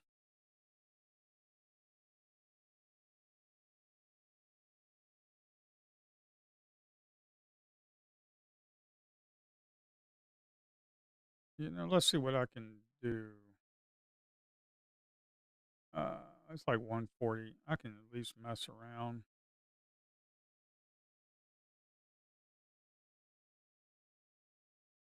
Uh,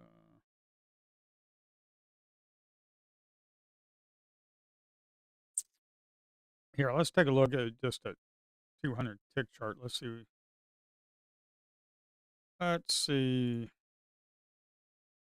what we can do.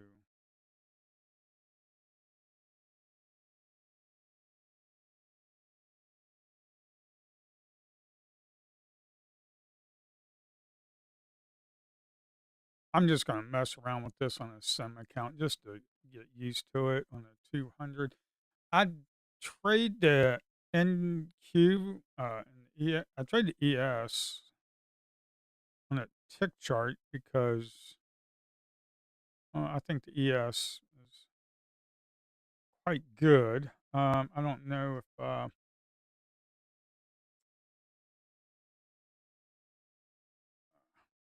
it's moving average. No, not enough data.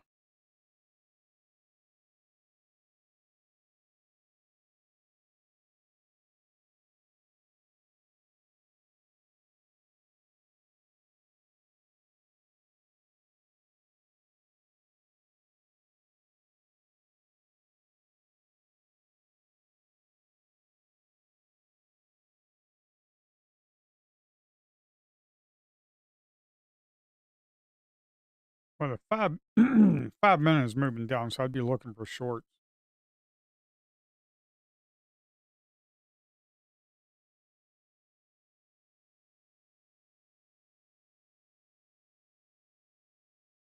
Got buy and balance area right there.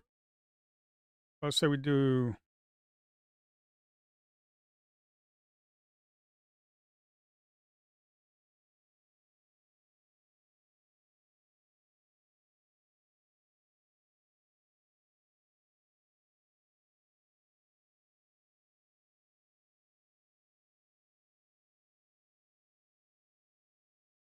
That's not good.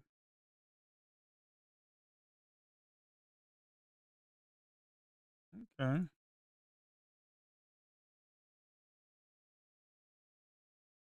I mean, we're right here at the 5 minute moving average. This is uh what do I have this a tick merge of 1? What if I tick merge that to 2 or 4?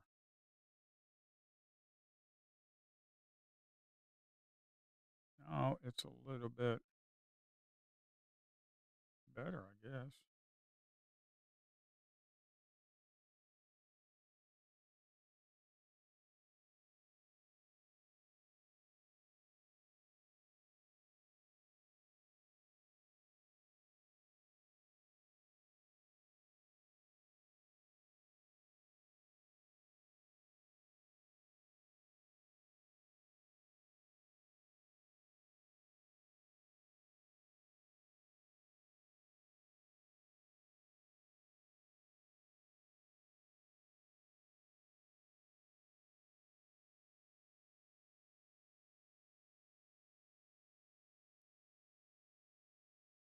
You got some large buyers in this area.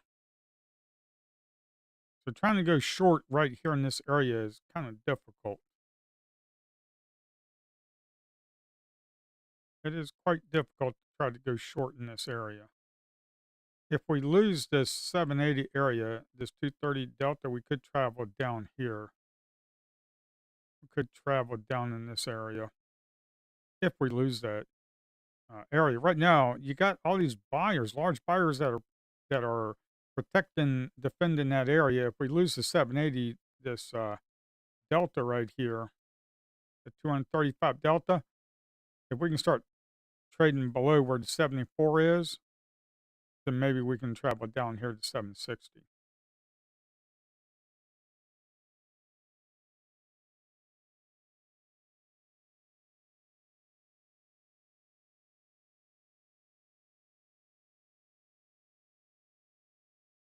But you got these large buyers in this area.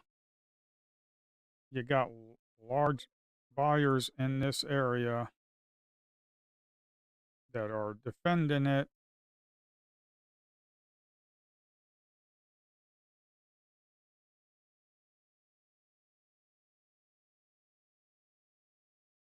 Coming up there to 796, where that large buyer there was larger than that seller up there, which is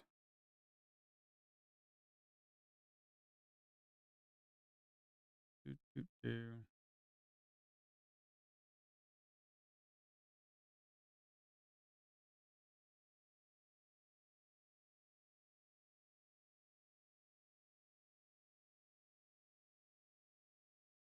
I mean, the 5 minute we're flatlining on the 5 minute, so that's telling you not to go long or short.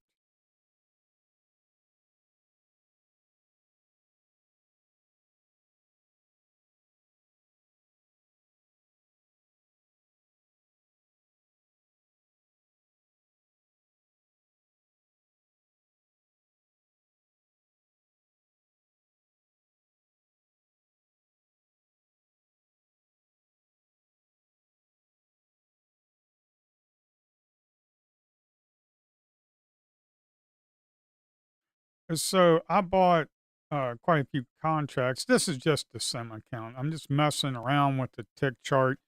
It got up to 530. I was trading multiple contracts, 530. And the only reason I got in, do, do, do, do, I took a little bit of loss, I think, up in this area right here. I'm not sure.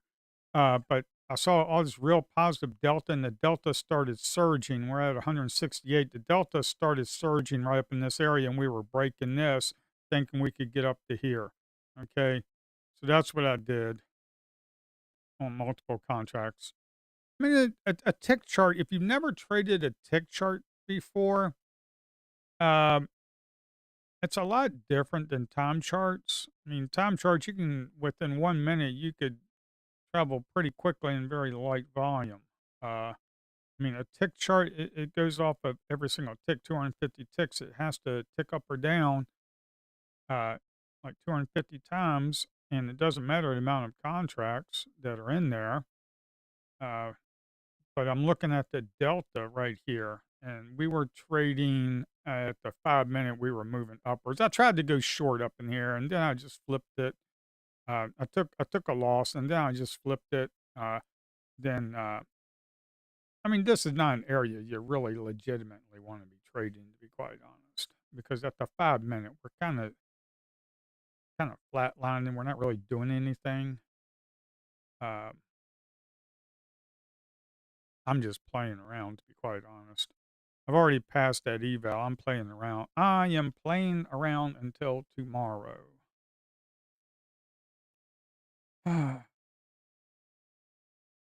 And I'm looking into a company. Uh, I'll have to show you. If they're actually legitimate and they're good, I'll tell you about them. But if they screw me over, then I'm not.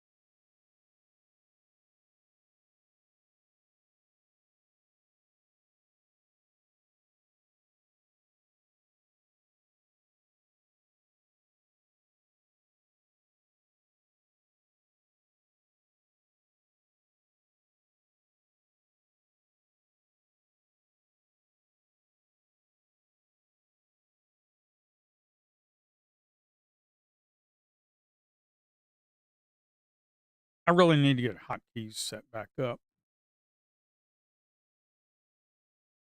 I thought I kept that code, but I don't think I did because I can't find it.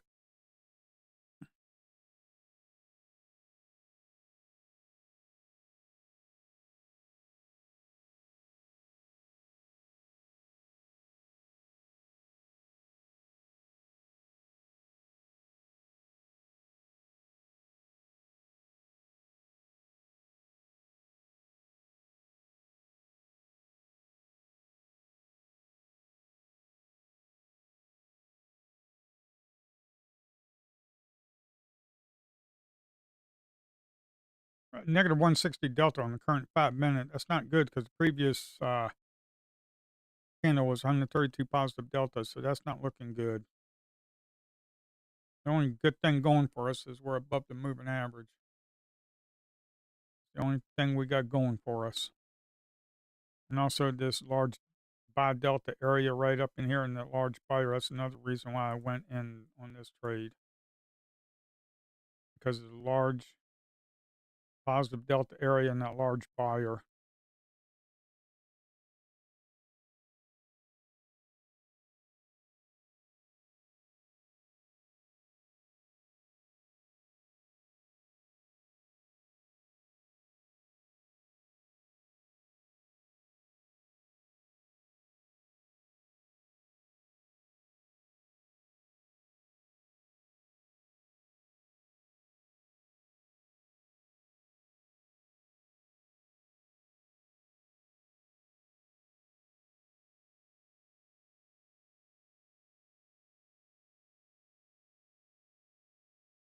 So we're right down here where that large buyer was with this big positive delta area.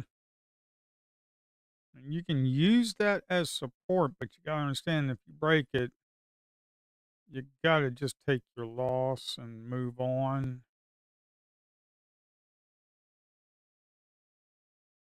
250 tick chart.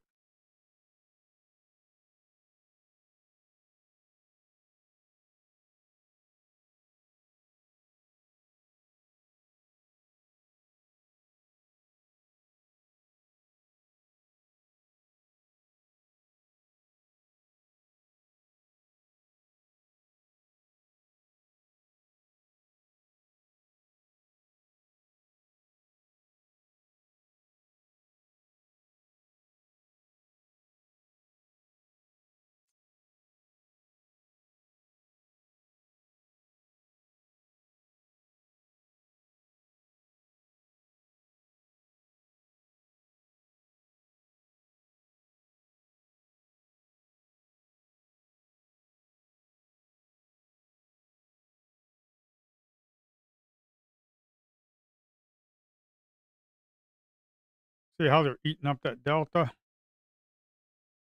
Oh, we got a large buyer. There's only 40 contracts. It's only 40 contracts, but hey, are they defending that area? We have no idea. We just don't know.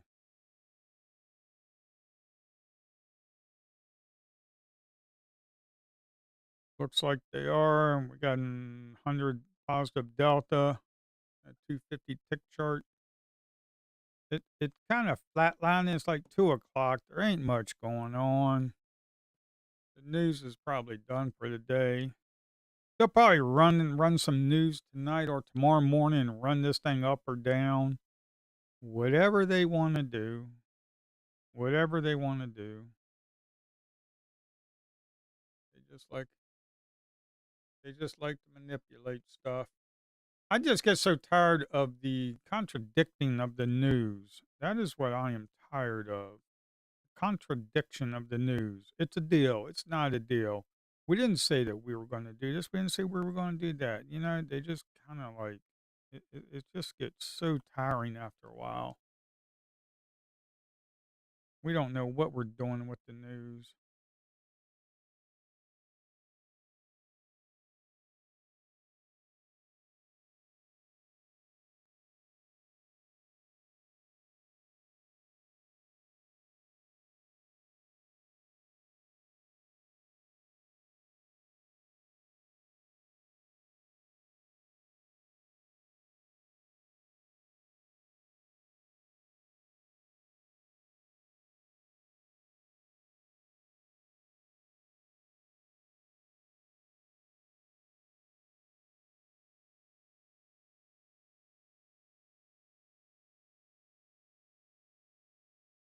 Kinda losing that area right there, to be quite honest, on a 5 minute. Look at that.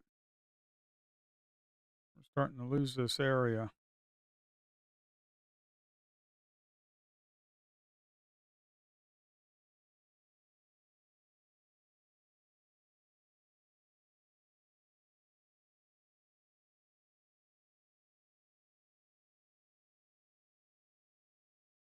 There's some large sellers down in here. Are we gonna go visit them? Are we gonna go visit them large sellers? Well, we're in the negative delta area right here, and we got lower volume up in here. Boy, that would be nice, wouldn't it? That's not what you want to see if you want to go down, though. But we're on a 5 minute red candle. It's below the moving average.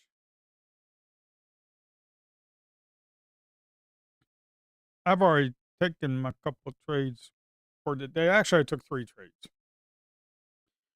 and all 3 of them were winners. And one of them, the first trade of the day, was in Sim 101 when I thought I was in an eval account, and I was like, "You gotta be kidding me! I did that again." And then the other 2 trades, I had to take 2 more trades, and then I passed. And then I passed the eval. So it is what it is, I guess.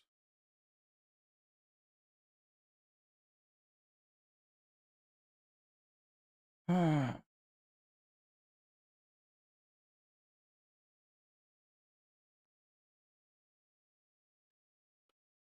think that gives me 5 or 6 funded.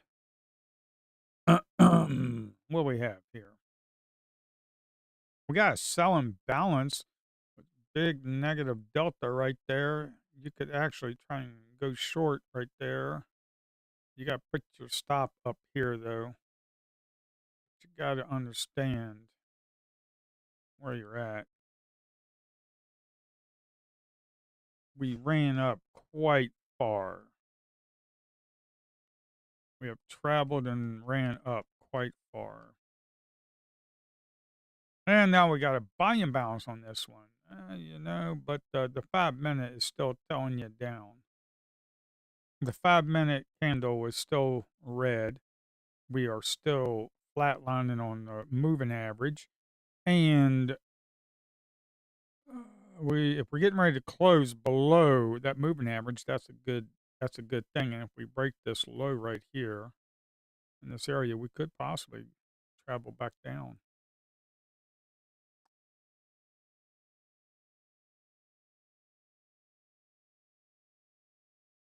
Ah. And are you going to close?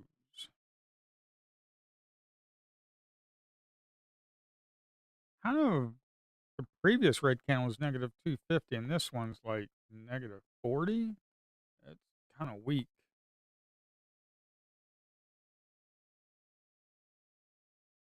That's kind of weak, to be quite honest. That's what I thought. A little bit weak. If you look at the 5 minute right here, the 5 minute, yeah, we kind of a weak close. We did close below, it's starting to slope down. But this is negative 35 delta. The previous one right here was negative 250. This one's kind of like basically neutral. It's kind of a weak close, to be quite honest. Oh!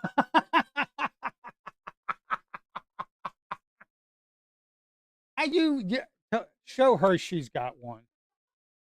What did she say?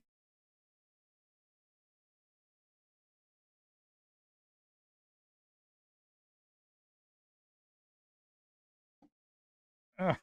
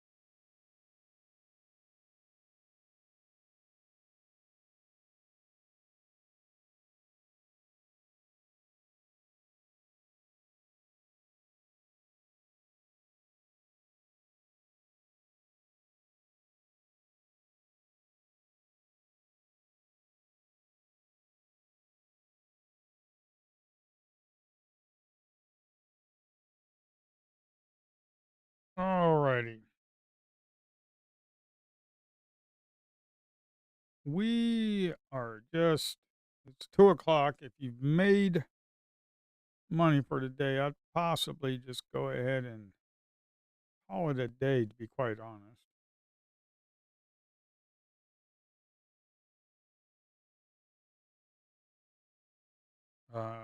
Yeah, I've got 3 more funded accounts. I mean, 3 more evals.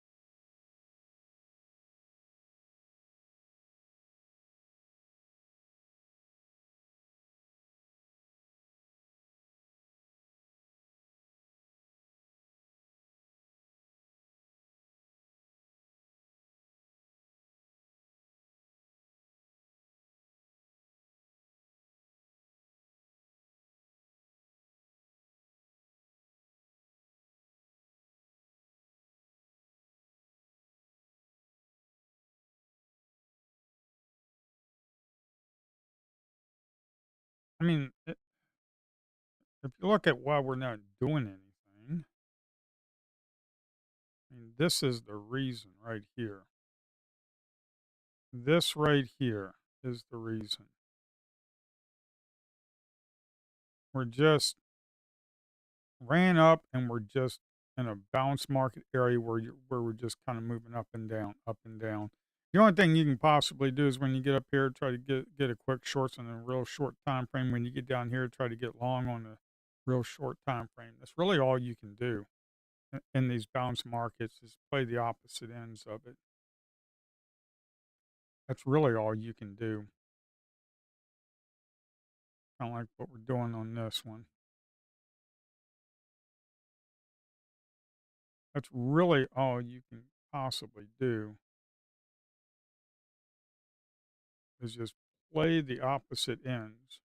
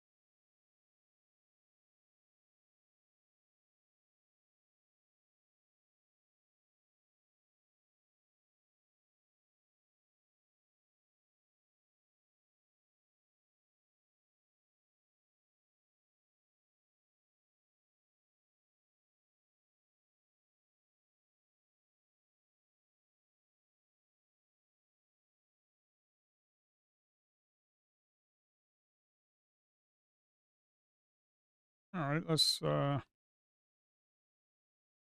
This is the live pulse area. I need to remove this candle thing right here. I need to remove this candle thing because on a live pulse, you really don't have candles. You're not going to have a solid volume delta footprint chart. You're not going to have that. So I need to remove that when you are in live pulse mode.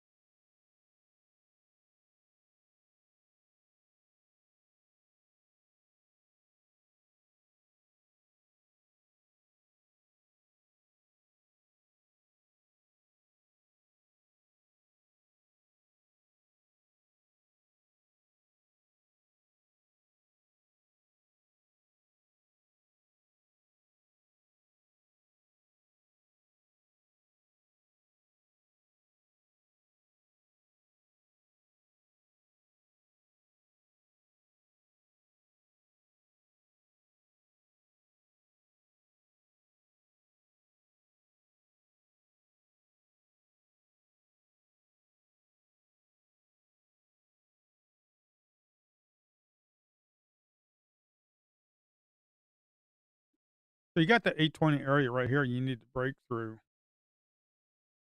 Got the 820 area you need to break through in order to do anything.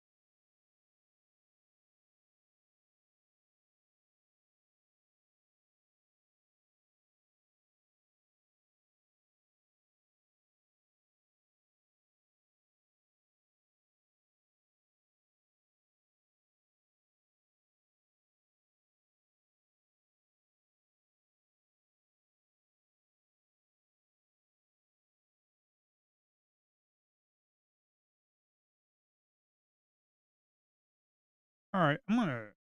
Uh, we're taking a look at the live pulse. Let me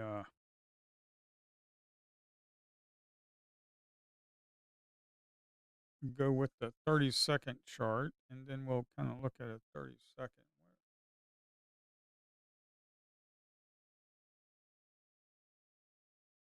Uh, so this is a 30-second chart. This is a really fast moving chart. 30 seconds is really fast moving. Uh, what do I have the settings set to? The volume profile tick merge should be that tick merge to maybe 4 ticks, minimum volume of 2. I'll kind of go from there.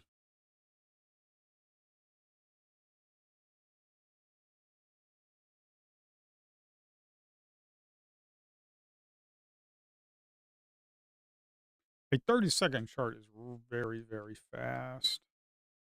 Trading to try to trade that.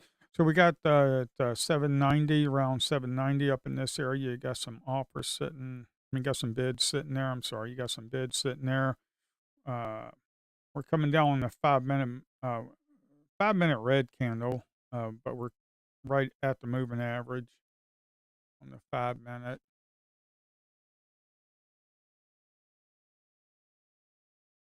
It's 2 o'clock. I've already passed one eval. As you can see right here, I've already passed one eval. I'm just kind of not going to be trading that much, to be quite honest. Right here, this is an eval. This is a funded account. So the eval, I just wanted to pass that today. That's why I used the 40 range charts. I just went on ahead and used the range charts to just go ahead and scalp out and get that done. Uh, the funded account, I'll probably trade tomorrow.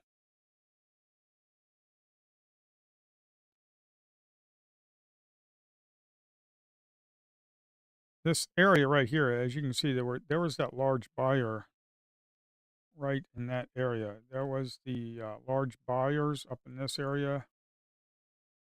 Okay, we're right at the point of control. I mean, we had a large move. It's just been consolidating. As you can see here on the 5-minute, we've already had a large move. It's just sitting there consolidating. It's in a balanced area. There's really not much you can do. I mean, you can probably come down to this area where the bids are sitting and try to get a little bit of absorption plays and stuff, and maybe try to get yourself 10 points. That's about all you can do. Uh,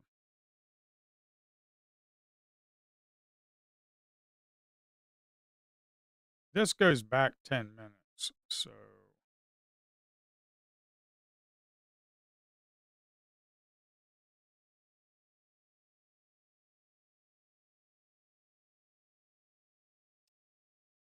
as you can see here, we have a lot of support right there around 790.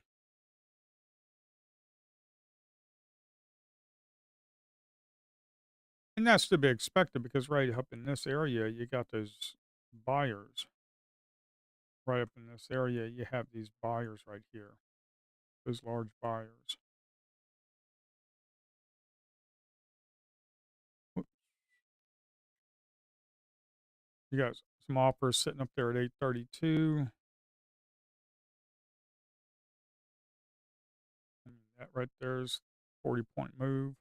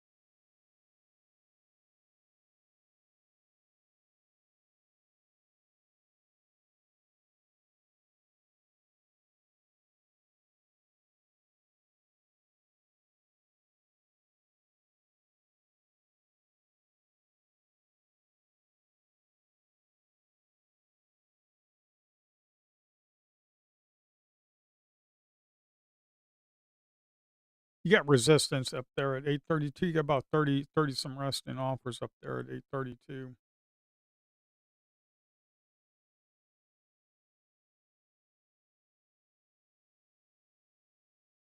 Wait a minute, I'm sorry, 850, 852. Well, that was kind of little. That was a little. Well, you had some up here too, 832.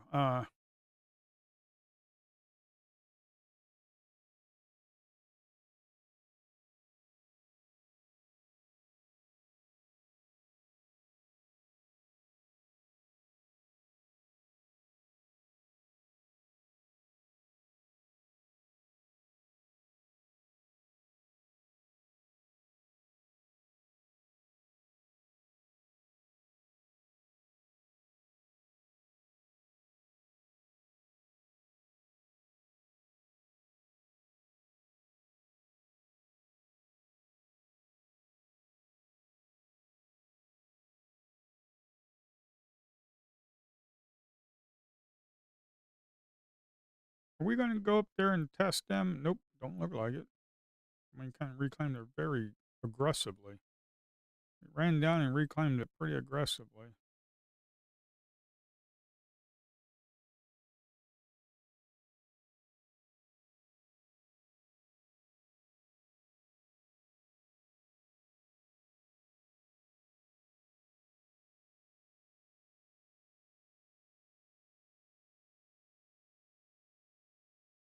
We're looking at a 30-second chart right here. Uh, 30-second chart is very quick chart to be scalping off of. And when you're trading the NQ and you're looking at very short time frames, when you're looking at the 1 minute and below, you are trading in the realm of the algorithms for NQ. NQ has a lot of algos that like to trade it. Okay, and you're in that realm, and these algorithms own the market in these areas.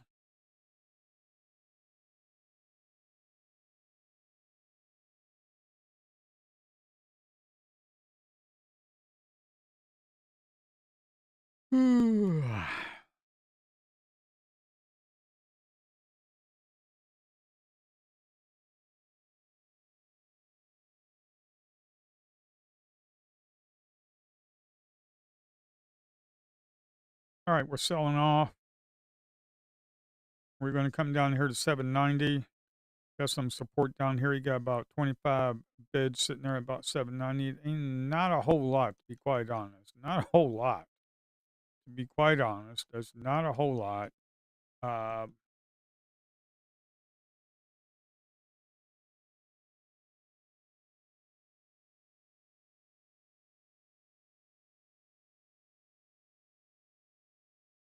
I am wondering.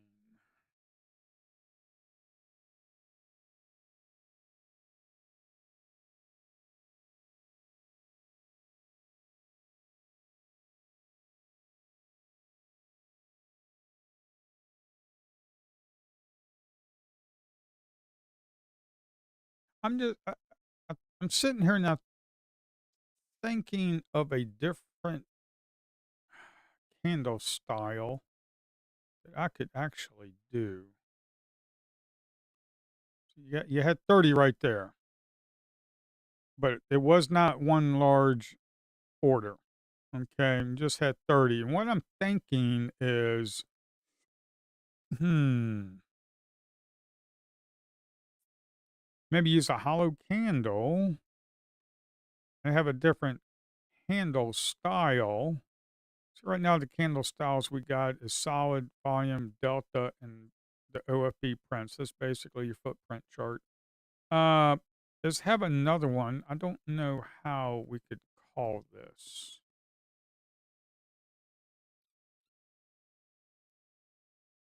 High vol candle. Like there's 30 contracts right there. That happened within 100 milliseconds. So it would show you a hollow chart, but it would only show you what you have set up here. As far as up here, the large volume I have set to 30. Those are for one large single order contracts.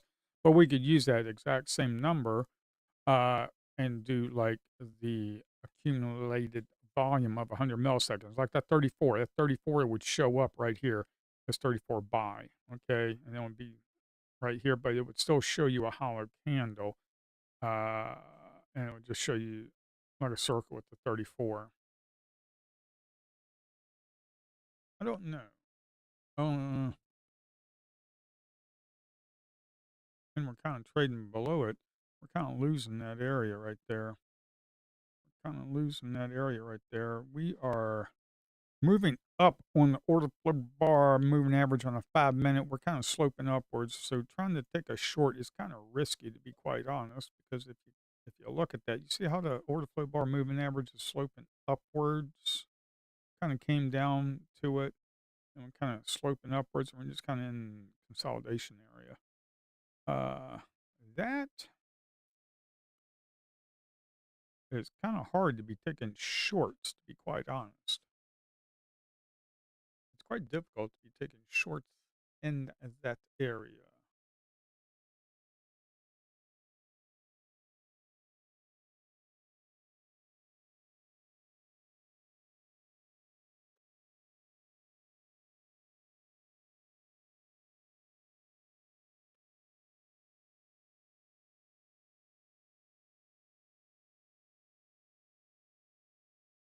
So this is the if you want to be a professional trader, this is the life of a trader, just sitting on your butt for hours.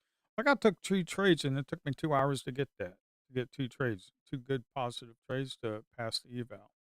So,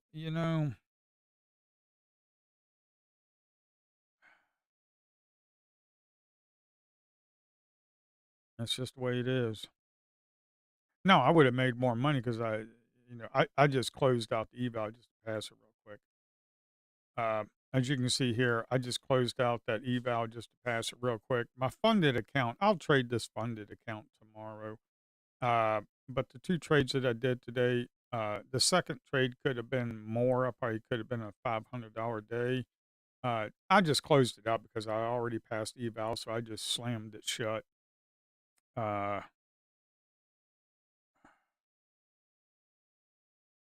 That's what I would like to do. You know what I would really like to do? This will be good. Is well, it'll be kind of hard because you got commissions and slippage. I was just thinking, once I start building out the chart trader for this, once I start building out a chart trader for this, is you could have a setting like right here. You had that 31 cell right there, but it was kind of light delta. You know that would show up as a cell in this candle right here. That's what I'm just kind of wondering. I'm just wondering what I could do for that. Not sure. Yeah, I'll have to think about that because it could be something that, ooh, we're coming down to the 5 minute moving average. We're coming down to the 5 minute moving average. As you can see, we are sloping upwards. Are we going to get to it and bounce off of it? That is the thing. It is sloping upwards. Oh, okay. As you can see, we kind of closed right at it. If we close below it, man, we are just in a consolidation area. It is really difficult to be trading up in this area. Extremely difficult. Extremely difficult. You really, that's why mornings are usually the best times for me. Okay. Uh, that's why it's usually the best times for me. Let's see if we can't do something. I'm just messing around. I'm not even trading an account. But we're right at the point of control. You got this large buyer right here in this area. You got this large buyer right here. You got this area right here around 790. So if you actually buy in on a contract, do it like a starter contract, and then if we come down to this area, you can add to it, okay? And hopefully that'll be nice. That buyer right there is hopefully still there for support, okay? What we need to do is we need to come down this area and see some big cell bubbles right here and not moving downwards and then kind of moving upwards after that. That would be ideal. That would be an ideal trade. Oh, that was a nice little spike up for a few points. It's quite boring right now. It's quite boring. We're kind of breaking that order flow, order flow 5 minute moving average. We're kind of breaking that. We're coming down here to this 790 support area. What you need is you got some buyers in this area that is interested. So if you kind of add to the add to the trade a little bit, but you got to make sure where your stops at. You know, you really have to understand where your stops at. If you're at 792, you got these uh, bids sitting on the books. You got that bid right there sitting on the books. Okay, you got that one right there for support at 792. They're just sitting on the books. They're just chilling. They just chilling. Are they coming back down there? Oh, yep, they're coming back down there. Oh, we got some 19 fills. Boy, this is just kind of a boring market right now that we kind of ran up on the news and now we ain't doing nothing. That's just the way it is, you know, and that's just the way it is. We got anything on here? You got about 27 up there, about 22. So you can just scalp yourself off a couple points. Uh, and I'm up 10 points on that, up 15 on that, up 20 on that. And I think we're pretty much going to come up there to the 8.5 maybe. I got 30 points on this deal. Uh, and we kind of come up here. We got a triple buy and bounce. We got a 40-point move. And you just go ahead and close it out. Now, this is just a little, this, did you see how we came down to this area? You bought this area, came up, came back down, added to the trade a little bit. And if I would have broke this area, kind of traded up here. I am just messing around because right here I've already passed an eval. I am messing around. Uh, the Sim 101, I'm just screwing around with it. I mean, that's like $835. I've got a funded account that I wanna trade tomorrow. I wanna trade that funded account tomorrow.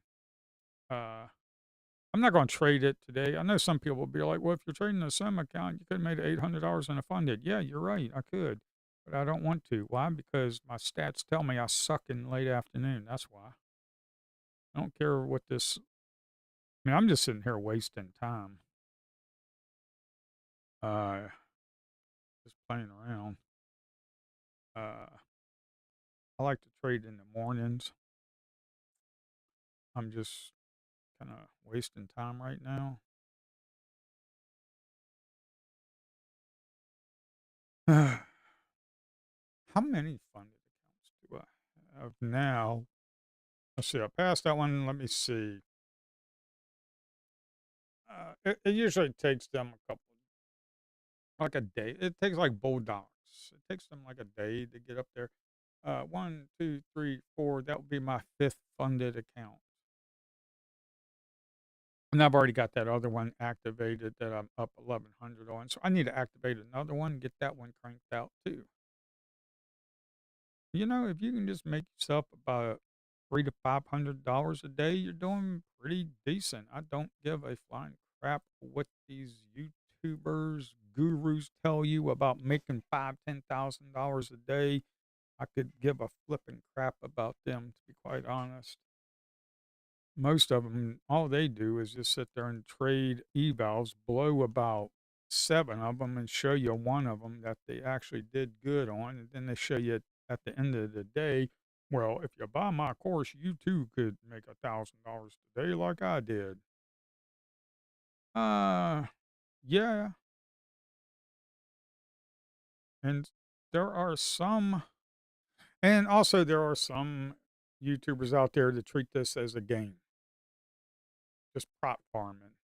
They treat it as a game. They buy 10 evals, they blow 8 of them, and they pass 2 of them, and then they try to take those 2 and make a profit off of it, and the net is maybe a little bit because they might have spent, like, maybe they spend $5,000 and they blow a bunch of accounts and it costs them $5,000 for the month, and then they sit there and they make 10,000, so they end up with 5,000 for the month, you know, and they say, "Well, it's just prop farming, it's a business." Yeah, it is a business, but that's not learning how to trade. That's just being a gambling degenerate, in my opinion, in the financial industry market.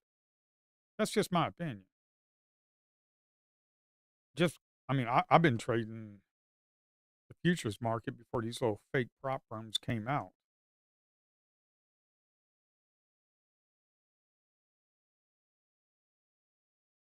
I've been trading before micros came out. I had to learn with real money.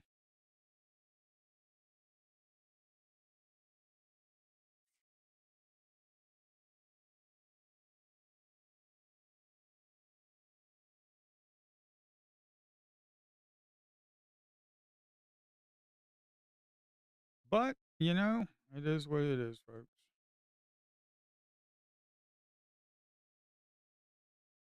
It is what it is, folks. It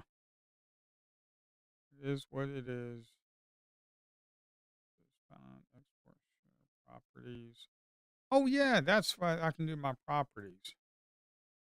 Hmm. You can change the color of your yeah. Um so you saw how I wonder if I can kind of go back here. Yeah, you see how we came down here to that support area? Do do do do do. Okay, so it kinda moved down into this area. We had that support right there about 790, and if you look over here, you got a large buyer over here. Okay, we're looking at a 30-second. We're looking at a 30-second chart. You got that large buyer over there, and then you can come in this area and start building a position. I did the first contract here, kinda came up, kinda I added to it, and then we kinda ran up. We had a nice smoker of a trade, like 40 pointer, 30 points. I think I got 30 points on that. I'm not sure. Um, because we all came down here to this little heat map area. I guess that's how people trade the little book map app. Well, that little book map app is quite. What the heck am I doing? Are you having another brain fart? Um, I mean, I don't know if this live pulse is going to replace book map for some people. Actually, there was one person that told me it did, but that's that's them. I don't know if it will. I have no idea. I don't use Bookmap. Been trading without it for years. I can keep trading without it for years. I usually just don't need it, but I do think it's kind of useful. I mean, I've always looked at the level two and with the offers sitting up there. I think it's a unique way of looking at the market.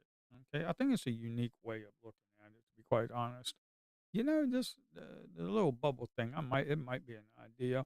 We could have a bubble candle. That might actually be a decent. I don't know. That's a lot of stuff to paint on a chart.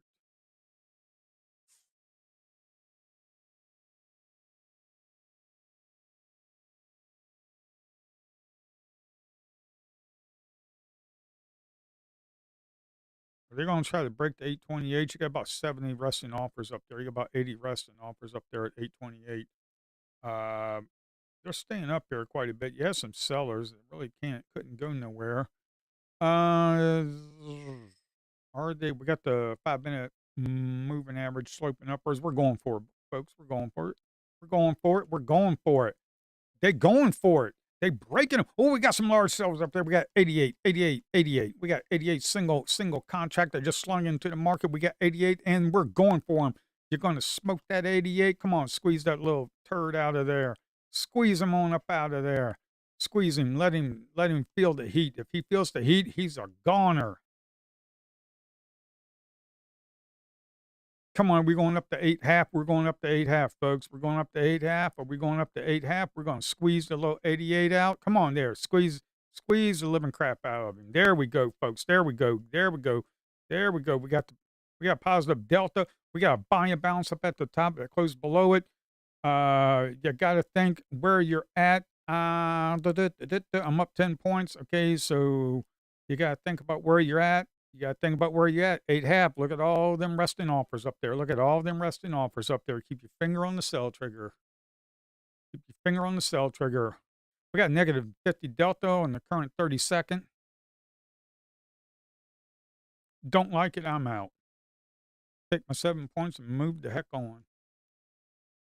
Okay, that happened pretty quickly, folks. That happened pretty quickly. This is not something that I can walk you through.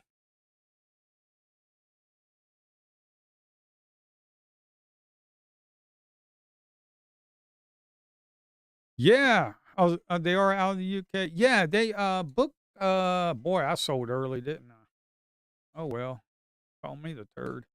Um yeah, Bookmap I don't think I can compete with because I'm just one senior software engineer that's been slinging code for rose up. Did I lose connection? I bet you Bull Knox. Nectar encoder, I think I just lost. I think we're back. Yep, I think we're back. My internet had a brain fart. My internet just had a little just squeaked out a fart. We kind of got interrupted.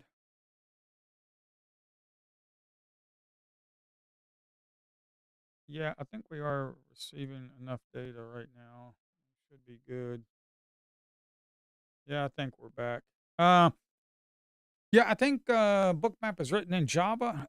They do things a little bit different. Right now, I'm using the Windows Presentation Foundation (WPF) to paint all this heat map stuff, which is not ideal. The way Bookmap does it is they take a pre-rendered bitmap and then they kind of render it using your graphics card, and that is what I would like to do. And I got to refactor the code to do that, which I will, but that will be next month. Uh, if I get enough support for this project, I'm going to do quite a few things, but uh,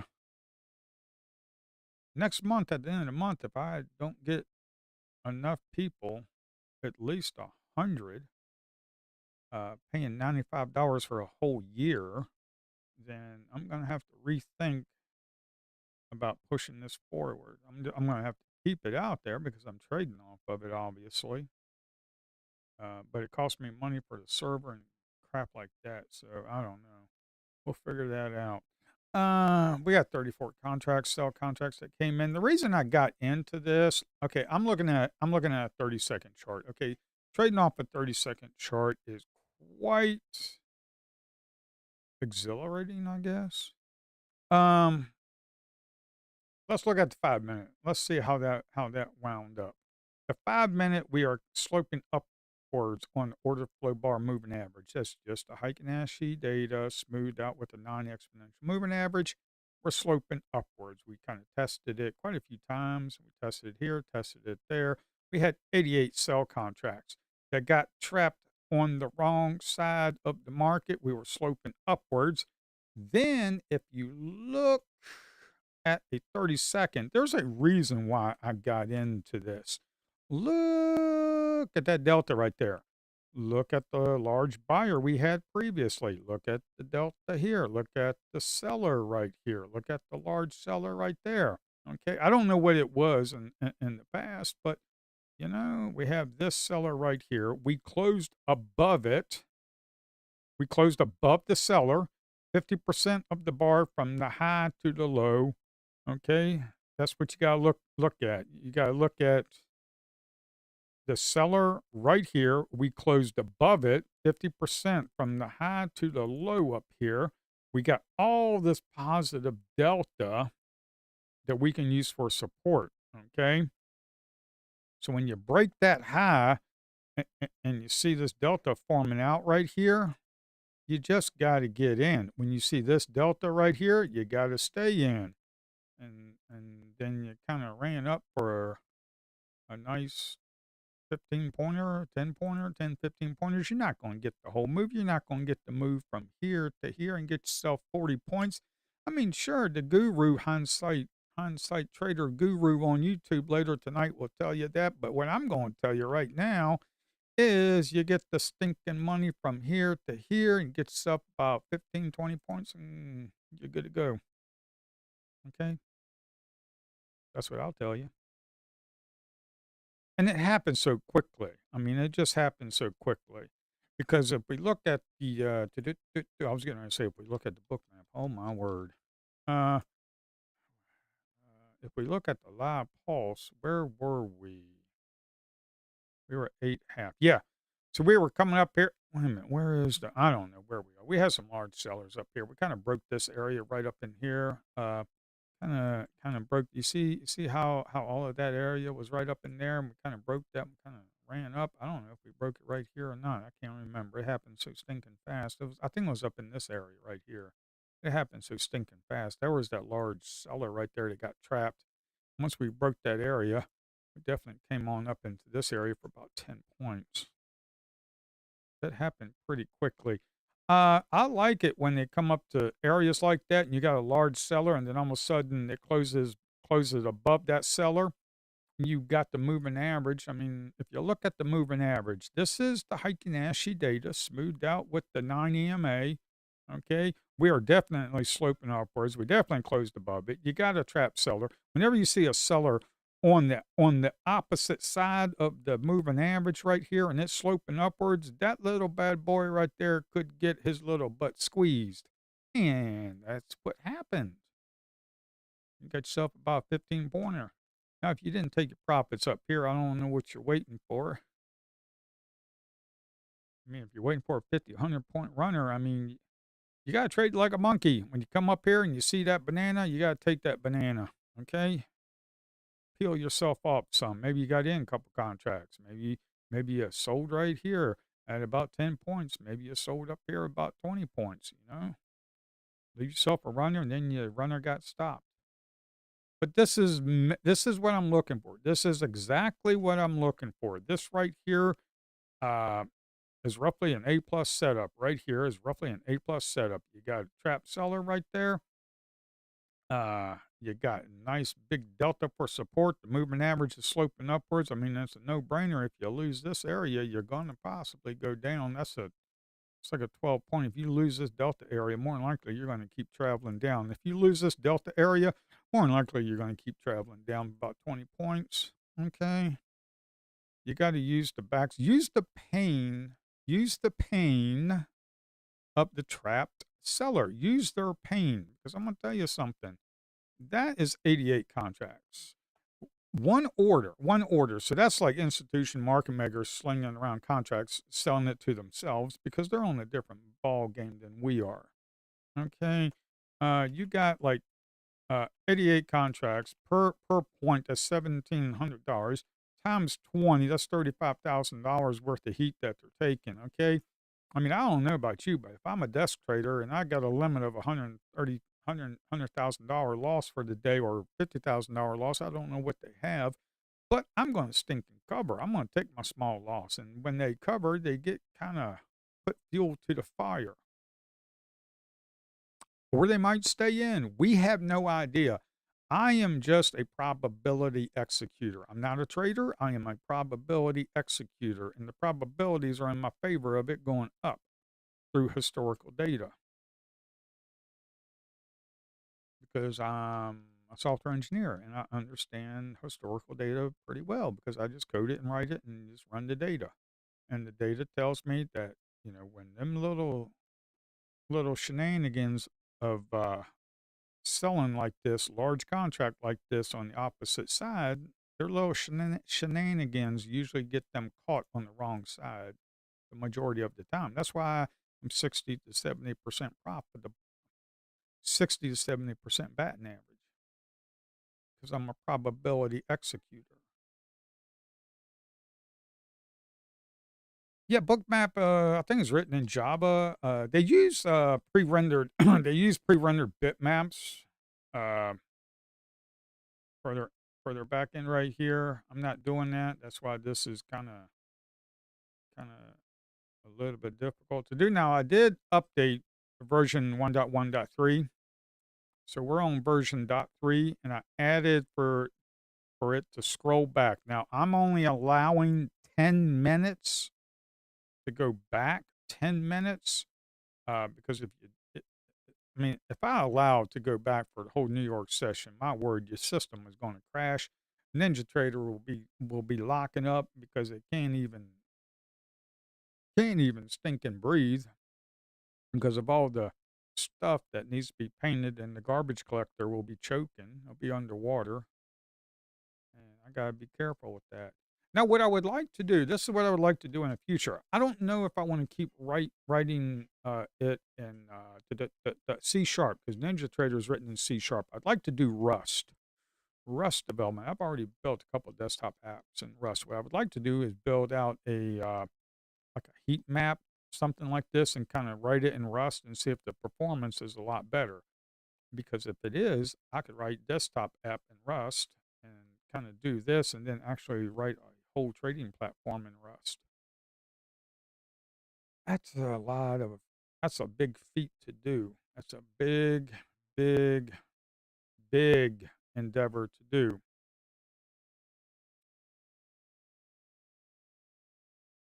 I mean, I could easily take this code that I have imported over into a order flow trading platform and just write the data connections for Rhythmic and Tradeovate and a couple other brokers. Write the APIs for that because they've already got APIs for it for C sharp, and it's pretty. That would just I would just need to do that. But all this code that I've written is decoupled from NinjaTrader uh, backend system. There's just a few things I'd have to change around, but yeah.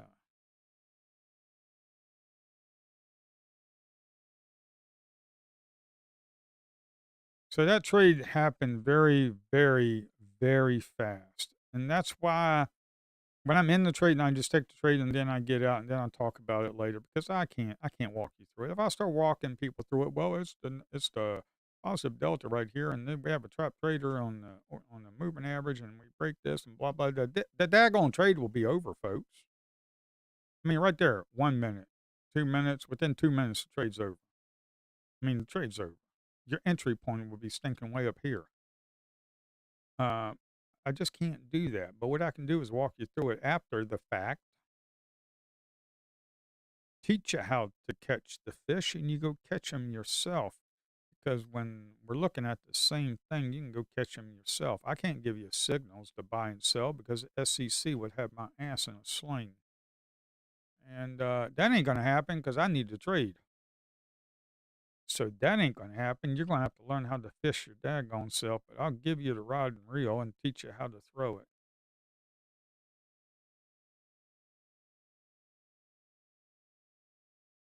Oh, I better charge.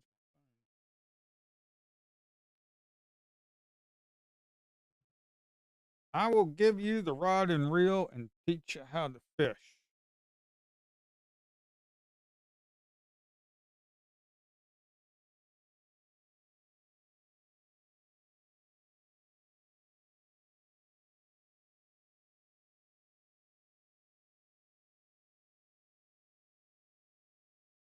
Kind of like my dad when I told my dad I wanted to learn how to fly fish, and he said, "Well, son, I'll give you the rod and an old line, and you can go out in the backyard, and I can kind of give you the basics, and you're just gonna have to take it from there and learn yourself." To be quite honest, so went out in the backyard. Dad showed me the basics, and I kind of went out on my own, and then I said, "Okay," and my dad said, "I think you're ready, son.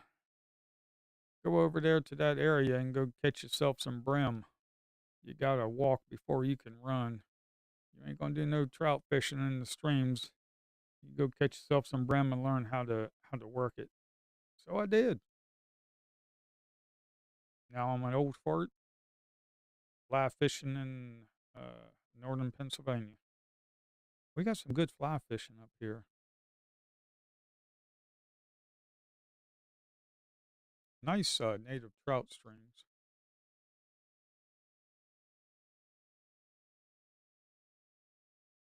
I'm up here, up in the area around Fisherman's Paradise. It's actually a creek, actually an area. Uh,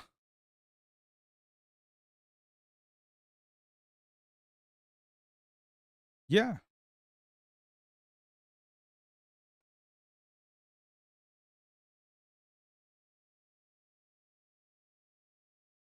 You see, this happens so quickly. You gotta sit here. You gotta sit here. I don't know how long we had to sit here, but we had to sit here for quite a while, probably an hour or two, probably 3 hours. I'm not sure, and we got ourselves a nice little trade right there. So when you come up in there and and then you see that right there, you see that 88. That's one contract. I mean, that's one order with 88 contracts. That's institution market maker. I don't know what they're thinking. They know what they're doing. I don't have any stinking idea. All I know is the probabilities of us going up is quite high.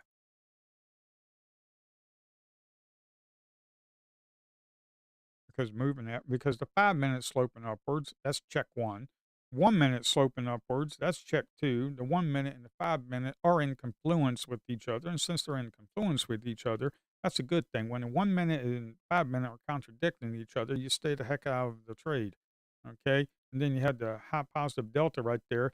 You got that 88 single execution of 88 contracts and you're breaking the high right there, that's a no-brainer to get in, and then you cut the trade right there for about 15 points. That's $300. You're done for the day. $300.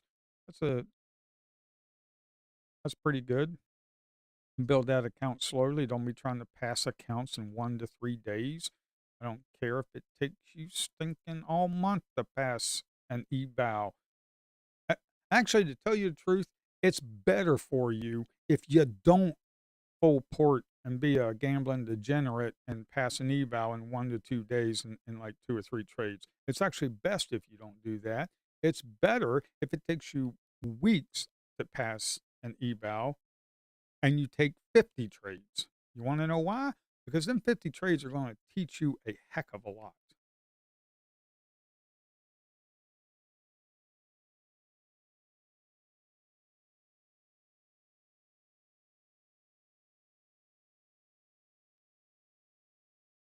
But that is why we entered that trade. And that is why we probably sat here for hours. Look at this. Look at this. I don't know. Did we get that 44? Did we? I'm not sure. I can't remember. Uh, but we got this 88 sell contract, and we're sloping upwards on the order flow bar moving average. The only bad thing is about this is that you were kind of like in a bounce market area. Okay, right in this area. Okay, you were in a bounce market area. But once we saw the big positive delta up there and we broke that, then yeah, you can.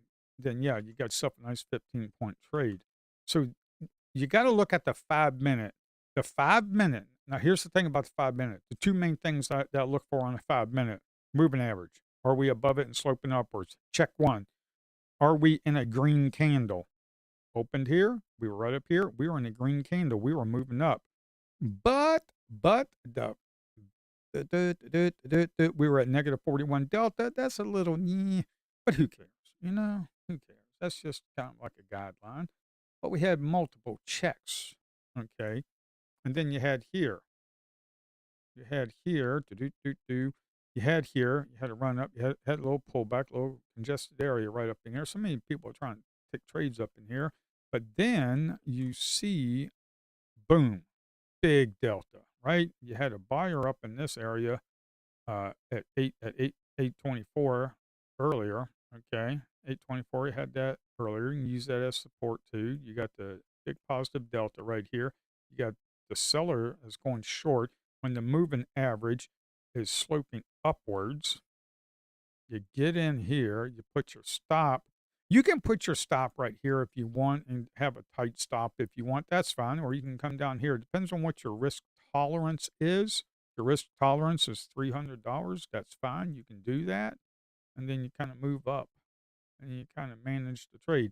Now, you see this 31 right here? Yes, that is a trapped seller as well. Okay. But look how far we have deviated from the moving average, about 20 points. That's quite a lot.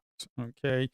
And when we start deviating from the moving average, it likes to trade back down to the moving average. Normally, the moving average will kind of meet back up with price eventually. Okay, so that's not really good idea to be doing that. Plus, you're kind of like way up here in this area. And also, I'm looking at this, and this is really not an ideal trade, to be quite honest, because look at this. We're right here, okay? Look where that large seller was that got caught. It was right in the stinking middle of a balanced market. But that was the only thing we had for hours. Well, a legitimate trade for hours.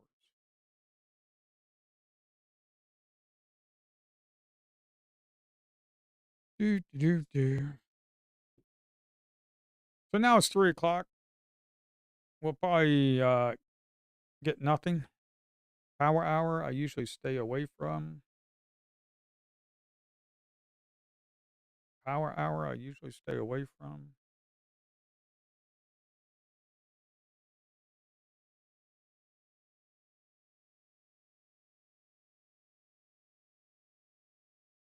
I wish I had my funded account on that trade, but hey, happened too quickly. I couldn't switch. It happened so quickly I could not switch over. But I'm happy for the day. I got me another funded account. I am happy for the day. Yep.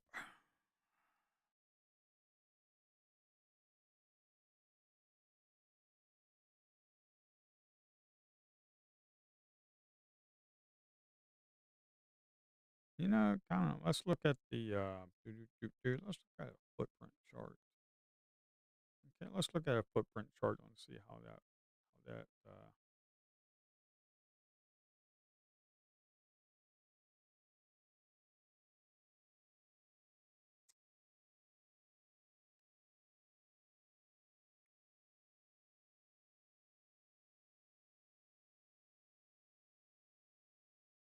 Okay.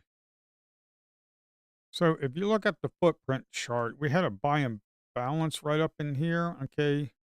Now I have to. I mean, this was a decent trade because you had 144 sellers right up in there, but 88 contracts of it was one execution right there. Okay. And that's just because the institution market makers, they trade off of each other. That's how they can get them fills. Okay. This buy and bounce right here, that was actually pretty good. That was this area right here. This this 3 and this 12. Okay. That right there. This right here, this whole area right here is tick merged to 1 point. Okay. Because if you look at my settings, if you get a white window, you just have to reopen it. It's a race condition I have not been able to figure out. Uh, I'm tick merged to 4. Okay, just because NQ trades like a squirrel hyped up on Red Bull. That's why I do that. But the way it's a diagonal, okay, imbalance area. Okay, I go off of diagonal. So 3 levels of it. 3 levels of it was a stacked 4 times more, and it was 3 levels. So within that area right there, it was. I need to have this drawing kind of stay where the time is. I might have to change the code around to do that, but that's how that is. That's how you read these footprint charts. This is the sells and this is the buys, okay? And you do diagonal, you little turd. You do diagonal and balance. There are some platforms that do horizontal, like this, horizontal buy and balance. I don't do that. I do diagonal, okay? That's just traditional way of doing it. I think that's the proper way of doing it, to be quite honest. Um, but yeah. And then when you start trading, you start looking up here, okay? You start trading and you're like, "Well, where should I be exiting my trade?" Well, you had this is one area that I was a little concerned about. You see that buy and bounce right there, and then we kind of closed below it. I was a little concerned because we were having a little spinning top candle right there. But if you look at this, this was pretty good. The you had like 24, 19, 11, 9, 19. You see right here, diagonal, diagonal, diagonal. They were moving up. 7, 13, 1, 31. It was moving up. So why the heck would you sell? Well, we got 15, 14, then you got 19, 26. Why the heck would you sell? You know? Why the heck would you sell? You got 21 to 100. Why would you sell? And then all of a sudden, you got this area. I wasn't looking at the footprint chart at the time. Then it starts shifting 35 to 40. Then you have 36 to 13, 55 to 43. You're getting the sellers. And if you look at it diagonally, the 55 to 43, you start looking at it diagonally and you're like, wait a minute. It's starting to shift a little bit. The delta's going neutral. Then you got the 32. What? Then you got the 32 to 16. Oh, you got 25 to 6. That's pretty good. Then you got a 90 to 29, 69, 32. Yeah, you might want to start taking some profits there, folks. You might want to start taking some profits because it's starting to shift a little bit. This is how you read footprint charts. There was one person asked me yesterday, what's the edge of the footprint charts? Well, this is the edge, what I just explained. I did not explain that yesterday because I was kind of busy trading. Well, right now I'm kind of able to explain that. So, and I might need to do that as an educational video of, hey, I trade footprint charts. And this is why, because I've been trading them for years. Uh, there is one good platform for it. That's Quantower. Quantower has some nice footprint charts. Okay. Motive Wave. Motive Wave is okay. I think they've got, I don't know. They're decent. Sierra charts, really nice, solid. Sierra charts, solid platform. Solid platform. Okay. Very solid platform. I just don't. It's, yeah.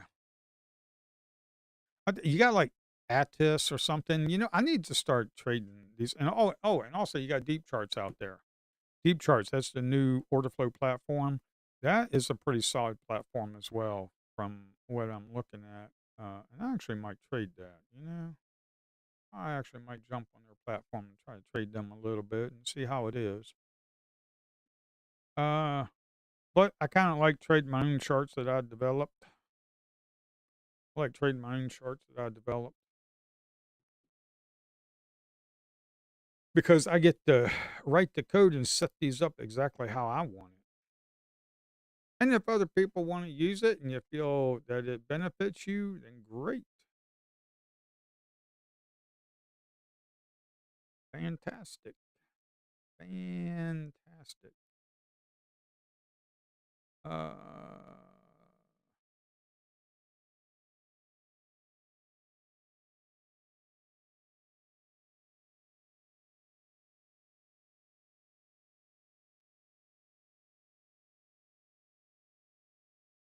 I wouldn't try to be going long off of this thinking it's support. Not even this right here. You want to know why? Well, for one, it's power hour. Second of all, the 5 minute is kind of like this right here. Okay.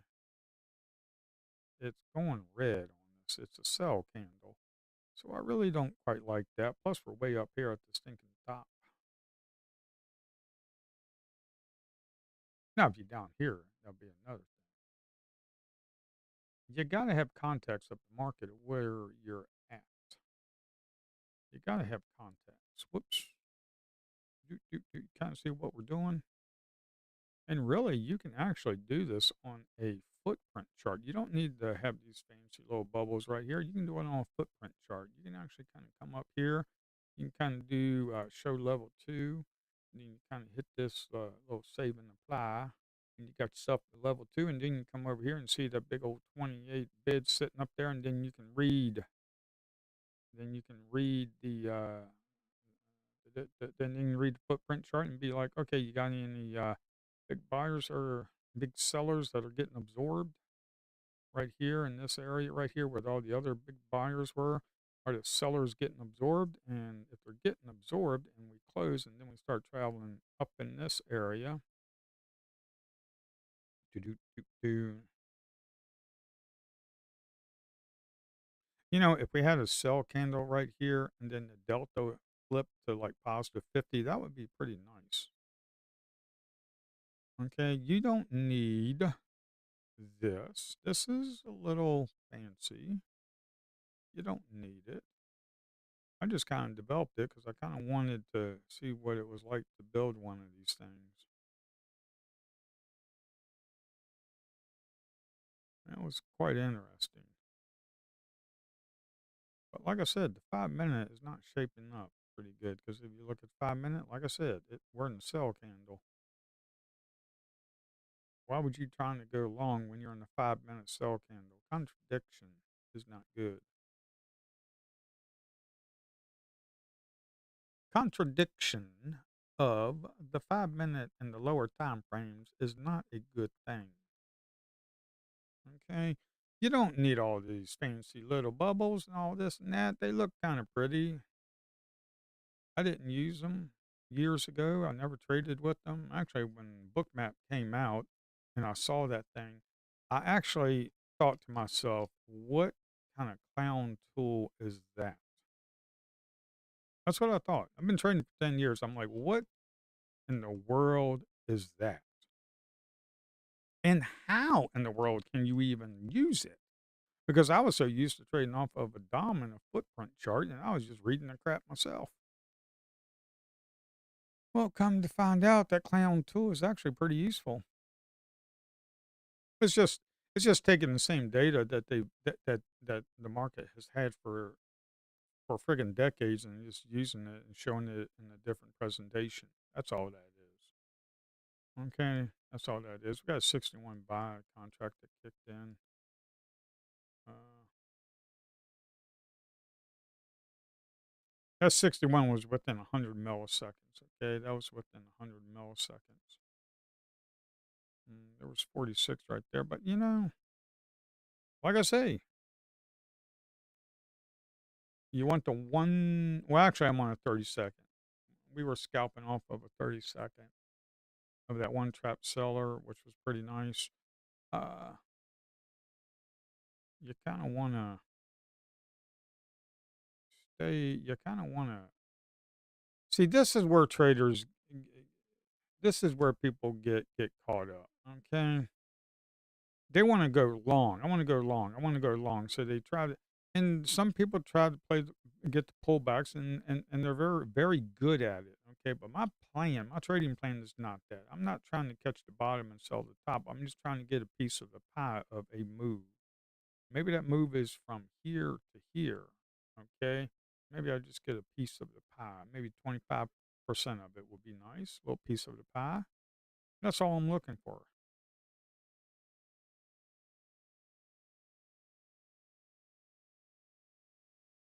And when you get good at this, what you can do is once you have a good profitable day and and built yourself a buffer, you can actually go in kind of heavy when you see a nice good setup. You can kind of go in heavy with a few contracts, with a few minis, and sling it out there. You know, you can do that.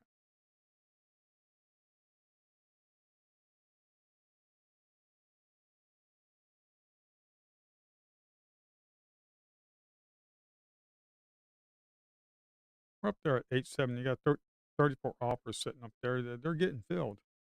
They're getting filled. But the one thing is, you got to look to see if it's being refreshed. Is them offers being refreshed? And are they being able to move away? Well, they did move away. So those offers did not get refreshed, and now we're still buying. We're up here in this area. Now we're back down.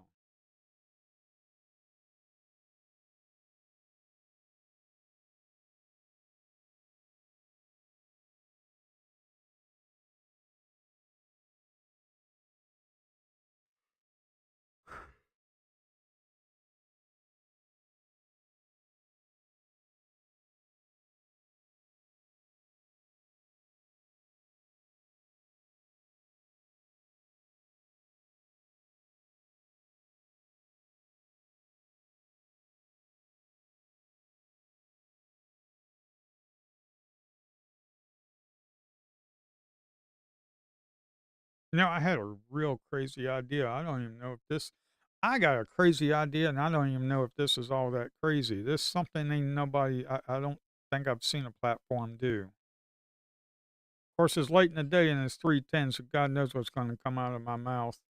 But I got a crazy idea. I actually might try to code this just for shits and giggles, to be quite honest. Uh, okay, these bubbles right here are 100 milliseconds, okay? 100 milliseconds, okay? And we got a heat map right here. Instead of actually having the bubbles right here with the buys and sells, what we could do is actually make a 100 millisecond footprint chart, kind of like what you see on this 30-second chart right here with the candle, you know. I don't know. That's kind of wacky. I don't know. I mean, I might be out of my mind and know I'm not drinking or smoking. I'm just throwing ideas out there. I have no idea. I mean, that's kind of like trading like on less than a 1 second footprint chart. That is kind of whack. What kind of whack job am I? I don't know. That's kind of crazy though.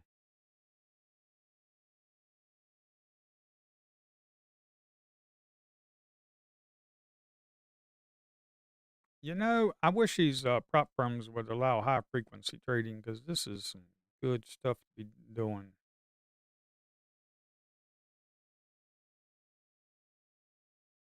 I think Bullnox allows uh, bot trading. I don't know if they allow high frequency trading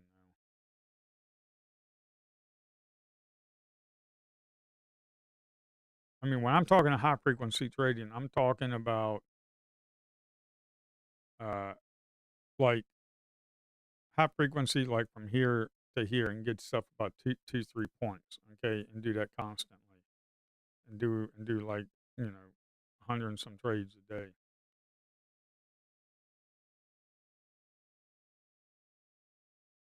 I did play around a little bit with Ninja Trader with some. It was Delta Surge scalping. It was actually pretty decent, and then I just kind of started doing other things. I need to get back into my algo trading. Uh, Once this gets finished and it's in a pretty good state, and I got everything locked down, mainly the dominant. I got a chart trader on here. Once everything is pretty hashed out, I might start looking to trade some high frequency strategies in Ninja Trader.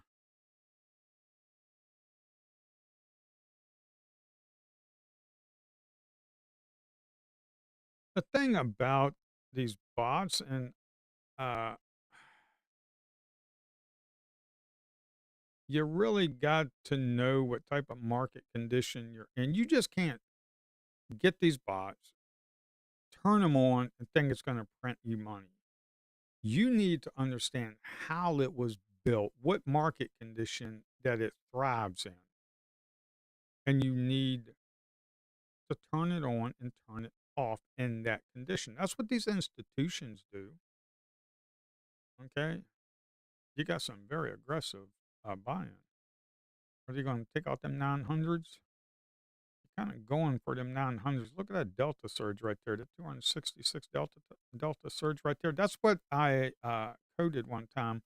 It was 75 delta surge. So you go from you go from you go from 66 previous delta plus 75. That was 140 delta. So once this reaches 150 delta, and we're sloping up on the moving average, I did the delta surge scalper to just scalp out a few points up there on that surge. That's all I did. It's just a delta surge scalper.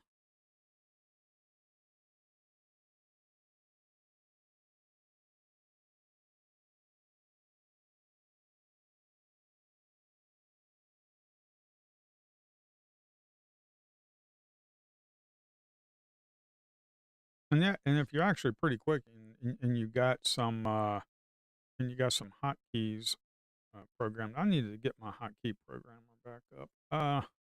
66 delta, and we got a delta surge of 211. You know, I could put a little arrow right there. Boom, little yellow arrow to the upside when you get a delta surge, or to the downside when you get delta surge to the downside. That would give you an indication that we had a delta surge of 75, because that's what I coded in the bot. Uh, that's what I coded in the bot. You had 66 plus 75, so if you get 150, and it goes from six and goes to 150 within a certain time frame. That is the key, within a certain time frame. Maybe 250 milliseconds, like a quarter of a millisecond. You get a delta surge within a quarter of a millisecond. It shows like a little arrow up there, and you get a delta surge, and boom, you get yourself about 10 points and move on for the day. But you got to be disciplined. You got to trade like a monkey. See that banana, take that banana, move along, folks. You know? Uh, but I hate to say it, most people ain't that disciplined to sit there and take profits because they're a bunch of greedy, you know what. And greed will slaughter you in the financial markets. Greed will slaughter you. You know, like one of my old mentors told me, bulls make money, bears make money, and pigs get slaughtered. So don't be a pig. That was one of the lessons that was taught to me by a mentor. Don't be a pig. Just sit there and scalp and get your base hits and move along. Every now and then you got a runner that gets you a home run. Good job. Most of the time, it ain't going to happen.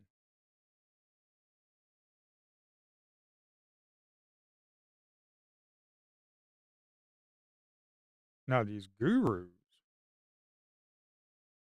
hindsight trader gurus on YouTube tonight will tell you that they get home runs just about every stinking day.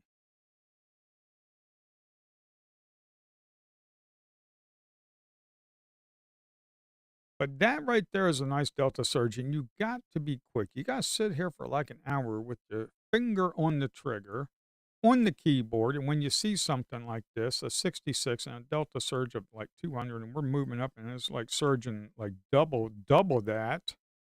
Boom, it gets up to 120, and you're looking at the footprint chart, and this thing is surging upwards, and you got 22 to 51, 3 to 32, 5 to 32. I mean, you got to look at stuff like that.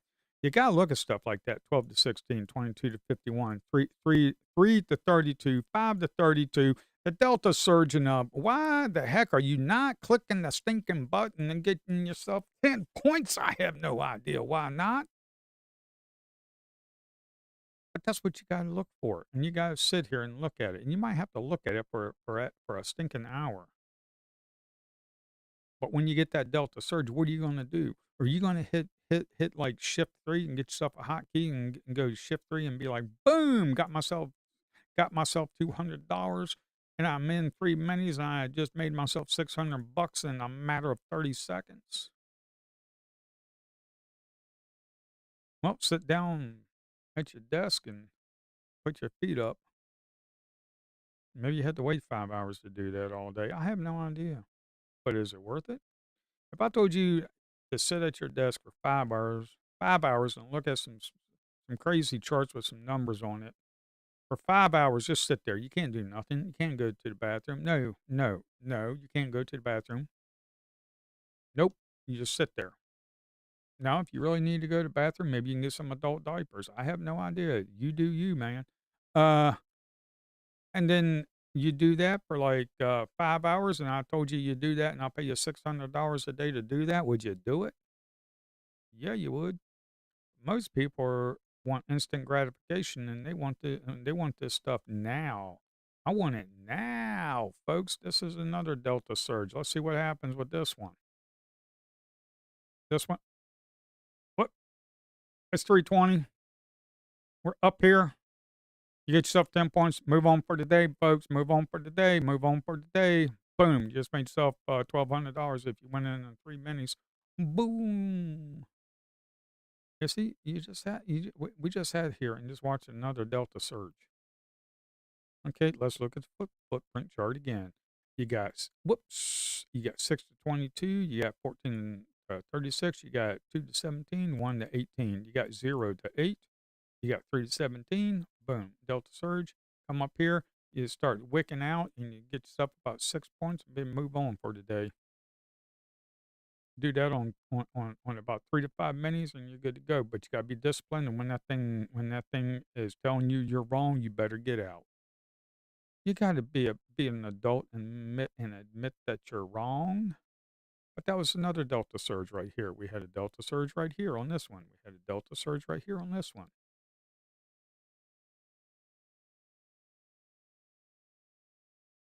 Kinda makes me wanna get back in and trade my delta surge bot. Kinda wants me to get back in to trade my delta surge bot. Where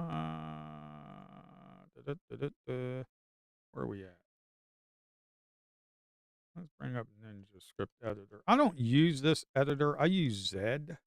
I use Zed Editor, but I just showed you 2 instances back to back with delta surges, and they were profitable trades. They're very, very good, but you've got to be extremely disciplined, and you really, really need to have hotkeys for this. You can't sit there and click this on a basic entry. Well, I mean, you could, but it's kind of hard to do. Strategies, kind of strategies. Yeah, delta scalping. This stinking thing right here. Let's see if it'll bring it up. Uh, yeah, my delta. Man, I just don't like this thing. Where's Zed? Where you at, Zed? There you are. Let me bring it over here. I don't want to give away all my secrets. Open recent add-ons indicators. Close that out. Come on, close. Whoa.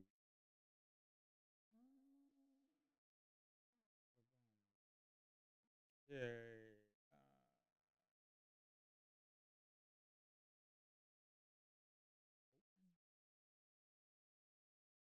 Oh, come on.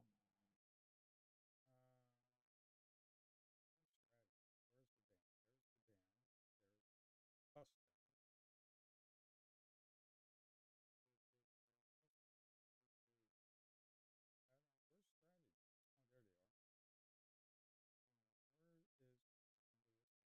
There we go. So this is my Delta scalper. Do-do-do-do. So this is my Delta scalper, and I basically Delta surge entry 110. I usually had it set to 110. So basically, what that would mean is this one right here. It went from 10 as soon as it got to 130. That was the Delta surge, and you kind of scalp you out off some. Okay, this is a very simple bot right here. This is a very simple bot. Your quantity. Oh, okay, 10, whatever. Delta pullback entry. I had a delta pullback entry. If it fell back a certain amount, stop loss ticks of 9, profit target ticks 21. You know, your max trades per day, 25 after 25, it just shut it down. This was actually a pretty decent profitable trading. I need to refactor this a little bit. My notes: Delta pullback entries 50 Delta size filter. Yeah, Delta surge 110 profit factor 1.2. Yeah, so Delta 200 Delta surge of 110. The profit factor was 1.9, which is quite good.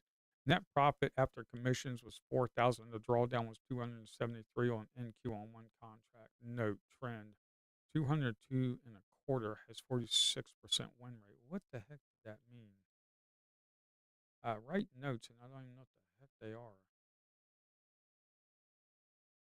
Oh, it only did it a certain time frame from 9:32 to 11:45. After that, it shut down. It didn't do anything.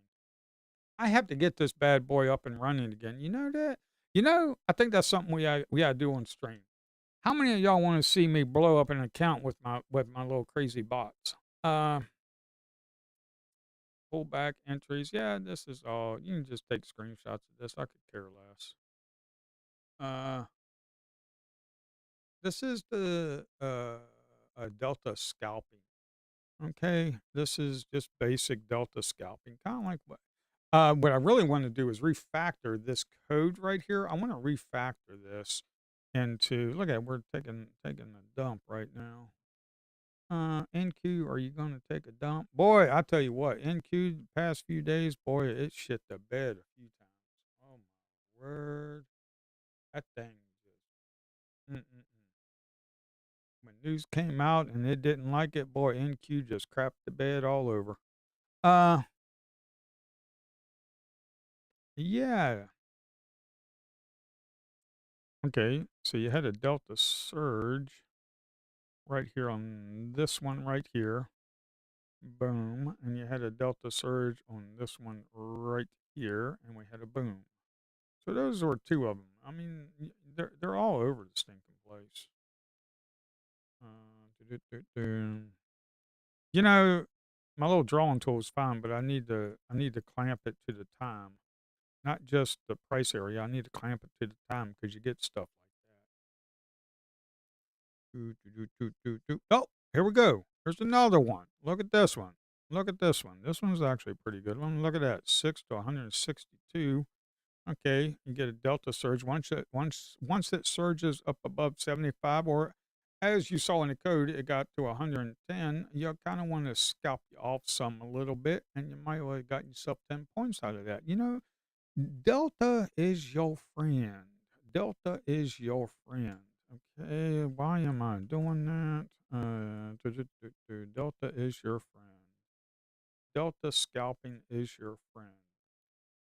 Because whoops, wrong way, folks. Wrong way. Here, let me close this out. It's just slowing things down. Um, when you're looking at a footprint chart, okay, when you're looking at a footprint chart, let's get rid of the moving average. When you're looking at a footprint chart, you got to look at this and you kind of have to be like, okay, 21 to 20, nothing. 11 to 20, nothing. Okay.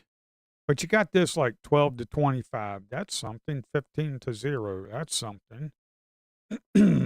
But once it started surging up in here, and it probably surged right up here up top, which was probably not ideal. I really don't know. But when you see the delta from the previous candle go from 6 and then this one kind of like delta surges up to 100, that is something you really want to pay attention to. Okay, you really got to pay attention to that. That's not really a delta surge. Did it? We don't go back that far. Okay, actually, this one was a pretty good one. Look at that. We had that trapped seller that we traded earlier, and we kind of got up here. Boom, kind of made some money on that.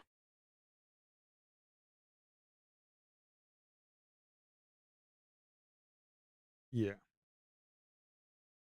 we're kind of flatlining right now. We're just flatlining. We're not doing anything.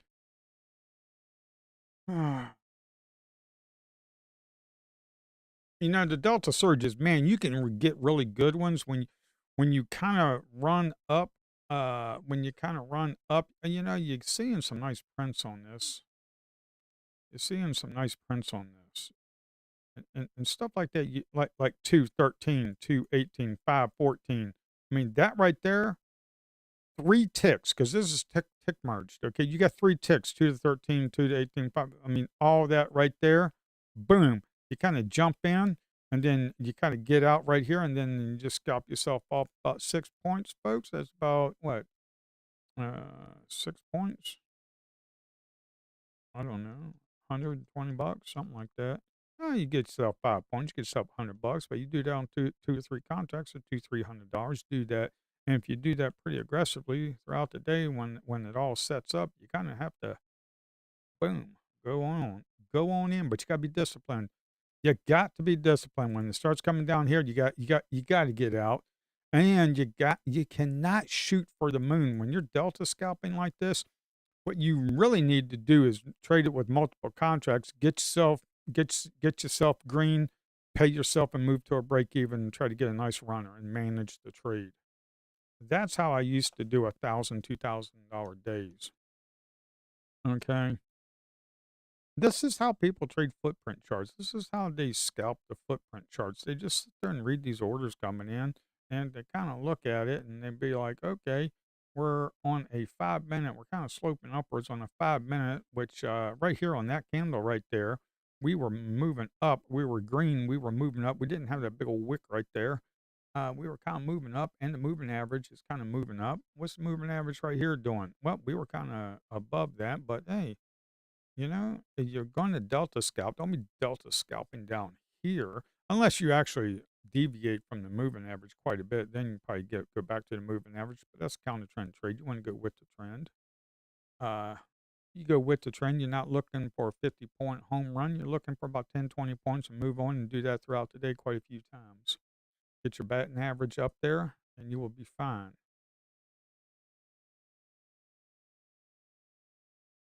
Do do do do. I wish I could show some of my old trades where, I mean, I just sit there and just make like 150 bucks and just do that constantly throughout the day when I was Dom scalping too. You can do this on the Dom too, folks. You can do this on the Dom. Let's bring up the Dom. You can do this on the Dom too. It don't matter. You can scalp it wherever. We'll do 4 punts. We do I don't know what you're doing there. Okay, you can do it on the Dom too. Okay, you got yourself some bum, bum. You see the prints right there? You see the prints right there, 6 and 12?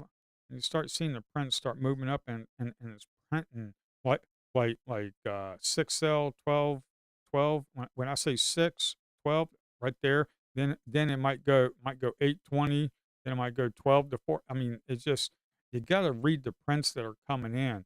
And you can read over here on the delta profile area right here. Like if you come back down to this area right here, that might be support right up in this area right here. Okay, the 863, that might be support for you to kind of like come back down, see if you can get a delta surge and start scalping it upwards.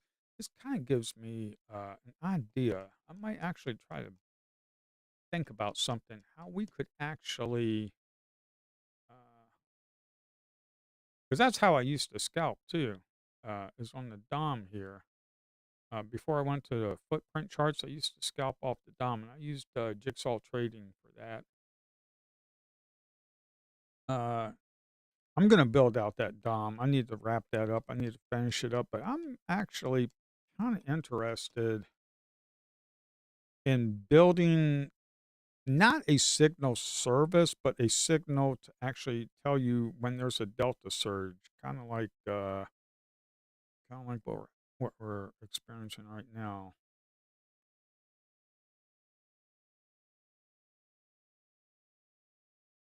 Well, I really need to code it so it can read the code, so it can read and actually find out when it surges for like 75, 110 very quickly in a short time frame. We're talking like 250 milliseconds.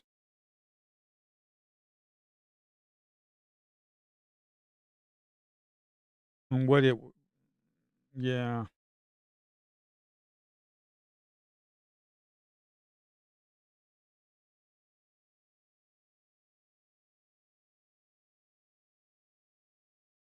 On Quantower, I had the print showing down at the bottom of the candle. I might actually have that option to show down here because you have to look at the candle and see the delta down at the bottom. And when you're up here and you have to look down there, it's kind of hard. I need to not move my eyes, just be in one location and get all the information I need in order to do that. But if I could have like an arrow or something when it actually surges from like 20 from like negative 20 to like 100 positive, it needs to show like a little yellow arrow or like a green arrow, something like that, and be like, hey, the delta surgeon on there, you might want to pay attention.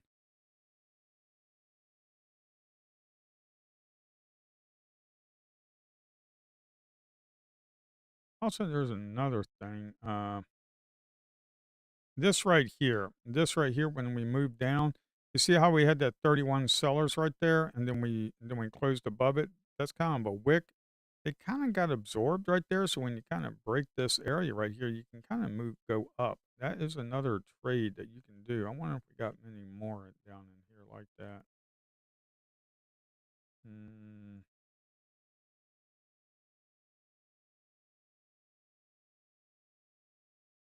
well, you had that 31 that closed above. That was a little trap seller, but it's moved up too far.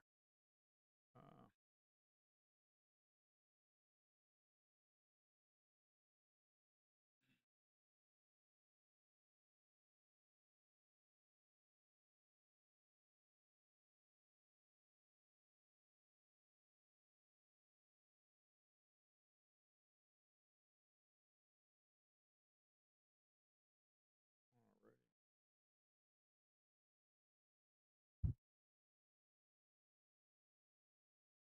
mm, 53% charged. Was it Wednesday? I'll be back at it at 9:15. I'm gonna be here about another 20 minutes. About 9:15, I will be back at it again. What we got some news coming out? What we got for news? We trading the funded account because I gotta wait for those other three evals get reset. To get reset, kind of blew them up doing some crazy stuff, but I really don't care. I only care about my funded. And now I really do care about evals once they get pretty close to passing, like I did this one today. I got pretty close, and like I take it seriously, and I'm like, okay, this is go time to get another funded. Um,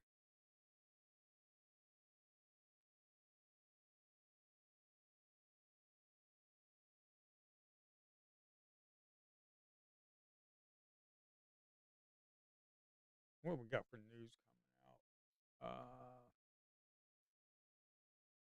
coming out? 8:15 USADB employment change. I ain't nothing. U.S. retail sales month over month. Yeah, yeah, yeah. Fed bar speaks at 9:10. Okay. S&P manufacturing PMI final at 9:45. ISM manufacturing PMI. You know, you could move the market a little bit in the morning. As long as we ain't got Trump or a news press coming up, we good. I could trade the regular red folder events. I just can't trade like this other crap with like Trump speaking or Levitt having a conference or whatever. Uh, and also this other stinking news about Iran. Man, Trump negotiations with Iran are going well. Oh my word. Yeah, and then later on, Iran's gonna be like, "We ain't gonna negotiate with nobody. We're gonna blow you up." Yeah, and then the market dumps. It's just, I get so tired of this. Just leave us alone and let us trade. You know, we ain't had a real president since Bill Clinton. That was a man's man right there. We ain't had a real president since Bill Clinton. Give the man a box of cigars and a tender wrap, and he'll make wonders in the White House.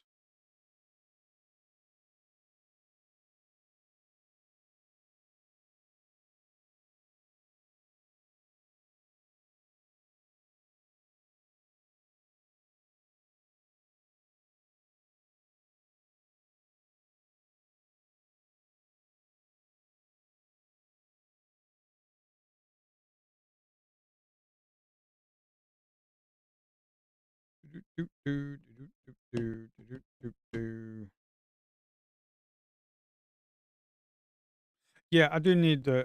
I'm really seriously thinking about doing this Delta Surge thing. This was a. You see right up in here, you got a buy and bounce up in there. It's 0 to 9, 0 to 34, 0 to 20. Look. There's a buy and bounce up top here.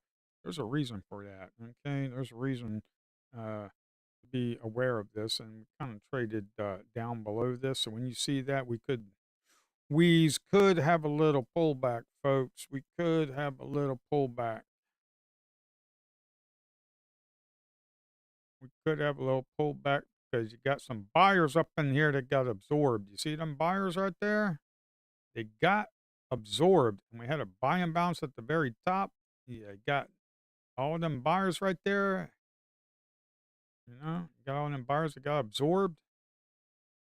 I wouldn't take the short because you're right there at the moving average, but I'm just saying we could have a little shift in the market direction. I mean, it's 3:40. You got 10 minutes till the money starts shifting around, so you got to be careful. 350 algo kicks in, money starts shifting around. You got to be careful.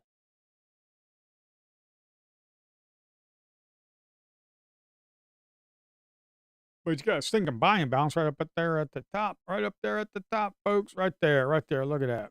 Boom, at the high of day. At the high of day. Let's look at a TPO chart and see how we kind of ended up for the day. Okay, right here we had most of our trading bond area that we spent. TPO stands for time price opportunity. This is from the overnight session, New York session. This just does both. Okay. I'll be coding one of these for Ninja Trader here pretty shortly. We kind of spent most of our time in this area. Okay, roughly about 23,300 up in this area. Okay, we did break. If you look at this, we did break yesterday's high right there. Okay, and then we kind of came up into this area, and that was the other previous day's high of Friday. And you see where we kind of most of the time price opportunity, most of the time spent was up in this area, but the volume was down here. And the volume for yesterday was a balanced distribution day. It was a balanced distribution day. Right here, we have kind of like what's called a double distribution day up in this area. And we had time price opportunity here. We had time price opportunity here. And we're closing right above this area. So that's kind of bullish. Bullish. So, what I am expecting, what I'm thinking that we do, if we break this area, start trading above it tomorrow, what I'm thinking, and we start trading above this area right here. Okay, start trading above this area, roughly about 24,000. We could possibly come up and test this area right up in here. That is what I'm thinking. It depends on what the overnight session does. We have no idea what the overnight session is going to do. News could come out and we'll stink and be way up here at 25,000. We have no friggin' idea because the market's whacked out of its mind just like the government is right now. Okay? I'm just trying to tell you what I'm thinking, my thesis, what I'm thinking, because we have all this area right up in here. Time, price, opportunity. See all them pointed controls? That one, that one, that one, that one. We're pretty close to each other. Okay. And we're down here. So we could possibly come up to this area if we break the 24,000 and hold it. That's just what I'm thinking.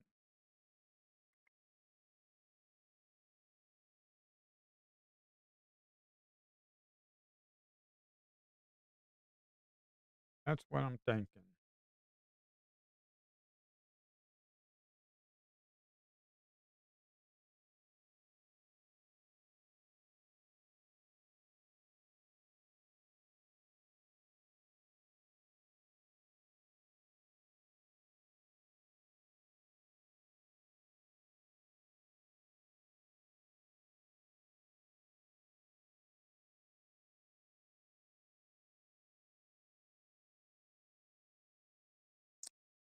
Okay.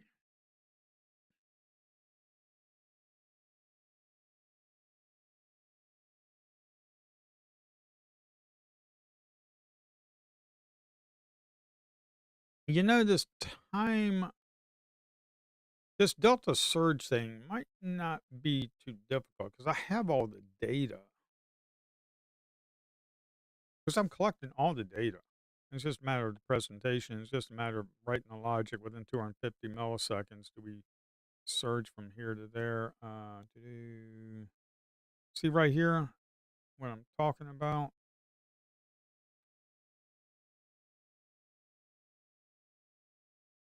58 to like 360.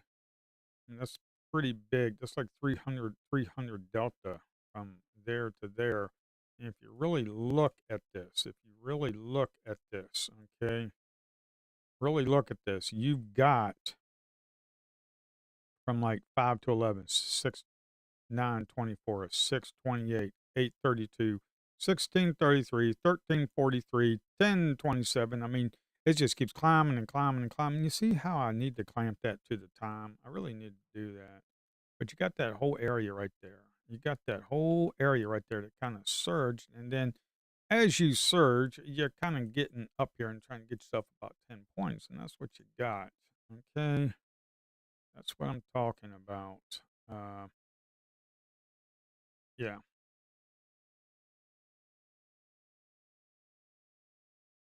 Look at this 168 buy. You had 168 buy with 47. 55 of it was one single contract. Okay. So 55 of it was one single order of 55 contracts out of 168. That's institutional market maker activity. They know something that we don't. Plus, we had a delta surge, to be quite honest. Wow, that's pretty good. So we had a delta surge from 58 to 36. Okay. Look, I mean, when you go from 36, when you go into this area, as I just showed you, you go from 5 to 11, 9, 20, 46 to 28, from 8 sell to 32 buy, from 16 to 33 buy, and you start climbing like that, and the delta jumps from like 100 to 200 and like 250 milliseconds or 500 milliseconds in half a second. Yeah, you got to jump in and get yourself a quick 10 points and move to a break even and try to get yourself a runner.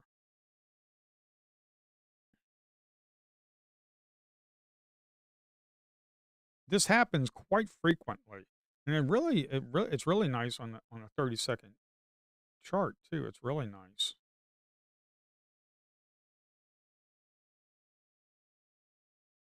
I mean, I used to sit here and just do 100, $200 all day long, and by the end of the day, I equaled like $1,000 every now and then. You get a nice little home run on a runner and you make yourself about a $2,000 day.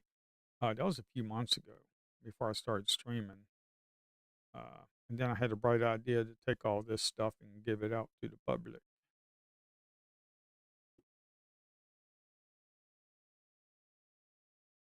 And also, look at that.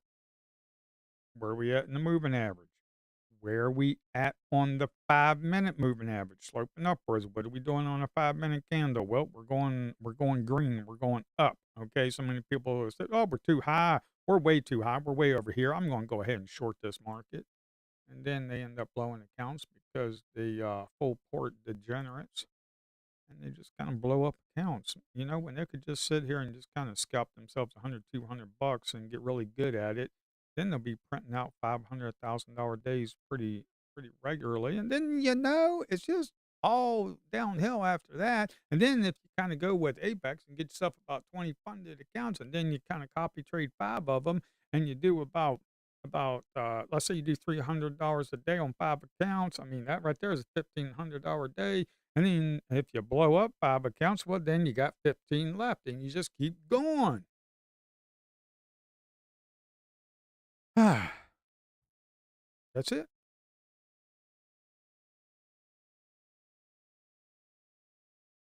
That's it. I don't copy trade. I don't trust in copy trades. It kind of, I mean, maybe, I don't know. I might code one myself. Who knows? Uh, but it's going to be a very simple one. Um, Yeah, I really need to do a delta surge.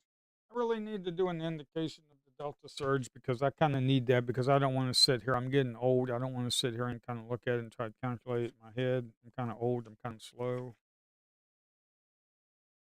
kind of lazy now. Okay, I might be able to get this done this week, which would be nice. It might not be all that difficult because I got all the data. It's just a matter of creating a function and then calculating that data and then doing a little simple arrow. So it's not like building out a whole friggin' candle stick platform thing. Like it's not like building out like friggin' volume candles, delta candles, footprint charts. It ain't nothing like that. It's actually simpler. So I might be able to get it done pretty quickly. Yep. Let's see. Delta surge. Order flow pulse. Delta surge. Now, what I'm going to have to do is possibly do this and then just go ahead and trade it myself and actually show it on stream and then kind of test it out. It'll be kind of hard for you to do because we're on like a 3-second delay, so it's really kind of hard. At least you'll get the concept of it, but then if it's not too difficult, I'll have to put it in the settings right here, somewhere in the settings where kind of like show large, like a click, show a delta surge. And I would have to have a setting for the delta surge. Man, this setting stuff is getting out of control. I need to start building out a better settings manager. Yeah. Okay. Order flow pulse delta surge. What are we going to do? What are we going to do? The buy candle. If it's a buy, if it's a buy, if it's a buy, it will be the color of the buy candle. And if it's a buy, it'll be below the candle.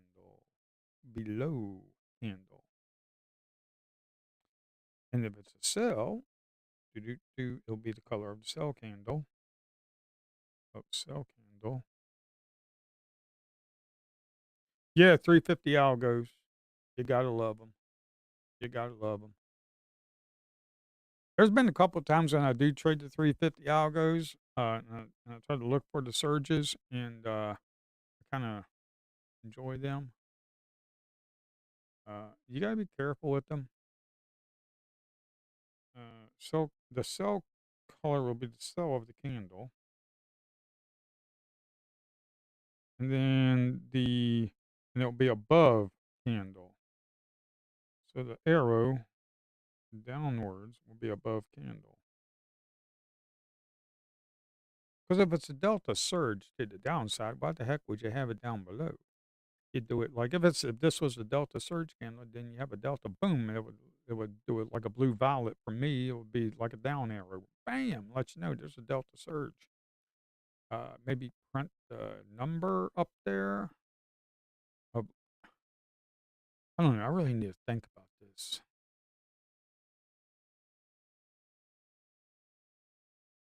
because I used to do this all the time. Months ago, I kinda testing out Motivate platform. I did kinda enjoy it, and I was doing some delta surges on that one. That was actually pretty decent. It was an okay platform. I just had little issues here and there, but it was alright. The delta surges I would do on that platform, and I mean, those were $1,000, $2,000 days. Those were that was months ago when I was cranking out, the evals left and right. Uh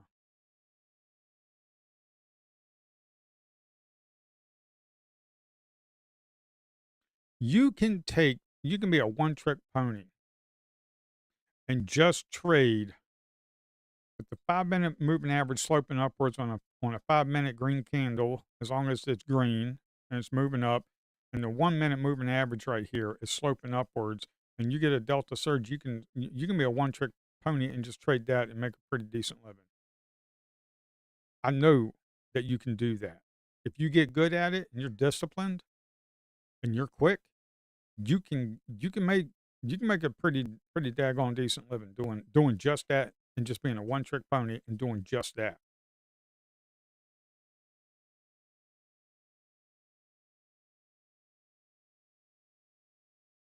Uh, yeah, I need to look at this. This delta, I need to think about this. Probably what I'm going to do uh,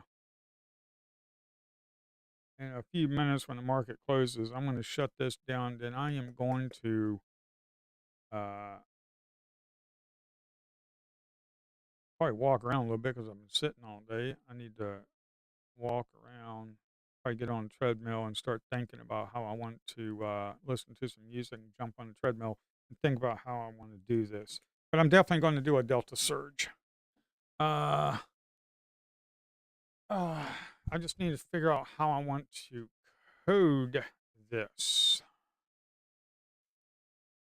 Because there are algos out there that just like the algo that I showed you earlier, all that code, there's algos out there that do just that for these institutions, and they do that, and they trade, and they make money, okay? Um,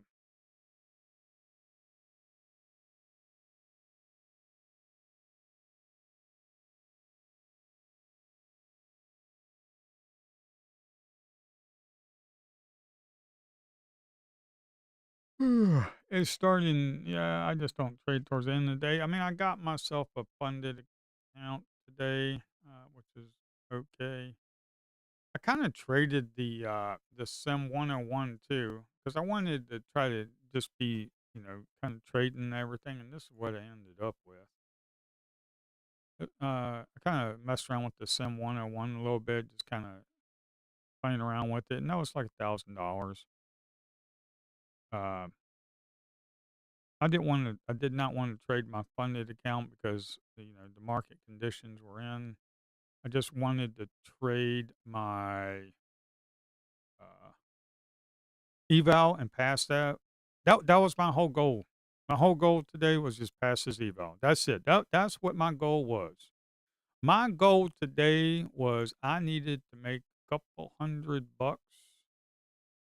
I think it was $200, $300. I can't remember. It might have been a few $100. I don't know. But my goal today was to just make a few $100 and pass the eval. Yeah, yeah. I think it was a few $100 to just pass the eval, and that's exactly what I did. I just passed the eval, and then I was like, okay, my goal is done for today. I'm done. Not feeling it. Don't care about it. The sim account, yeah, I made 1,000. That would have been nice to do it on my funded, but it'll come. Uh, I just wanted to keep clicking buttons and play around a little bit. Uh, uh, I mean, if I can take this stuff here, I mean, is the add-on like locked down 100% rock solid? No. But if I can take it in its condition now and sit here and crank out money, then I think you can too, to be quite honest. It doesn't need to be perfect. Uh, and to be quite honest, this is all I'm using right here. 5 minute in a lower time frame, whether it's a 1 minute or a 30-second or a range chart, it doesn't matter. It doesn't matter. Order flow is order flow. Order flow is order flow. It doesn't matter if you're on a 1 minute, a 30-second, a tick chart, a range chart. Order flow is order flow. All those different types of charts and everything, all these range bar, tick bars, 30-second, all that other stuff is just presentation of how the order flow is presented to you. That's all it is. I mean, if you can scalp on a 1 minute chart, you can scalp on a 30-second chart. If you can scalp on a 1 minute chart, you can scalp on a tick and range chart. It's just a matter of finding out your little sweet spot for that chart type. Order flow is order flow. It don't matter what type of handle you're doing.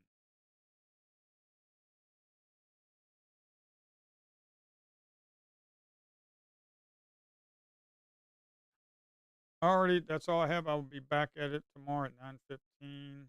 I need to close down Trading View. I'll be back at it tomorrow at 9:15. Talk to you then.